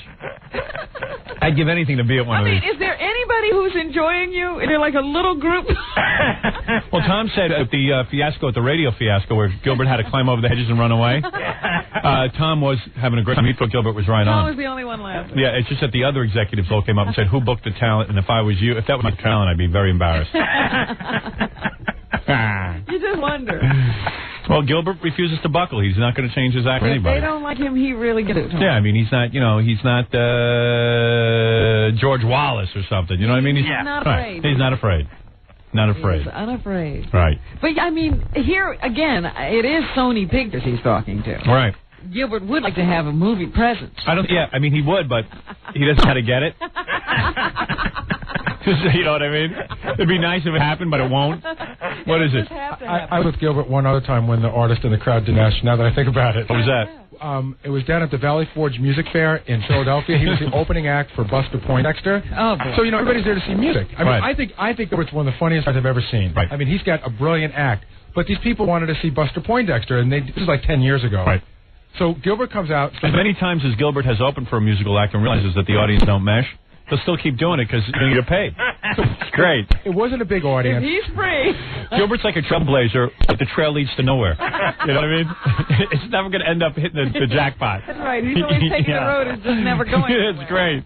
It wasn't a huge audience. The place held 3,000. It was 1,500. So everyone's really close to the stage. Yeah. And Gilbert starts doing his act, and like I said, I think it's funny. But they just weren't there for that. So nobody's laughing. Yeah. And I'm laughing partially because I think Gilbert's really funny, but also it's hysterical to watch nobody laugh and him not care. Right. So I'm laughing. Everyone's looking at me like I'm Robert De Niro in Cape Fear. Yeah. Because I'm howling at Gilbert jokes. And he just went ahead. He did what he had to do. Right. And keeps his eyes closed and he keeps going. Yeah. Now I know why Gilbert closes his eyes. Yeah, he doesn't want to see He doesn't want to see everyone walking out. Hey, Gilbert, with any luck, you'll get more parrot gigs and you'll be able to retire. Exactly. Right. So... Anyway, so when your agent called you, did he yell at you? Well, my agent called and he said, well, I don't know, should we do something to apologize? Do you want to give them the money back? And I go, not. When's the last time you heard an agent offer to give money back? Must have been bad. Yeah, right. You want to give part of the money back. You didn't. Excuse me, do you know who you're talking to? Yeah, Rob, but why would you want to give part of the money back? You did your act, so they didn't like it. You gave him more. You gave him 30 minutes. Yeah, I can't believe your agent. I would have fired him just for saying that. And then, you know what I would have said to him? I'd say, okay, let's give some money back. Let's give your portion. Yeah, you give yours back. Yeah. And then the guy who he was talking to from Sony, who set it up, was talking about, this was his big threat, that he knew someone in Variety, and he would write this. No. Well, why is he threatening you? I mean, they hired you, they got you, so they didn't like it. Job. So I would love to be Gilbert's agent. It must be so difficult, because he could call me and go, Gilbert, how you doing? What? Yeah, listen, something went bad the other night. Yeah. Do you want to get some of the money back? if it's the, how do you call and yell at Gilbert anyway? Yeah, like how do you discuss career with Gilbert? You know what I mean? Like, you could care less. Hey, Gilbert, maybe you should get a haircut and change your image. And it's like, yeah, maybe you should go to certain places and wear different kinds of clothes. Yeah, right. Like maybe you should get a personal dresser. Right? It's like, what you should do? You should get an agent with a speech impediment to field all the complaints. Yeah, get crackhead Bob to work. Yeah, hi, we're calling to complain about Gilbert Gottfried. Okay.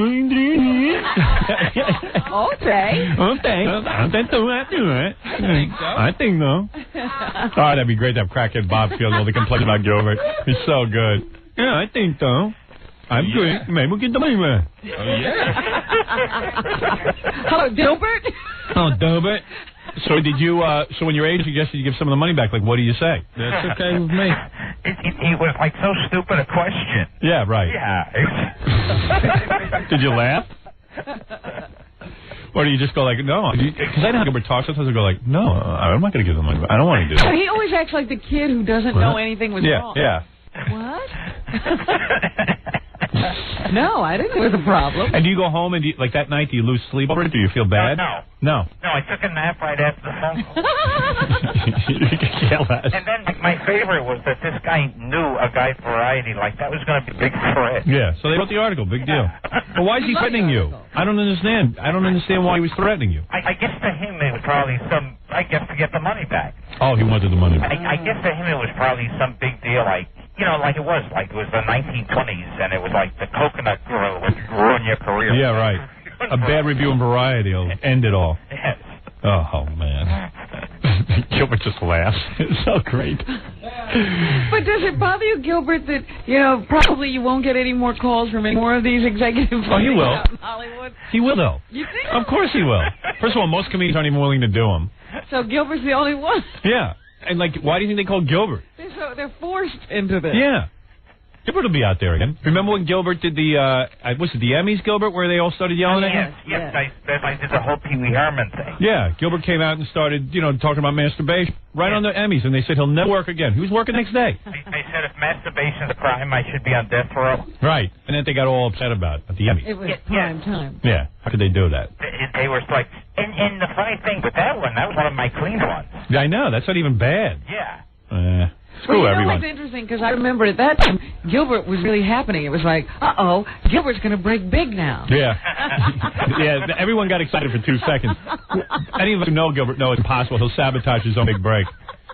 All right, Gilbert. And then they went threatening me with, how could I go on the Fox channel and say such dirty stuff? Yeah. Meanwhile, married with children is some guy getting laid every night. Yes. Anyway, I just had to call you and ask you about that. Okay. All right, man. Hey. So long, man. Okay, brother. Right, okay. Bye, dude. What were you doing? Were you sleeping? No. I usually get up and run at this hour. You're already in the park. Yeah. You want to plug something? Yeah. Oh, not me. What? I have a career after all this. Yeah, okay. I'll talk to you. Bye. Actually, I won't talk to you. I never talk to him. That's the parrot in Aladdin. Yeah, that's that goofy parrot that your kids like. He's a filthy old man. The filthy parrot. I love that review. We ought to hang that up somewhere. I love that review. His agent had to apologize after he did his stand-up. Well, the agent apologized. Gilbert would. No, he would never apologize. But it's so funny that they wanted the money back. How much could they have paid him? Speaking of bad reviews, you know who got a really bad review? Stuttering John. What? Entertainment Weekly this week. I was going to say this month. Of course, a weekly. Entertainment Weekly. Yes. This month. Called John Loser of the Week. For his appearance on Wings. Oh, no. Yeah. Have you seen it? Well, John appeared on Wings. I haven't seen it yet. John appeared on Wings, and these things always turn into a fiasco. Let me explain myself. What happens is Wings and all these other shows every week call me to be on these shows. They ask if I'll do it, and they're always shocked that I won't do it. Yeah. They always think that I sit around here desperate, like Mark and Brian or something, hoping to get on. Right. Disc jockeys usually don't turn anything. Yeah, like I'm like the Grease Man or something, and I need to get on one of these shows that is bombing. Evidently, Wings is bombing. It's not going over big this season. I don't know what happened, but maybe they changed its time or something. Yeah, probably used to have a good lead in, and now it doesn't. So it's on its own and it's bombing. So they call me. I'm telling you, I get a call from every one of these sitcoms. You name the sitcom, I've gotten a call from them. They all want me to be on. Especially the ones that are sort of in the middle of the ratings. I was going to say, I don't think you've gotten a call from Living Single. Yeah. Sure I have. Absolutely I have. Have you? Yeah. News radio, you name them, all of them. Wings. You don't even know what Living Single is. Yeah, the Jonathan Silver guy. No, that's not it. That's the single guy. Oh, sorry. I don't know what Living Single is. That's the one with Queen Latifah and all the... Oh, no. Not the black shows. Right, that's what I was saying. Yeah, no, the blacks are very uptight about it. They got to make those shows all black. They don't call you. Yeah, can't be on a black show. Like you did Fresh Prince of Bel-Air, I can't do that. You can't do that. Yeah, I can't do the black shows. I'm not black. I'm only half black. So I get calls from the white shows. I see. So the WB is not calling. No. WB is black people's cable. Well, that's what I'm saying. Yeah. You don't get calls from them. So anyway, I'm sitting there. Hey, John, grab a mic. So I get calls. What's bizarre? That I'm so far away from you. I know, it is weird. We got to get used to this studio. Anyway, so I get all these calls every week from all these goddamn shows. Yes. And my agent said, no, we're not interested. The only show like that I've ever done was the Gary Shandling show. My book was coming out, and I was doing publicity. And I suppose I'll be doing some of these shows now that my movie's coming out. Because when the movie comes out, I'll be all over the place. You'll be cameoing everywhere. Yeah. Get your calls in. Yeah, I mean, I'll have something to promote. I'll whore myself out, and I'll whore my audience because my audience will watch these shows. So it's like when my book came out, I decided, I had that meeting with Lorne Michaels. I was going to do Saturday Night Live, but then I opted not to do it. I only do certain things. Yeah. And my feeling is with these sitcoms, the reason I don't do them is they write these really lame parts for you, which I don't think are funny. And I'm not interested. I don't see why I would be on these shows. There's no thrill in it. What, so I can act in these shows? I'd rather act in my own film. I got to act in some goddamn sitcom. So then the next step is they call Robin. No, they don't. Sometimes. I get very few calls. And Robin turns most of them down anyway. So what they decide to do is they say, gee whiz. Gee whiz. Jeez, I wish. Yeah, gee whiz. They go, how am I going to get Howard Stern to talk about wings? We'll hire Stuttering John or Gary or somebody. We'll get someone from the show. Mm-hmm. Jackie gets some of that too, but Jackie's... They don't call me. They don't call you because they saw you on that one you did. I had to audition for this role, Howard. Yeah? All right. Well, they called me about it for the role anyway. Oh, really? Yeah. I didn't have to audition. I had to audition. Yeah, well, because you're Stuttering John. So you had to audition, but notice you got the part. You don't think there's better actors out there than you? The writer said that they never laugh on an audition tape, and this was the first one they ever laughed. All right. Okay. There's any reason people laugh, John. Yeah. No, at an audition tape. John, I tell you what, send in an audition tape and tell them you're not associated with the Howard Stern show. Tell me how many parts you get. Well, first of all, how did he find out about this part? Didn't they call him? No, they called to see if I wanted to audition. Yeah, okay. But they're calling you. You're not an actor, per se. Yeah. He thinks all actors get calls like this. Yeah. All right. Mostly you look at the trades and you go line up. So wait a second. So you got to audition for so much stuff I haven't got. I know. So just listen to me. So they had called me and asked me to wings. I said no. I mean, Crystal Bernard's even called my home. So I said no. I don't want to do wings. It's not my thing. So eventually they get around to offering it to either Jackie, Gary, Gorillo, or Stuttering John. In this case, it was Stuttering John. So Gary comes to me and he says, can John be on wings? I said, look, I like John. John's a good guy. He's paid his dues. I want to see him make some money. So I feel awkward saying, don't go out and make money. John can go do wings. But please, they were trying to use me for this. Don't use the name Howard Stern. Don't say what? I'm sorry. Don't say the name Howard Stern. Don't say Howard Stern show. I don't want anything to do with this because it's going to be a lame part. And here's my problem with it. John, I took John, a guy from college or whatever. I make him into something funny. These shows get a hold of him. Not only is he not funny, he's unfunny. It reflects poorly on me. And then when I want to use him in something, it's boring already. The audience has seen him in something. Why should I tailor-make something for John? But I feel funny saying no because John is being offered work, and I know he'd be upset if he couldn't. Get money for it. But I try to tell these guys, they're going to make you look lame. They're going to make you look bad. And then I'm not going to be interested in you because you're lame and bad. It's like Larry Bud Melrose, whatever his name is, on Letterman. Bud Melman. Larry Bud Melrose. That guy was funny with Letterman, and then now he's on every TV commercial, and he sucks. Why do you think Letterman doesn't use him anymore? Because he's burnt out. But I'm sure Letterman was in the same predicament. He couldn't say to Larry Bud Melrose Green not to go do that. You know?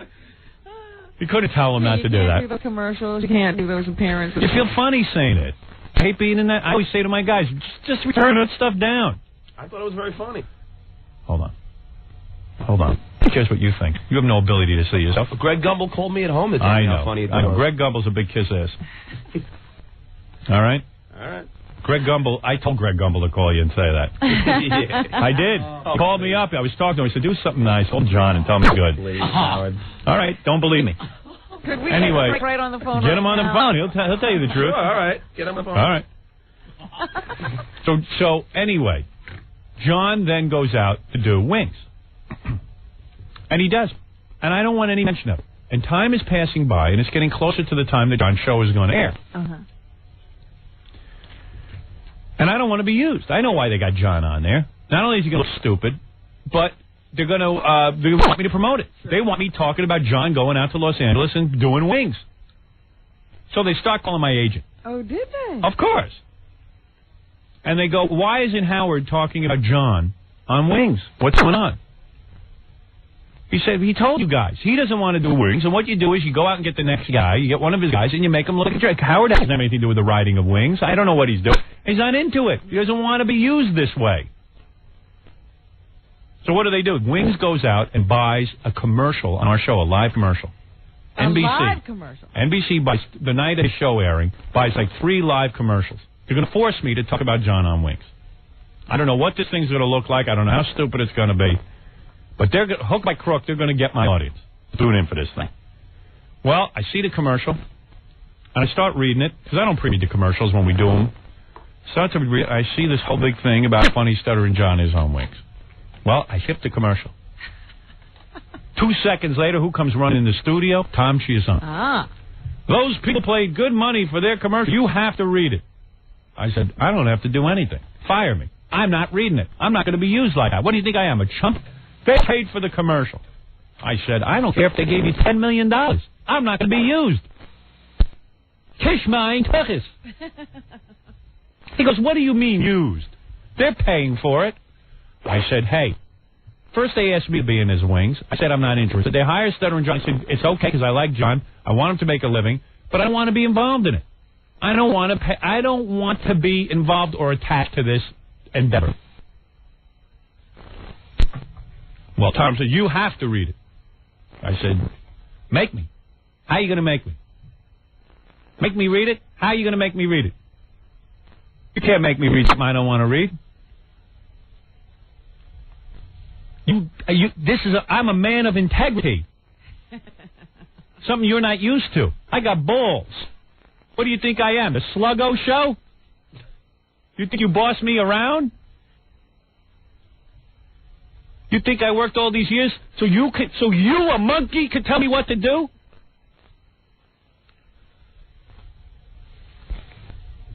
That's right. I didn't know all this had gone on. Oh, I didn't want to upset you. I was never going to bring it up. Is that right?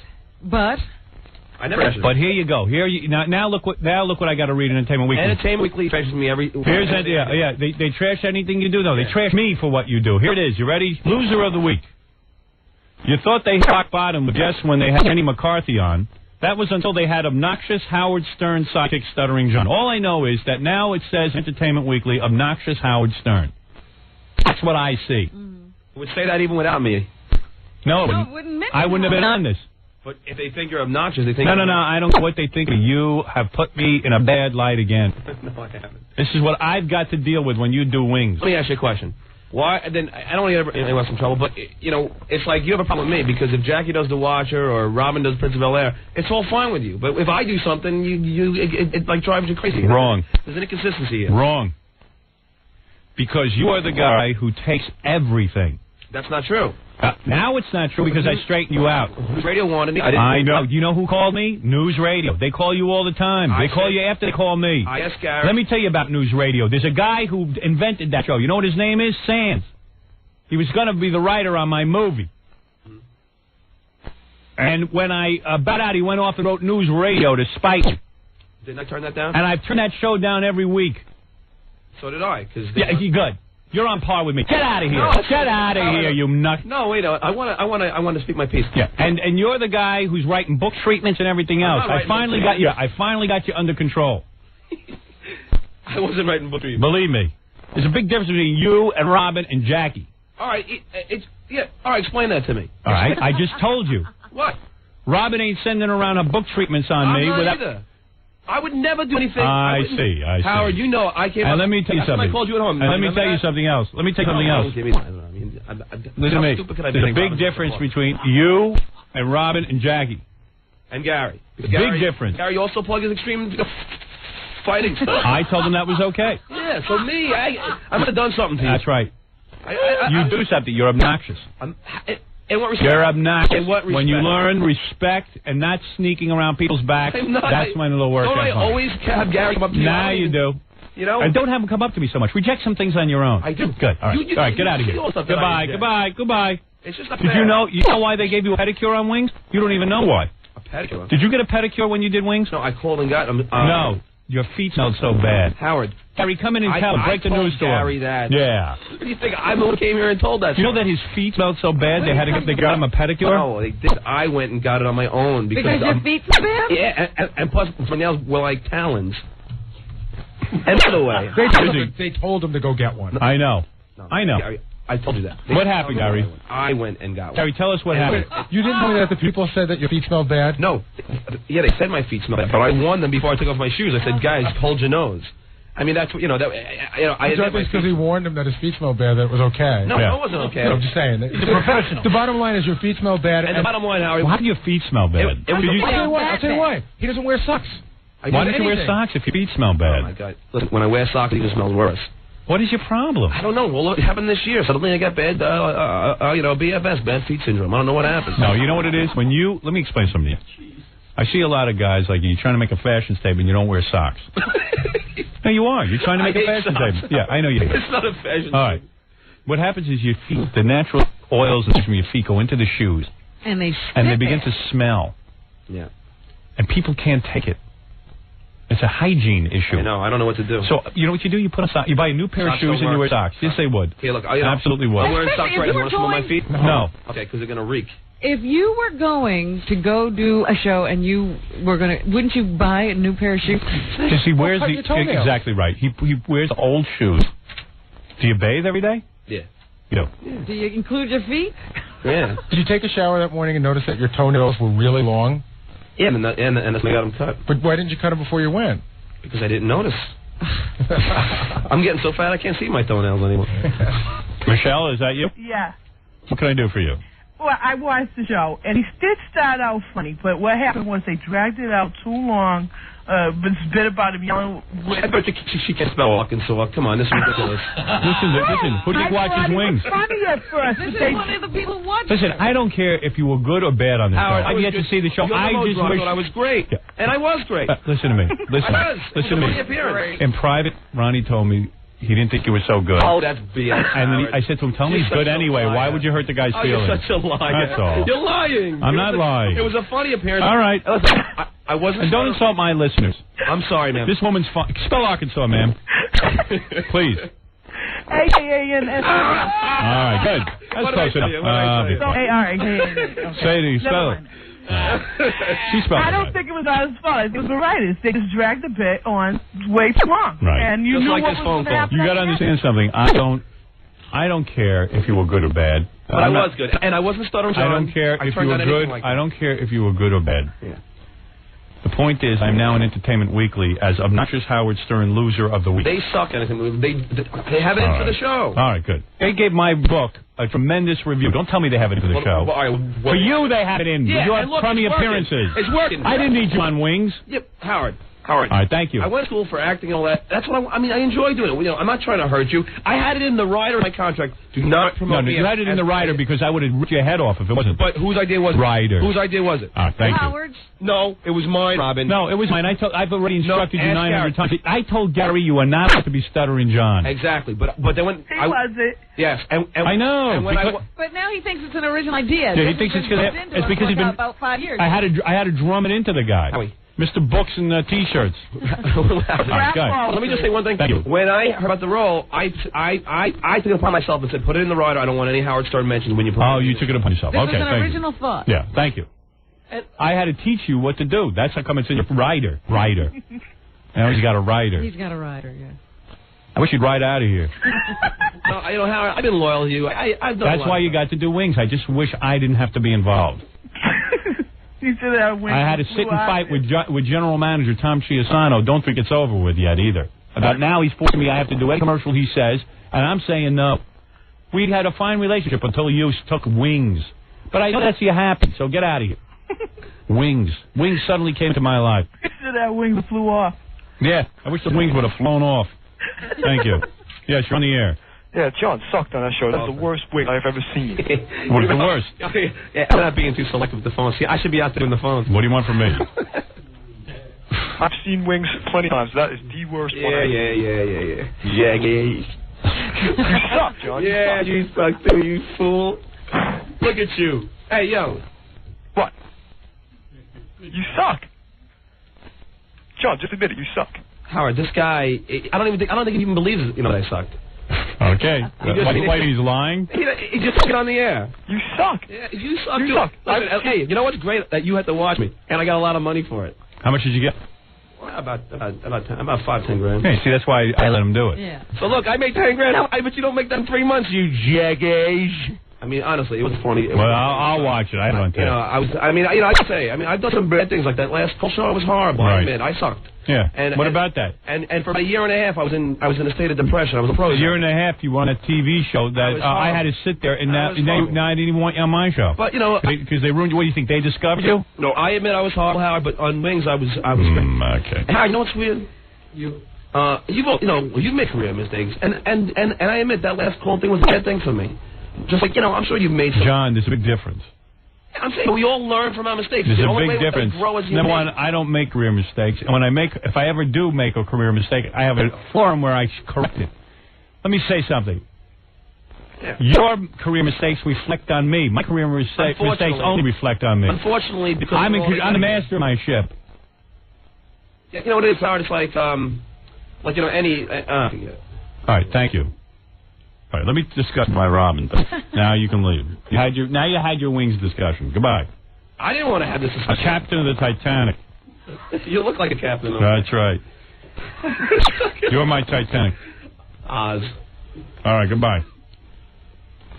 Thanks. Wings.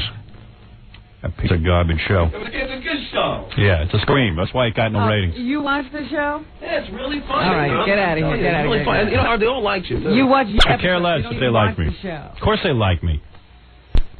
They all like me, but they can't give me an award. Goodbye. And by the way, they are doing good in the ratings, Howard.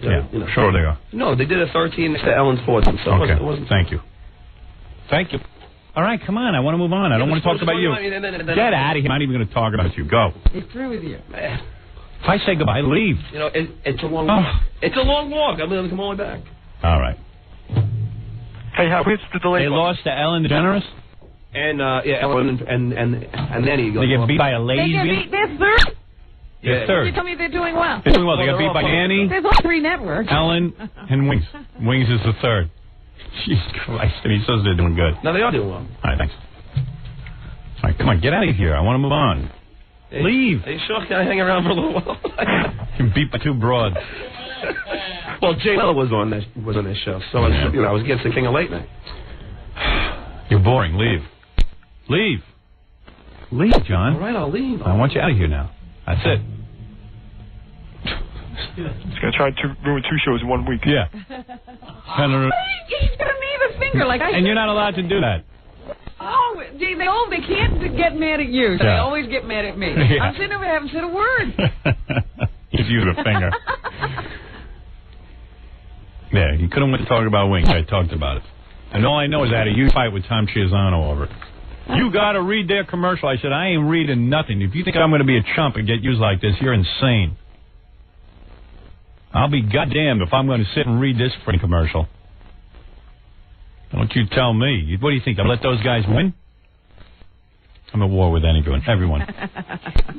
Everyone. Right, Jackie? Yes, sir. Mm-hmm. I don't know why you're boss. I have an easy life. I'm not at war with anybody. I like everybody. Yeah, I don't understand why you get so worked up. Because I have integrity. That's why I'm successful. What's that? Why do you have to have that? What is that? What does it mean? That word has missed my entire life. Has missed my entire vocabulary. Integrity. Give me all the old records on the phone. They want to give me $5,000. Well, what can I say? Tell me something I don't know. It's not even working. Yeah, they give you like one. Yeah.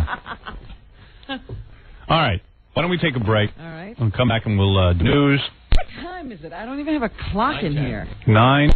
Thank you, Fred. Fred woke up.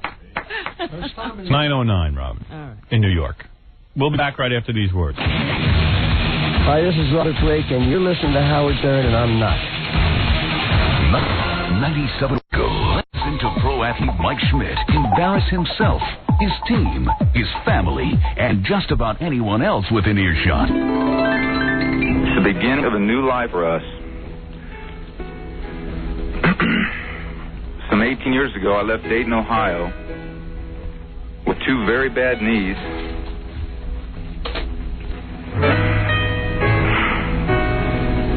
And a dream to become a Major League Baseball player.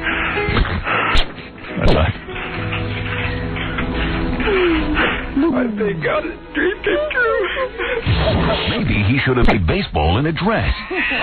You're listening to the never weeping Howard Stern. I ain't gonna weep.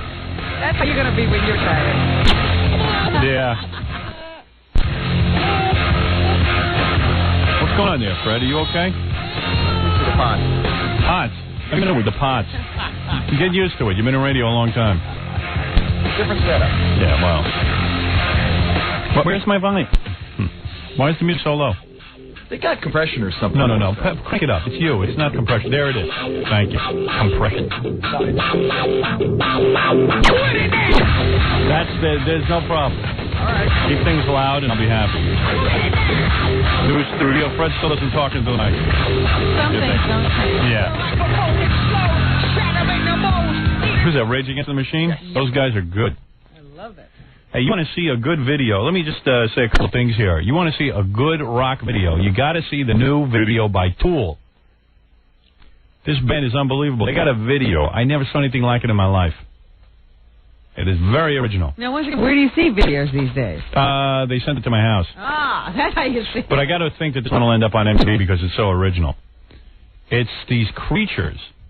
You never see Tool. For some reason in their videos you never see them, and usually I don't like that. I like to see the band perform a little bit in rock video, even if it's just occasional. I like to see it. I get very frustrated when I don't see the band. But this is so good. It's these like sand creatures. It's like a guy. You can tell how they did it too. It's like some guy in like a knitted outfit or something. But it looks just so bizarre, and they got like all these deformed babies and stuff. Like, is it like future? Yeah, attached to tubes. Yeah, apocalyptic, like if after a nuclear war kind of thing is what I think they're going for there. Or something. And it's really good. I don't know where you see these videos. MTV hardly plays videos. Well, that's what I'm saying. And they took off, we used to have video jukebox. On your cable? Go and see videos. They took that off? I don't have it on my cable system anymore. That's a crying shame, Robin. I can't see videos. No, I'm going to look into that for you. That's why you should suffer. But I know what you mean. It's weird. But anyway, if you do see that video, it's really good. I had a very irritable week. Very irritable this weekend. Is it because you had to work? Yeah, I've canceled Saturday's work. I was supposed to work on Saturday. I canceled because I wasn't feeling well. But Sunday I worked. But that wasn't it so much. I told you, I'm on this new diet. And there's a lot of dairy. And I find myself now, I have all loose bowel movements. All of them.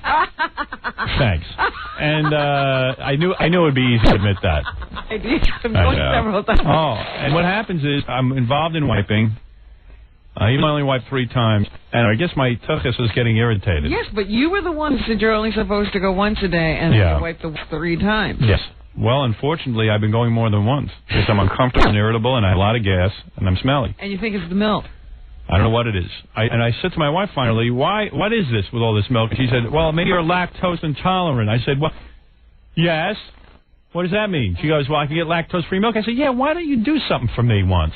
Get me some... You could also boil the milk. That would help. I'm not doing that. What would that help? That's an Ayurvedic thing. If No. You have it's the same as the hot water thing. No, I'm not.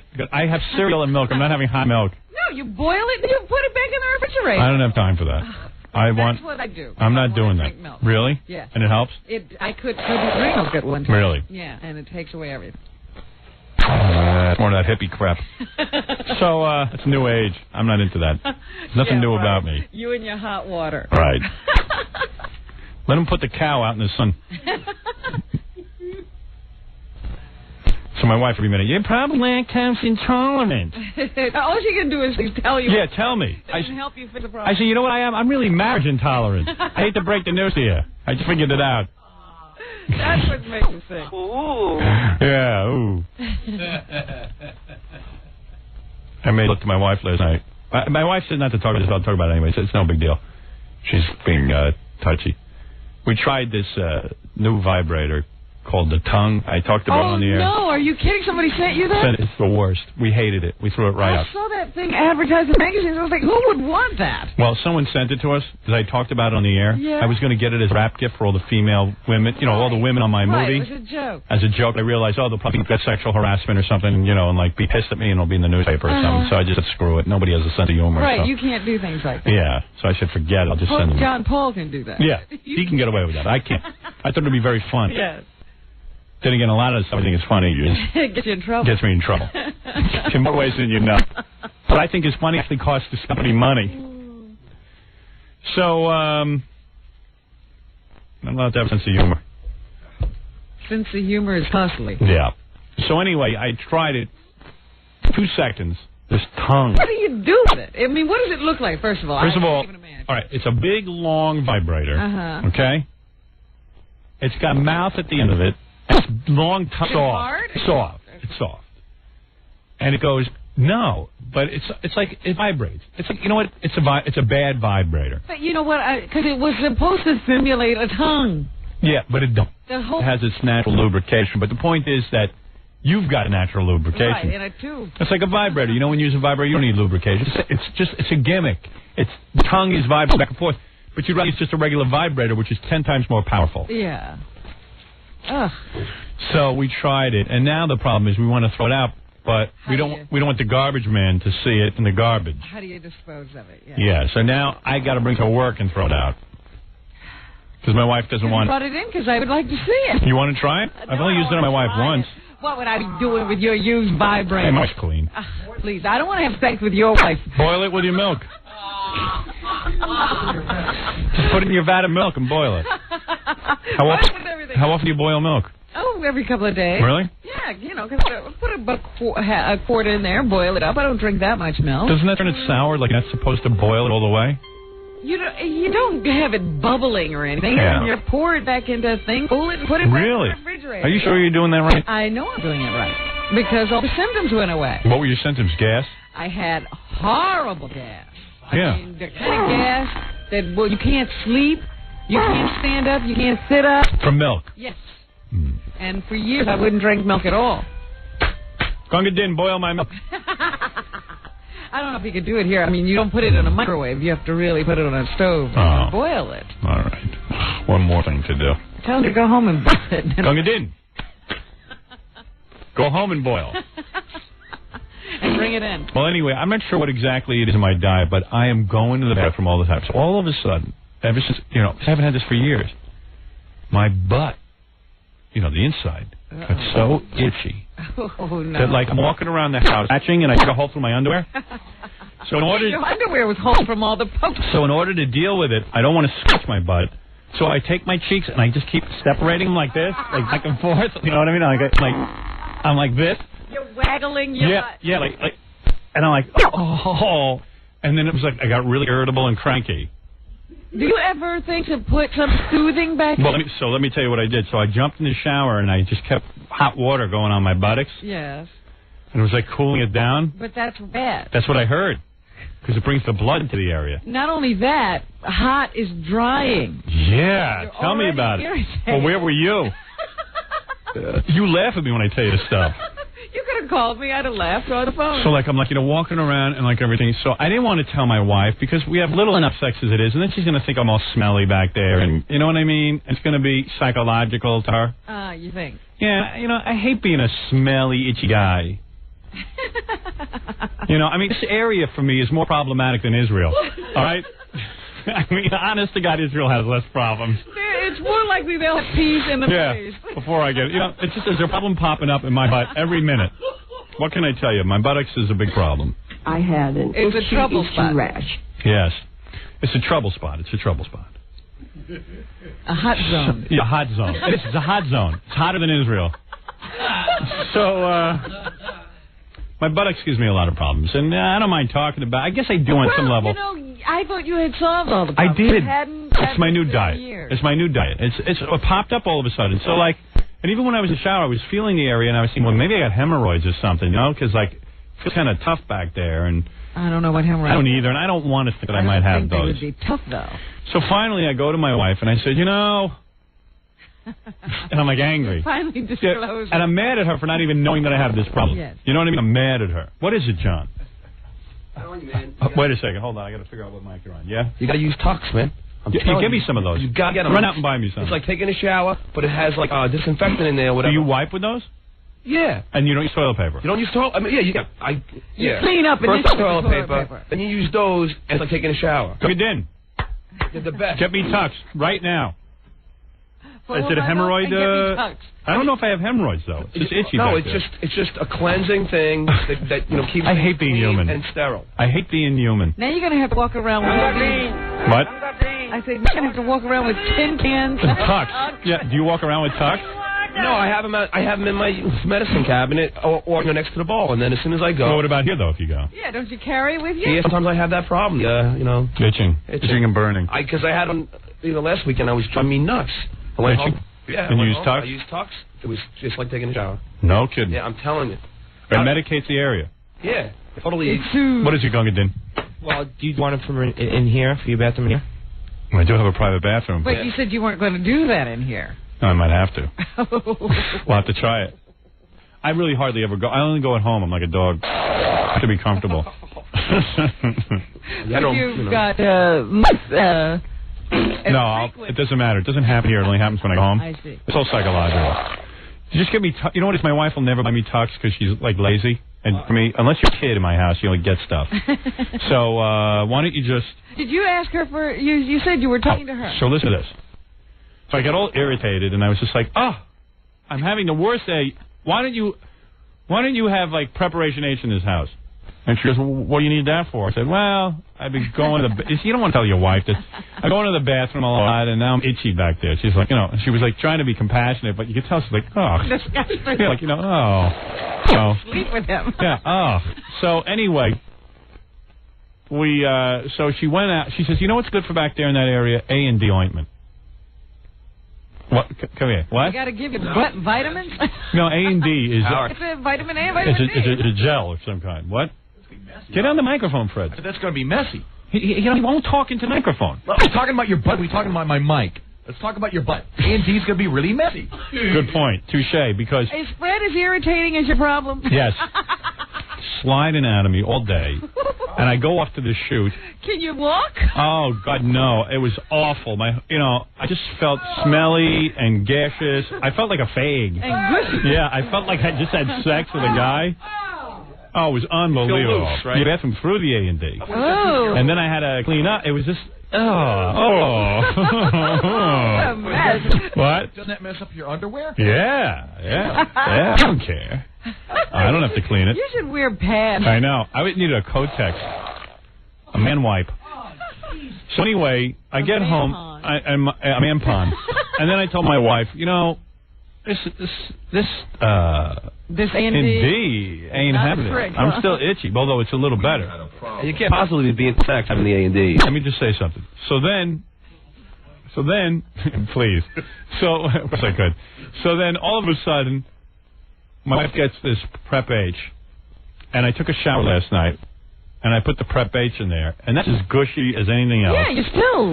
And I don't know. Slathering up the That area. Preparation H is bogus, man. It burns. Did you put it in properly? What would that appliance? No, no. Shoot it? Yeah. No, I'm not like putting 7 it. holes around the nozzle. No, I didn't do that. You got to do it right. No, I just rubbed it on the area. Please. It's a very thin little nozzle. It's not altogether run. Yeah. I guess he's done it. It is unpleasant. No. Just to do it for me. No. I just, Wait a minute. I ain't no fade. So I never bought preparation eggs. It has a little applicator in it. It's got a thing you screw on. After you screw off the top, you screw on an applicator. It's like the size of my weenie. It's like a little tiny thing, and you put the whole tube and squirt. Give it a squirt. I didn't know it went inside. Because what am I going to do with that applicator after I use it once? Yeah, throw right. I'm going to touch that. So anyway, I did that. And my wife knows what's going on. She bought all this stuff. She goes, "You use the preparation age?" She goes, "It feels a little." Preparation age conversation. I said, "Why don't you go to the tongue and let's see if we try that out." You can work on your. You guys are getting into these toys.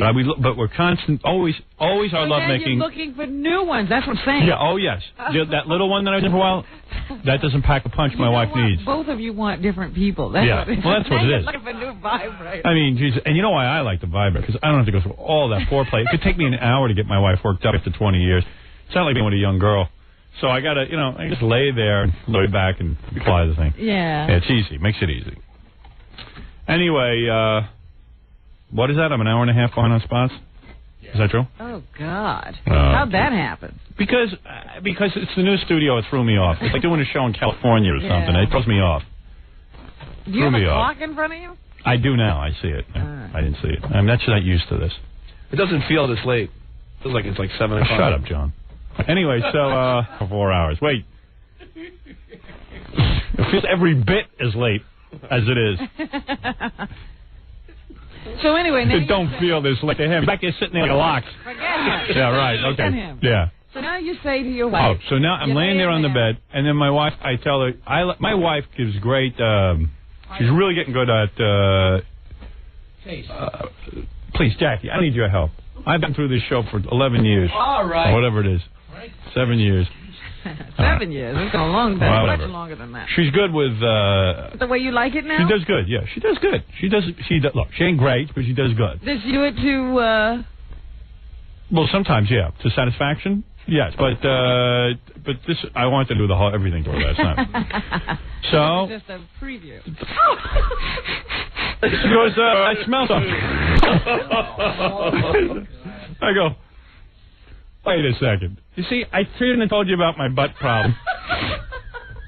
I shouldn't have told you about my butt problem. Because now she's looking. Because now she's looking for things, all right? I go, she's like, oh. And she's like, I go, you see, this is it. This is over now. No sex. Forget it. It's over. This is why I'm not using any of these products anymore. I'd just rather be itchy. Because, I mean, right away, and then she goes, I don't know, it's just, you're very, very clean usually. And she said, did you just take a shower? I go, yeah. Ooh. I go, you know what you smell in that preparation goddamn age? It leaks to other areas. Nick Lepew. Yeah. It's over, Johnny. Yeah. It's over. Oh, unbelievable.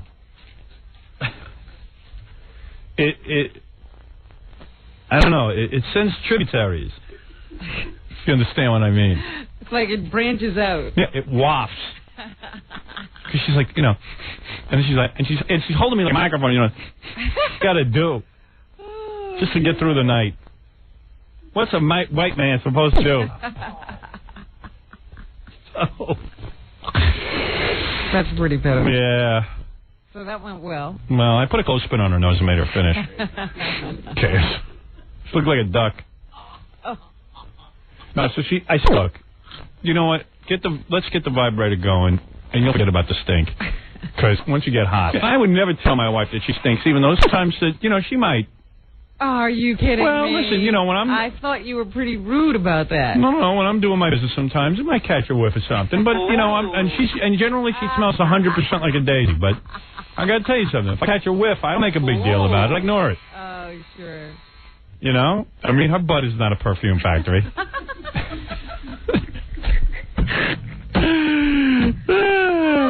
Oh, my. That is a beautiful thing. That's great. Yeah. And plus, you know, when you're working this... You know what I always wonder? Why did whoever made design the human body put that so close to the best part? Your private part should be in your head. It's heaven and hell, man. Right. Heaven and hell so close together. We're in limbo. I don't know. That's so stupid. I don't know. I don't have an answer for that. I've thought about it a lot, but I don't have an answer for it.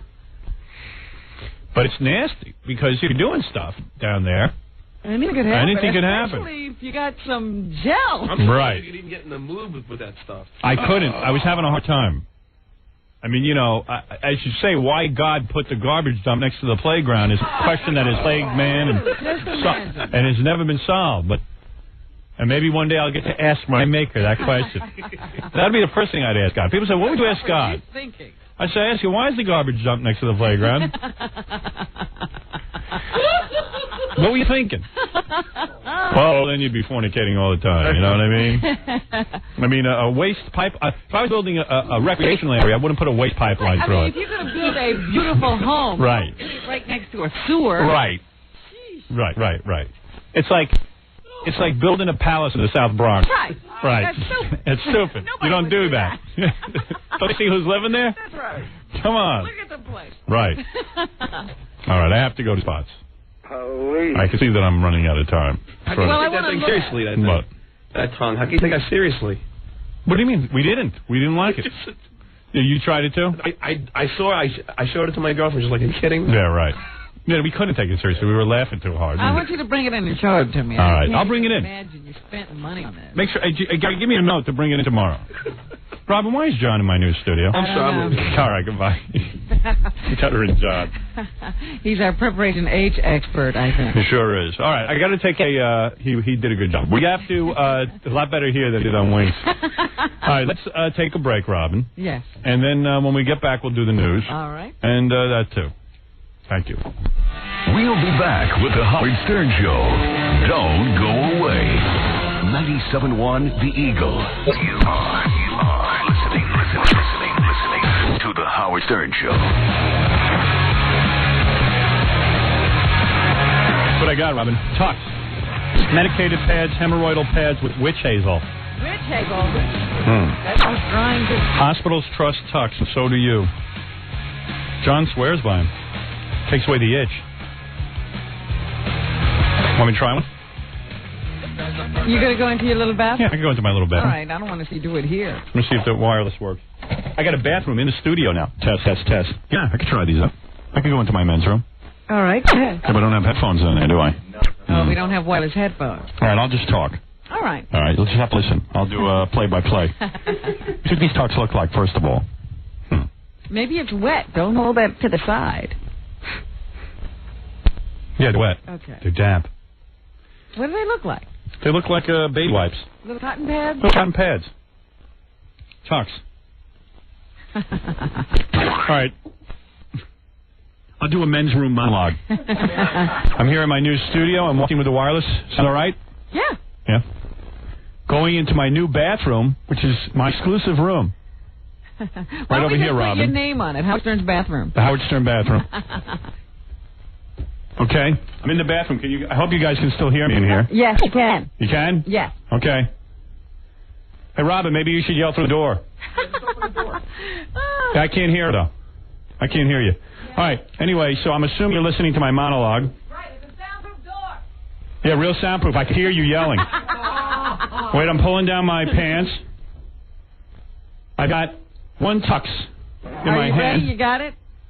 My shirt's kind of long, so I got to move it out of the way, Robin. I'm going to try it on my butt. See what happens. I can feel the witch hazel going to work. Yeah, it feels good. I guess. Well, that.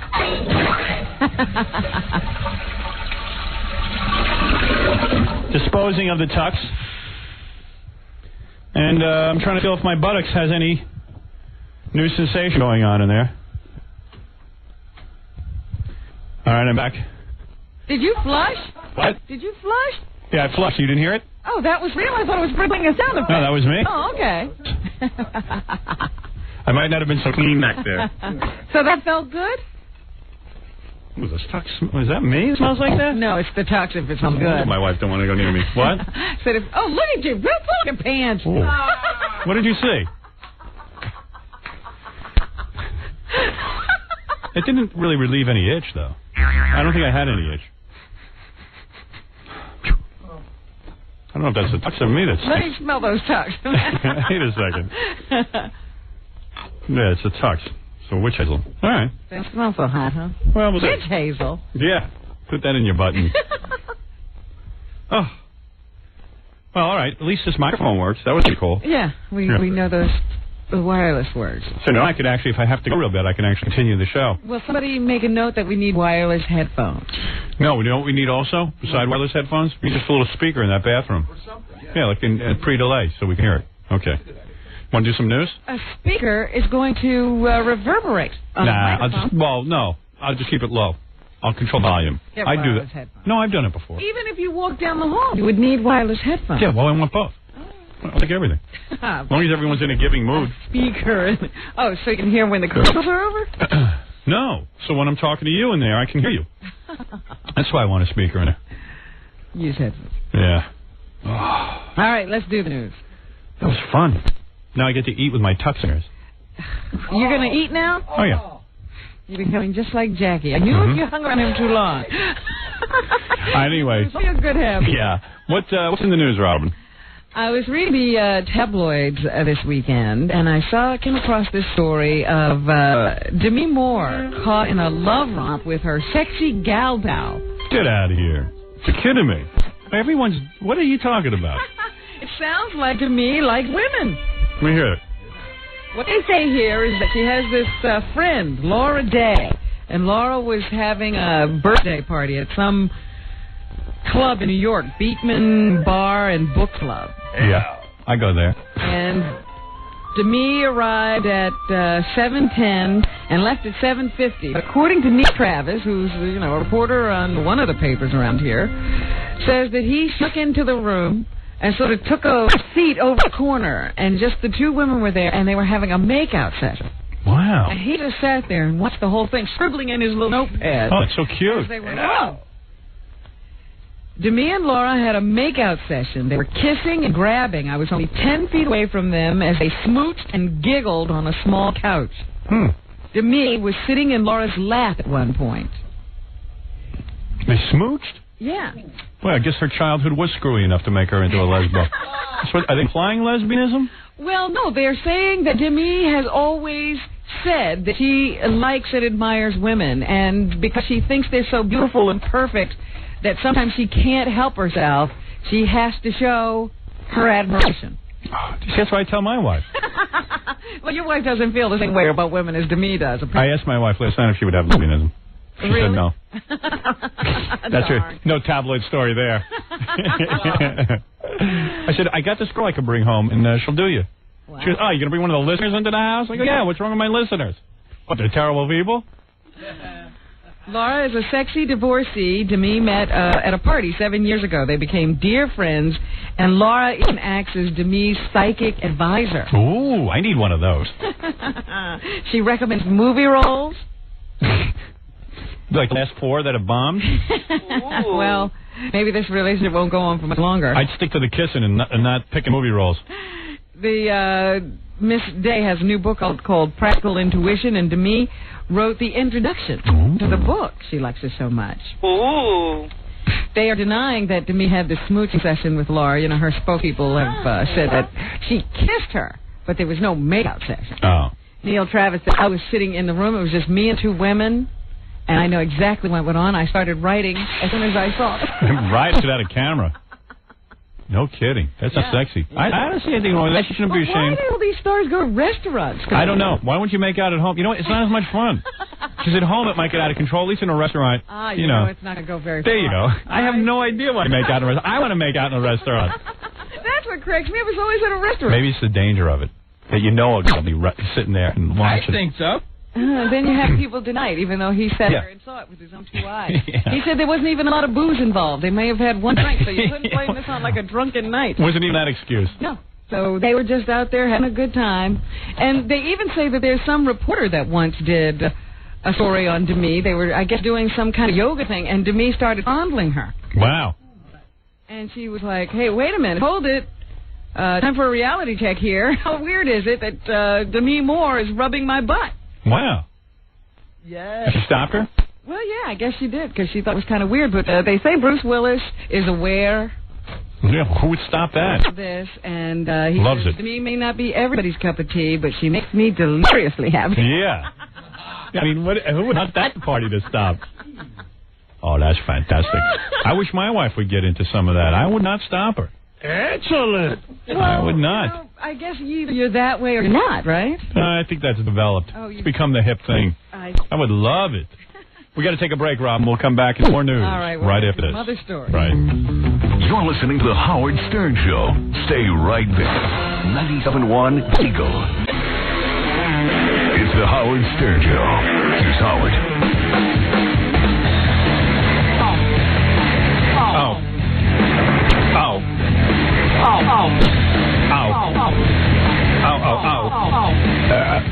All right.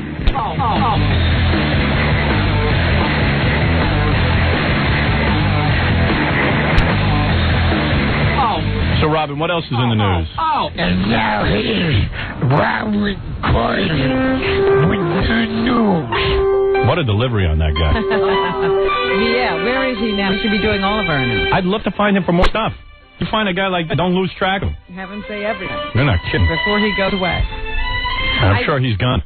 I am incredibly fascinated about this baby that Michael Jackson is having. You are? The woman who is having his baby. Why am I not fascinated? Maybe you could get me my energy going on that. Well, it's just interesting to me, because he'd like to imply that he had sex with this woman in order to have a baby. He's trying to fix his image. Right. But, of course, everything backfires on him because it comes out that, she's artificially inseminated. And they now say that she talked to her father.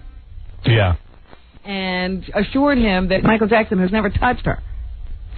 Really? That it's total artificial insemination. They never did anything. Well, maybe that's something you tell your dad so don't get upset. I think that the reason he married her, I don't know if we brought this up, but the reason, why do you think Michael Jackson married this woman?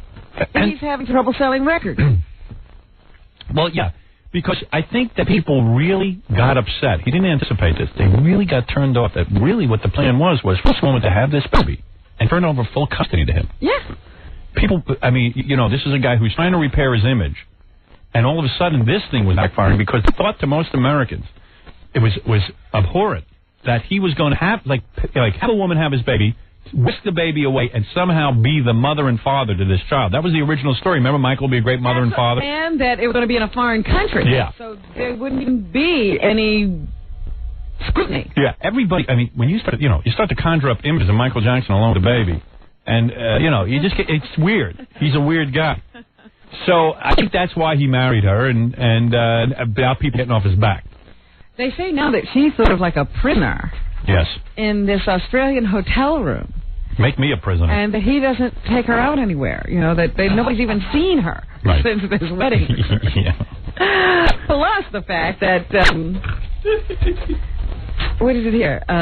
They had a whole big meeting with his people. I guess the publicity about him not marrying the woman and her just having this baby and he taking full custody was getting back to him. He's on this world tour. So there was a big meeting between him and all of his advisors to discuss what to do and whether this marriage would be a good idea, and then they went on and got married. And they haven't had any honeymoon as such. She just joined him while he was on this tour. And they say that she accompanied... No, he went to a premiere. So he's going out. He has this short film out called Ghost. Yes. And they put that in Australia. He went out to the premiere with his nephew. Some young nephew of his. Boy? Yes. Of course, the nephew. And then after the premiere, he returned to his hotel suite with a few dozen children, 9 and 10 years old. Oh, that's great. Children of hotel and concert staff members. Jesus, a buffet. So people are still bringing their children. This guy's got to be around kids. Listen, he loves children. What can I say? Hotel workers said the children ran amok in the suite, jumping into his closet and parading around in his clothes. Yeah, and they had to change into his clothes. Of course they had to change. All right. Wow. So, I don't know. You know, if I was a single guy, like Michael Jackson, or until 2 days ago or whatever, which I still suspect he's kind of single, if I was a single guy, I would have girls parading around in my hotel room after every show. Yeah, you wouldn't be bringing back little children. Yeah, I wouldn't. You wouldn't want to hang around a bunch of kids. I wouldn't. I know I wouldn't. I know it. You don't think for one night? No, I don't think it would ever occur to me to have little children back after the show. You would never be doing anything so you could be with little children. Wow. I would be back in my room trying to impress girls. Well, just think, this is the premiere of, some little short film. Big deal to have yourself blown up to the size of a movie star. So what do? You want to bring back a bunch of kids to your room? Yeah. What do you think is going on? I mean, it's like I can't stand when anybody touches my stuff and wears my clothes, but if like a penthouse pet was back there, she goes, "Ooh, your clothes are really cute. Let me put some on." I go, "Yeah, go ahead. Mess with my clothes." What else do you want to do? Yeah. Let's have some fun. How can I impress you? Yeah. But 9 and 10-year-olds. I'd be jumping through hoops for ladies. So anyway, they say that they'll likely have natural childbirth. Michael Jackson is supposed to be in the labor room. Oh, he'll be able to handle that. I don't know. He, sedate him and put him in a corner. He'll be very supportive. But anyway, the father of Debbie Rowe, the woman who is having his child, says that he only found out about it after reading in the newspaper. He's divorced from Debbie's mother and sort of got separated from the family. He had read that his daughter was going to be having Michael Jackson's baby in a newspaper. And his first reaction was sort of like, wasn't that the guy who was accused of child molestation? Yeah. That was everybody's first reaction. How could they have his baby? Yeah. And then he says that his daughter told him that none of the charges were proven and added, "It's not so bad. We had the child by artificial insemination." So it's not like she slept with the accused child molester. Right. She had the child by artificial insemination. Wait till Michael Jackson sees a black kid coming out with a flat nose. He's going to try and push it back in. But that ain't my baby. I want that. Look again. See what else is in there. Look again. Oh, man. Yes, there must be something else. There's got to be something else in there. I'm going to have the afterbirth. Yeah.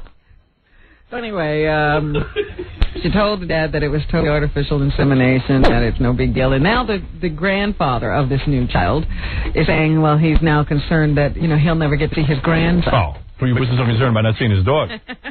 Well, you never want to see the children. Grandchildren. Concerned. Well, don't worry, you'll get to see him fine. Same way you will in pictures. The O.J. Simpson cases continue. He's in one courtroom in Orange County fighting for custody of his children, and then there's another courtroom in Santa Monica where he's being sued by the families of Nicole Simpson and Ron Goldman in a wrongful death suit. His attorneys tried to have his testimony in that wrongful death suit delayed because they seem to be getting to the point where it's about time for O.J. to take the stand. Right. So they were trying to delay that because he's got this child custody case going. But after the two judges spoke to each other, the judge in the child custody case said she wouldn't mind having O.J. missing from the case for a couple of days. So she will go ahead and take the witness stand whenever it becomes most convenient to the civil suit, and they think that could come as early as this Friday. So we'll finally get to see O.J. questioned about his whereabouts and his activities on the night that Nicole Simpson and Ron Goldman were killed. They say that this could be the most crucial testimony in his trial, and that Simpson may be on stand for about 5 days. I'll have to watch the reenactment of that. Being grilled by the plaintiff's attorneys. I didn't do it. It wasn't me. I was playing golf by the moonlight.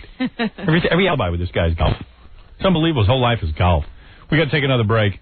We'll come back with more news right after these words. We'll return to the Howard Stern Show after these messages. Let's return to the Howard Stern Show. Devil man, devil man, devil man, devil man, devil man. God damn it, devil man, devil man. Come on, Robbie. Devil man. Devil man, devil man, devil man, devil man. I got to get in the ring. Where's my staging area?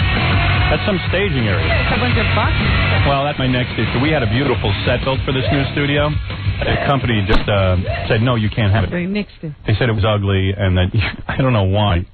It was so perfect. If you notice, I've been studying the camera shot. The walls are so far back that they're non-existent. It's the wrong colors. They're gray.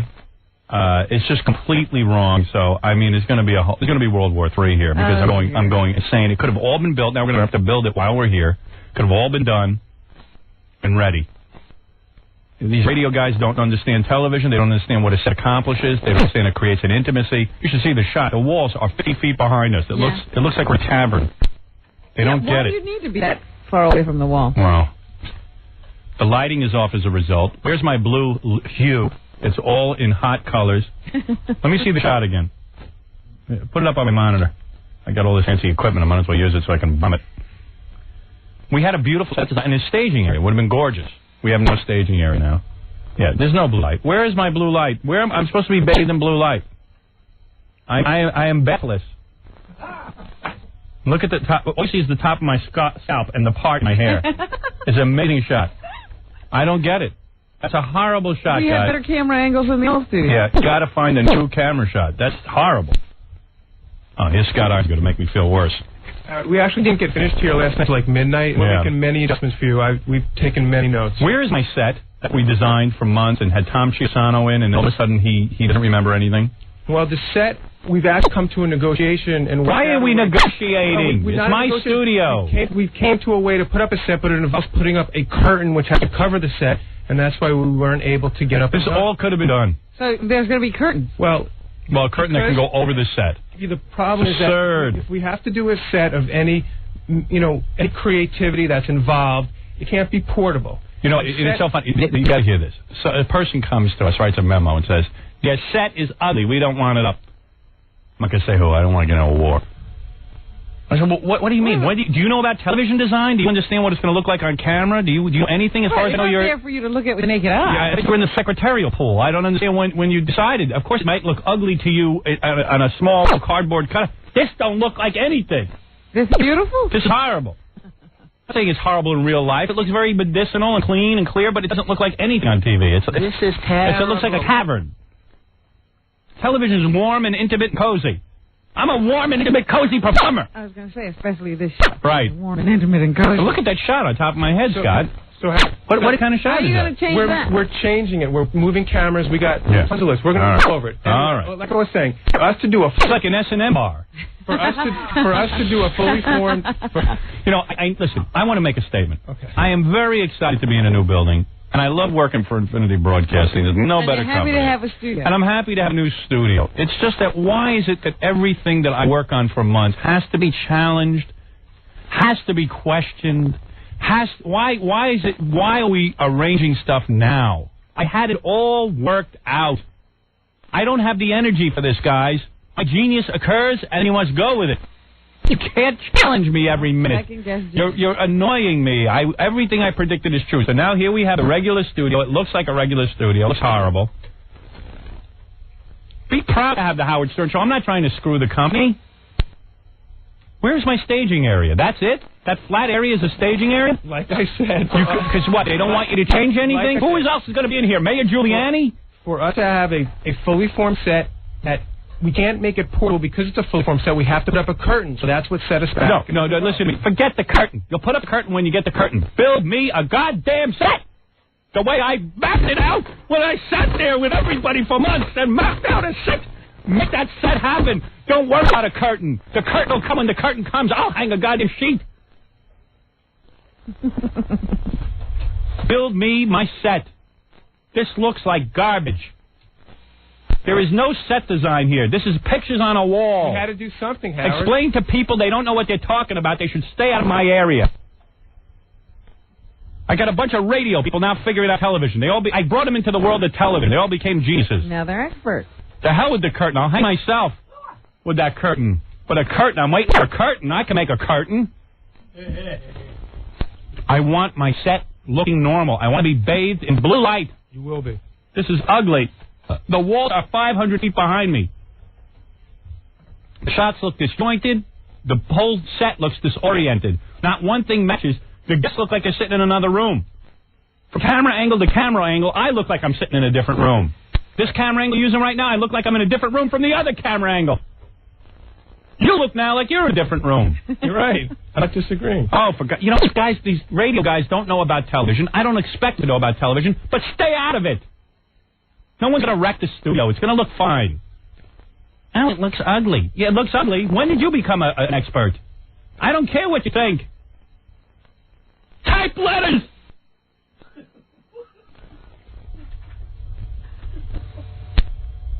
I'm sabotaged. For months, we're building this, and then no one told me. Know that that's going to happen. No one tells me. They don't come back to you and say, look, we were trying to do what you wanted us to do, but somebody said no? I'm sabotaged everywhere. Yeah, I had it all arranged, and then somebody just looked it over and said, it's ugly, they didn't like it. Let's leave the studio the way they designed it, the radio company designed it. The reason I moved in here is I need a television set. Yeah. I need a set that looks good on TV. This does not look good on TV. There were also actually acoustical concerns, too. It wasn't just... Let me tell you something about the acoustical concerns. That was a load of crap. Because this is echoing and... It's echoing all over the place. Walk across that floor, Scott Einger. Why was there no padding put on the floor? Look at it. Listen to that. I can hear this guy walking across the floor. Yeah, walk across the floor. Just walk past here. Hello, there he is. Right on Hear the... him? Wait, be quiet for a second. Go ahead, walk. No. Elephant walking across the floor. There's a stampede in here. Fred, stand up and do me a favor. Walk across the floor. Don't tell me they're worried about acoustics. That had nothing to do with it. It's a lie. Listen. Listen to that. The whole goddamn place is echoing. There's no acoustics. They gave us some bull that they're worried about acoustics. There's no acoustic in here. The only acoustic is the sound. Bang on that counter. Grounding on that, will you? What's the matter with you? Look at... Oh, my God. Sounds like Gulliver. Going into the land of the midgets. Acoustics. They said to me, we can't build you a set because we're worried about acoustics. You won't have the right materials. I said, what kind of materials are in here? You guys want to know acoustics? It'll hit you in the head. Acoustics. Ay, Gavalt. Somebody kill me. Jackie, go ahead. Take the gun and blow my brain out. Stop saying things. All right, I will. Please. Don't do that, but... No! Look at that. Look at the shot behind Scott Einziger. It looks like a cavern is behind him. We need a set. And now I'm going to sit here while they build a set. They'll build it on top of me. This is something else. We don't need a set. The radio studio looks beautiful. No, it looks beautiful when you look at it with the naked eye. When the camera sees it, it looks a mess. Why do people do this to me? They don't know. They don't know what they're doing. Somebody gave them some power. They have to use it. And they run like roaches when I start screaming. I told them this would be a disaster. And I come off like the bad guy. I'm very excited to be in a new thing. I'm excited about a new set and a new studio. But do it right. Don't make me nuts. I know certain things aren't going to work and we need a certain amount of time to get everything all set. I'm okay with that. For Christ's sakes, now you got a studio with no set. You need the right color wall. Look at the gray. It's soaking up the goddamn energy in the room. Looks like it was designed by a Polish housewife. And don't think I don't know what's going on. Now I got the whole story. What's going on? I'm not going to say. I can't hurt certain people's feelings. Look at that set. A Martian could have devised a better set. Every shot looks different than the other one. There's no uniformity.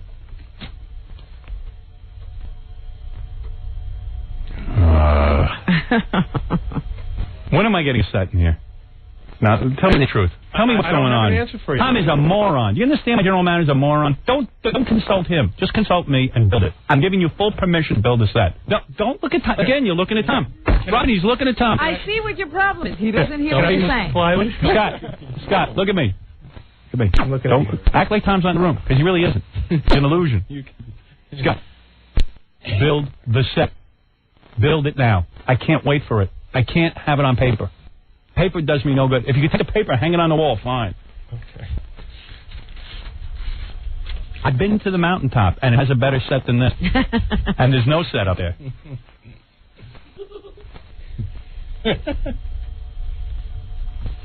Build me my set. Tom will never let you build a set. You will be tied up forever with a piece of paper. That's not true. Why is it still on paper, you said?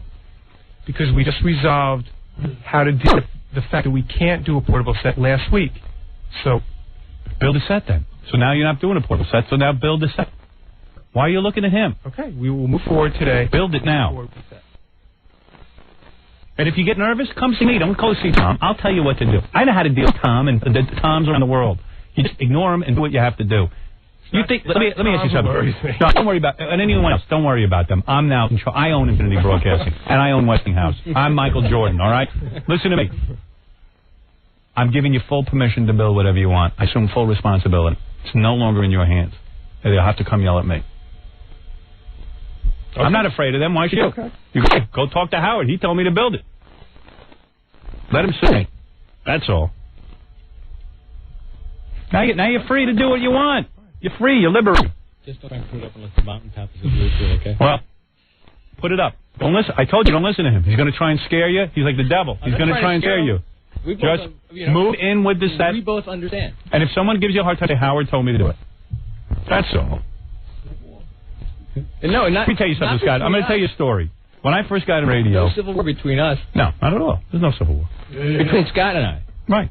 Maybe between you and me. No civil war. I love you. You're easy to deal with because I act like you're not there. So you're not a hindrance.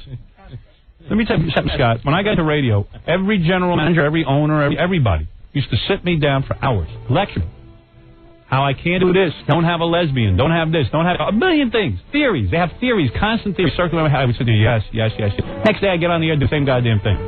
They pull me back into the office. They tell me, you can't do it. I say, yes, now I understand. I'm stupid. It took me a while. I understand now what I can do. I go right back on the air and do the same thing. Play stupid. What you got to do? You build the set. You say, Tom said it was okay to build the set. I thought it was okay. He told me it was okay. Oh, no. He said no. Oh, all right. Oh, okay. Do it at night when they come in the morning. It'll be there. Tom won't even know the difference. They'll be confused, and there'll be some confusion, but blame it on confusion. I thought Howard said it was okay. That's all. Now go build your set. Let's get it going. You deal with Tom, I still can't get a 1-800 number. Trust me. You'll be tied up for months. It's like dealing with, what do you like dealing with, Tom? I'll let you draw the analogy. It's like dealing with a guy who's involved in minutia. He can't move on. He doesn't help the situation. He exasperates it. It exacerbates, yeah. Right. Sure is. Whatever. I'm exasperated by that word. Exasperated because it's exacerbation. Right. You understand what I'm saying now? What are you going to go do? You're going to go build a set? You're going to be a man or a mouse? Huh? We'll move forward on the set. You disgust me, too. Go ahead. Build the set, I said. I'm giving you permission. I'm taking full blame. And you're giving permission to not adhere to any of the restrictions running material to acoustic concerns? Tom proved to you he knows nothing about acoustics. Right. I'm giving you permission. I'm giving you all the permission. Listen, Tom's worried about acoustics. Do you see what he did here? Yeah. Fine. Do you think he knows the difference about acoustics? He won't notice if there is an acoustic. He doesn't even know the difference. He's busting your balls. The acoustics could be any worse in here. They're just busting your balls because it's me. Oh, yeah. Yeah, that's all. Oh, we go out of our way. Yeah, absolutely. Out of our way. Absolutely. And why would we even care? It's good he finally admits it. Yeah. Oh, absolutely. So do me a favor. Build the set. And we will come. And we will be here. And nothing will happen to you, and Tom won't do a damn thing about it. Tom doesn't do anything about anything. That's right. If I was a general manager, I heard acoustics like this. I claim to know about acoustics. I'd be embarrassed to bring up the word acoustics. You know what happened? Tom probably wouldn't even notice the set if you didn't make a big deal. He won't even notice. Honestly. He'd notice.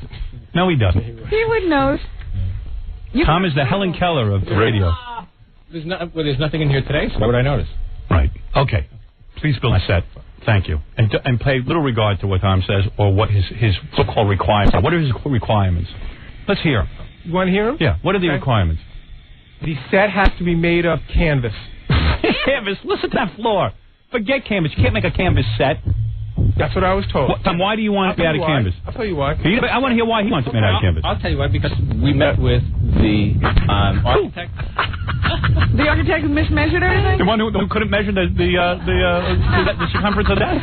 Yeah, you met with the architect, and what did he say? And I've had other engineers have said that the set cannot be made out of plywood. Why? That there is a combination of canvas and whatever the other stuff was. No. Creosote or whatever.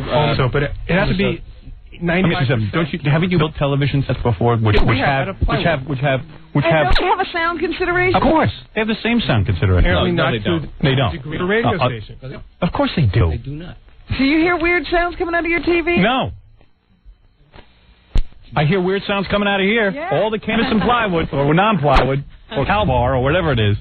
I hear lots of weird sounds coming out. Canvas was a requirement, so This canvas? No, canvas was a requirement, so the sound could travel through the canvas and therefore be absorbed into the acoustic side. You're kidding me. No, I'm not kidding you. Oh, for Christ's sake. Whatever it is on the walls isn't absorbing anything. No, it's bouncing like crazy in here. There's no absorption whatsoever. All right, so put in plywood and then think what it sound like. Let's see. Let's try it. Can't be any worse. We were agreed. We had it all done. All right, well, get it done. I don't care whatever you agree to. Just get it done. That's not to put blame on the Scott. Your head must be made out of plywood because you're not absorbing what I'm saying. I'm telling you, that it sounds worse in here than anything. It's not absorbing. All right, listen, Tom, I love you. I don't want to get into this now. It's not the proper place for it to be done on the air. Afterwards, I will talk to all of you, and the word will be go ahead and get it done. All right? I got to have something done. What's that noise? That's not Fred. That's the sad part. It's this year, right? Right.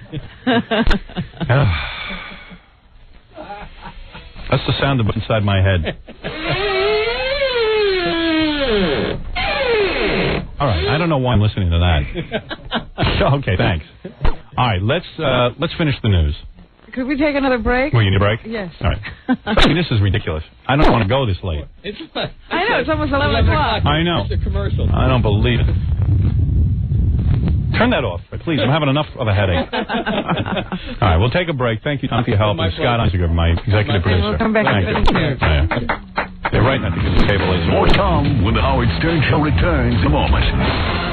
97.1 The Eagle.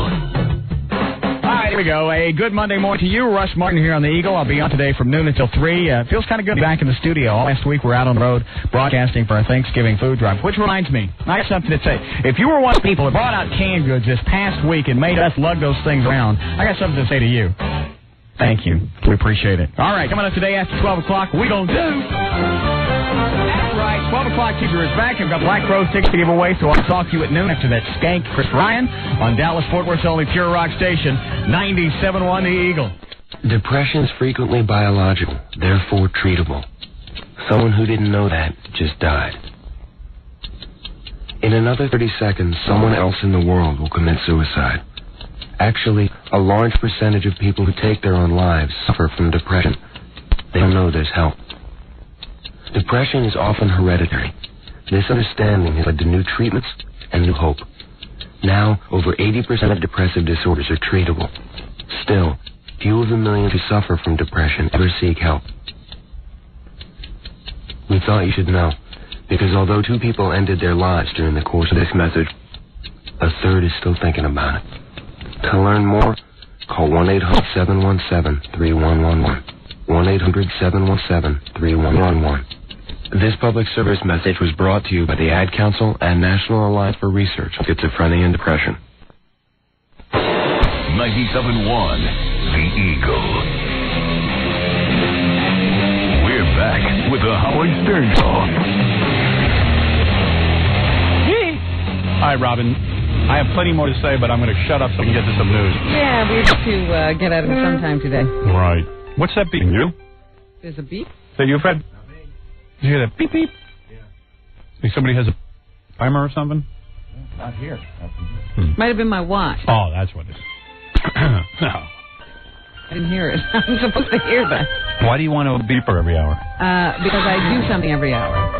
And what would that be? What do you do every hour? What do you take, a medication? No. Who can take medication every hour? What do you do? I meditate. Every hour? Mm-hmm. You do not. It's sort of a walking meditation. Where did you learn this? Not from you, obviously. What is this, a TM thing? No, this is some new thing. It's not a TM thing, no. You do a walking meditation every hour? Yes. Is it? When I hear my stupid watch that I can't hear. Are you doing it right now? I will do it. Can we watch? Yeah, you've seen me do it before. You really? Just didn't know it. Good for you, Robin. Always improving yourself. It's working, too, I want to say. In my humble opinion. Is that right? Your humble opinion. Fantastic. All right. Couple more things about OJ. What? I can't believe a beeper every hour to remind you to meditate. That's amazing. That's the biggest news of all. I kept hearing this beeper go off, and I'm like, Einziger. Tom's reminding himself to do something. Breathe. No, it's me. Go ahead. Let me see if I can, I sit over here shuffling papers and then I lose everything. Yes, I know the feeling. A couple more things about the O.J. case. They say O.J. may testify starting Thursday or Friday. Cato Kalin is on the list, and Alan Parks is on the list of witnesses to come up this week. They say that most of the witnesses, however, that are on the witness list this week will be on the stand only shortly, so we should be getting to O.J. very soon. Also over the weekend, O.J. Simpson surprised everyone when he showed up at a fundraiser at a racetrack. It happened. You know O.J. meditates every hour? He's got a thing? Yeah. He's got a mantra? What do you got, one of those Casios? It's a Casio, I think. No, it's a Timex. Next to that $3 million gold bracelet you wear is a Timex? Unbelievable. Let me see what that looks like. It's an Indiglo. Ay. She's got a $5 watch next to a $10 million bracelet. Because you really dialed up with the jewelry, and then all of a sudden... then the watch throws everything off. Casio. Makes me a regular person. It does. Keeps you humble. Go ahead. Anyway, people were surprised this weekend when O.J. showed up at Hollywood Park. They thought they were hosting some kind of a charitable event for the Christian Women for Justice Association. Yes. And it turned out that this is a group that was helping O.J. raise funds to pay his legal bills. Right. Can you believe that? Yes, I believe that. Amazing. He doesn't want to spend his money for anything. He wants to now raise funds to help pay his legal bills. So anyway, that was a big surprise to everybody. So he's going to the black community to do that? Again, yeah. Wait till he finds out. Black people will back you up. They ain't going to give you any money to go pay your legal bills. Well, they're holding these fundraisers. Yeah. But he collected 10 cents. Lance Ito is back in the courtroom. The man who presided over what has been called the trial of the century is back on the bench presiding over cases that get much less attention. Yeah, like traffic court. Around. And he says he's not granting any on-the-record interviews these days, and he probably won't for the rest of his life. Yeah, he learned his lesson. It's a mockery of the entire American judicial system. 87 hours of testimony over a blood drop. There's some bizarre baby stories in the news today. Authorities in Lawrence, South Carolina say it's the worst homicide they've seen in more than 20 years. 4 children were found dead in their beds late yesterday by their mother. Now her estranged husband is wanted for their deaths. They think that the parents had some kind of a falling out. And then they think that the estranged husband came home and shot all of the children in the head at least once, and that they had been dead for at least 3 days. Wow. They must smell worse than John's feet. Oh, stop. What are they going to do with the guy? They won't do anything. They'll call him insane. He'll be out in 5 years. Nothing happens to anybody anymore. Investigators recovered a .22 caliber revolver and a note written to the wife. But they won't say what the note said. I'm sure it wasn't pleasant. Delaware prosecutors plan to seek the death penalty against 2 Bergen County, New Jersey teenagers. They say Amy Grossberg and Brian Peterson were charged with first-degree murder in the death of their infant. They apparently, according to police, got a hotel room last week, delivered the baby, and then dumped the baby's body in a trash bin outside. If the 2 are eventually tried on capital murder charges, they would be among the youngest Delaware defendants to face the death penalty. They had their own baby and then they dumped it in a trash can, or it was an adopted baby? No, it was their baby. They delivered the baby and then dumped it in a trash barrel. And what's her name? Grossberg? That's some name, Grossberg. Who would have a name like that? Grossberg. Well, it's hard to get rid of the last name. Your parents give that to you. It's sort of like a family thing. That's Jewish. A lot of Jewish girls don't kill their own babies. A lot of Jewish girls don't have their own babies. They don't have them when they're very young, anyway, and can't afford them. Grossberg. A newborn baby was found dead in a bathroom stall at a movie theater earlier this morning. Suffolk County Police say a cleaning woman discovered the child's body in a stall in the Comac Cinema's ladies' room. I never get any when I go to the movies. Police are asking anyone with information on the infant to come forward. But can you imagine? You go to the movies? Yeah. And deliver a baby in the stall? And wow. What, did you go back in and watch the rest of the picture? Yes, I went to watch Space Jam. Oh, God. It's amazing. Why should you miss the movie just because you had a baby? I can't believe that. Is amazing. Some people make such a fuss out of having a baby. You should see my wife when the baby. 17 hours and labor, the whole thing. So you got to have coaches and a whole bunch of stuff. This girl drops a load right in the movie theater and goes out, washes her hands. I mean, it's like a little break from, Wow. for the concession stand. Where did she throw it? In the garbage pail? I think it was in the toilet. Oh, in the toilet they left it. Oh. Well, maybe she didn't realize she had a baby. That's possible. Oh, boy, that was a wicked dump. Yeah. I hate when I get my bowels and it fucks back to me. She probably used Tux. Oh, man. No, I don't get it. I just don't get it. A career CIA employee reportedly has been charged with passing classified secrets to the Russians for several years. The New York Times says that the intelligence worker is scheduled to appear today before a federal magistrate in Virginia, where he was arrested on Saturday. His identity hasn't been released. Meanwhile, Russia is a little bit embarrassed today by the fact that a space probe they were sending to Mars fell back to Earth. I think the Australians should be really upset with the Russians. It seems that every time they send something up, when it falls across Australia. Yeah. So they were quite worried that this thing might hit land and cause some kind of a nuclear problem. But luckily, it fell to the ocean. The Russians are still sending stuff up? Oh, sure. And they hoped that this would be one of those things where they could send it up and then foreign investors would get behind these projects and start paying them to do more stuff. And this has turned out to be a terrible disappointment. It is scary to think the Russians send up these things that can fall right down on people. You know, in a related story, a Polish rocket ship ran out of coal over the weekend and landed in New Guinea on land. Oh, my. Well, it didn't crash, it landed. Right. Fortunately. But it could have been a crash. When a ship runs out of coal, forget about it. It's very difficult thing. Lucky they had good pilots. President Nelson Mandela is urging South Africans to stay calm in the wake of the first reported case of Ebola virus there. A nurse diagnosed with deadly disease is in serious stable condition in the intensive care unit at a Johannesburg hospital. So more Ebola virus outbreaks. I have that. And the FBI is investigating a report by a Pakistani Airlines pilot that he saw a mysterious light in the sky off Long Island near where TWA Flight 800 went down. The reported sighting occurred late Saturday night, shortly after the Pakistani jet took off from Kennedy Airport for Frankfurt, Germany. So they're now questioning him. There were people who had made, who said they saw similar sightings the night of the crash. So I guess they're talking to this guy to try to figure out what's going on there. And you've had this problem before, so you'll be happy to hear that they're cracking down on cabbies who don't pick up fares for whatever reason. They're now going to be fined $350 for refusing to go where a passenger wants to go. These poor cabbies. This is so unfair to them. You should be able to pick up whoever you want. There may be very good reasons for not picking up somebody, but no excuses. Yeah. You know what? Let me see the guy who made that law. Pick up some questionable individual. Well, they don't have... Am I a questionable individual? You? Yeah. If I don't know you? Do I know you or I don't know you? No, you don't know me. You're saying if I'm a cabbie and I don't know? Right. Wouldn't pick you up? Absolutely not. Yeah. Absolutely not. Thank you very much. Well, I wouldn't pick you up either. No, I would not pick you up. Would you pick you up? You have red locks and you look very dangerous. Would pick you up? Me? Yeah, probably. Probably I would. So it's a white-black thing? Yeah, I think so. I'll be honest with you. I believe so, yeah. Okay, I just wanted to be clear. Okay, nobody wants to drive up to Harlem. Who knows you live in a nice building? Even knowing you, I would still hesitate to pick you up. I never know what you're capable of. What is it, stuttering, John? Did I ever tell you the story that I recently took a cab and the bizarre thing that happened? No. The cab driver just pulled over the side. He goes, hold on a second, I got to do number one, and did it right in the cab. He did it in the cab? Yeah, he just let a decanter and just really? Right in the decanter. He seems to have a nice a nice decanter. Container. Yeah, just a container, and then opened the window and put it out. And took off again. I'm surprised you waited till he was done with his fare.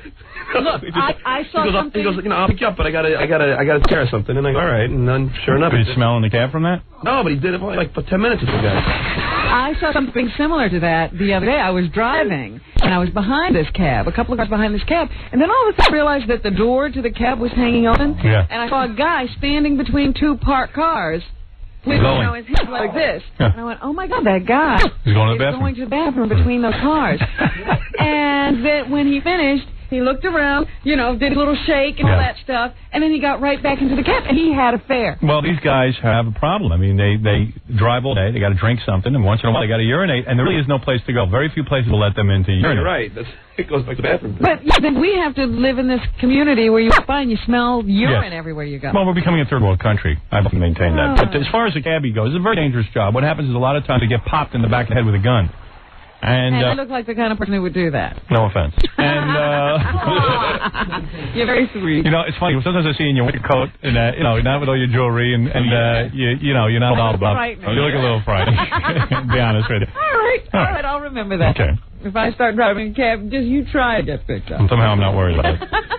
You know, even Ronnie, the limo driver, has this problem. Right. You know, he's in a fancy car. Yeah, he doesn't have a place to go. Did I tell you the time he had to stop vomit in the ashtray? No. There's no place to go. Did he have someone in the car? Yeah, me. Go ahead. Did you hear about this woman who won $22 million?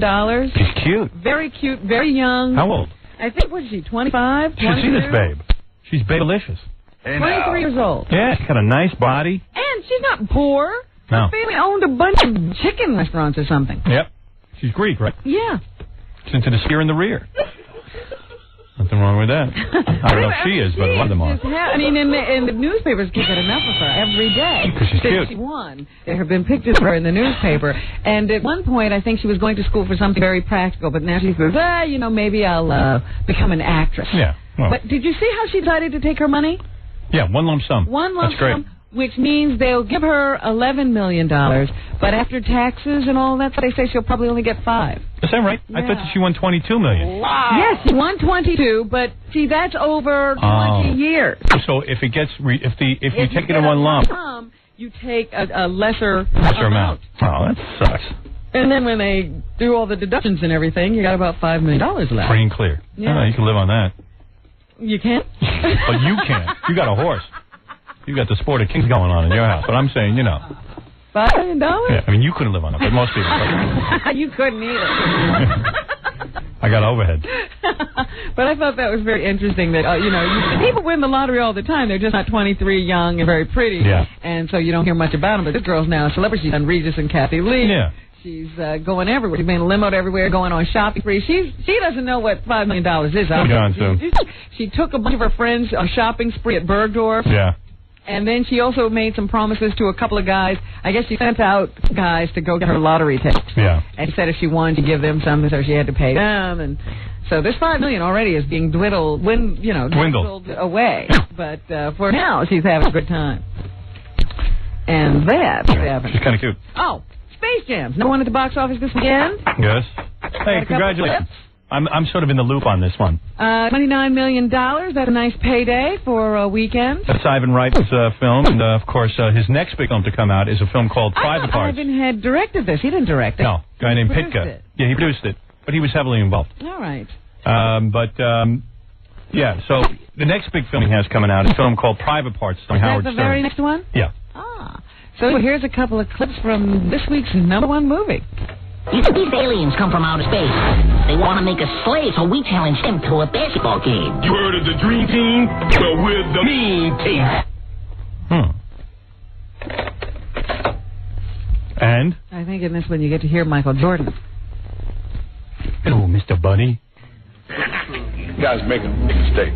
You're all washed up, Baldy. Baldy? He is not washed up. Michael's the greatest ever. Shut up.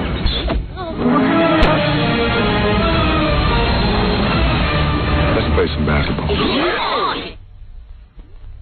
That goddamn cartoon's going to make him a fortune, Ivan. No real people. Yeah. Doesn't need it. Doesn't need any actors. But mostly cartoon characters. Right. And then Bob Dole, showing his sense of humor this weekend, appeared on Saturday Night Live with Norm Macdonald, who was also dressed as Bob Dole. Here's a couple clips of that. I heard this was good.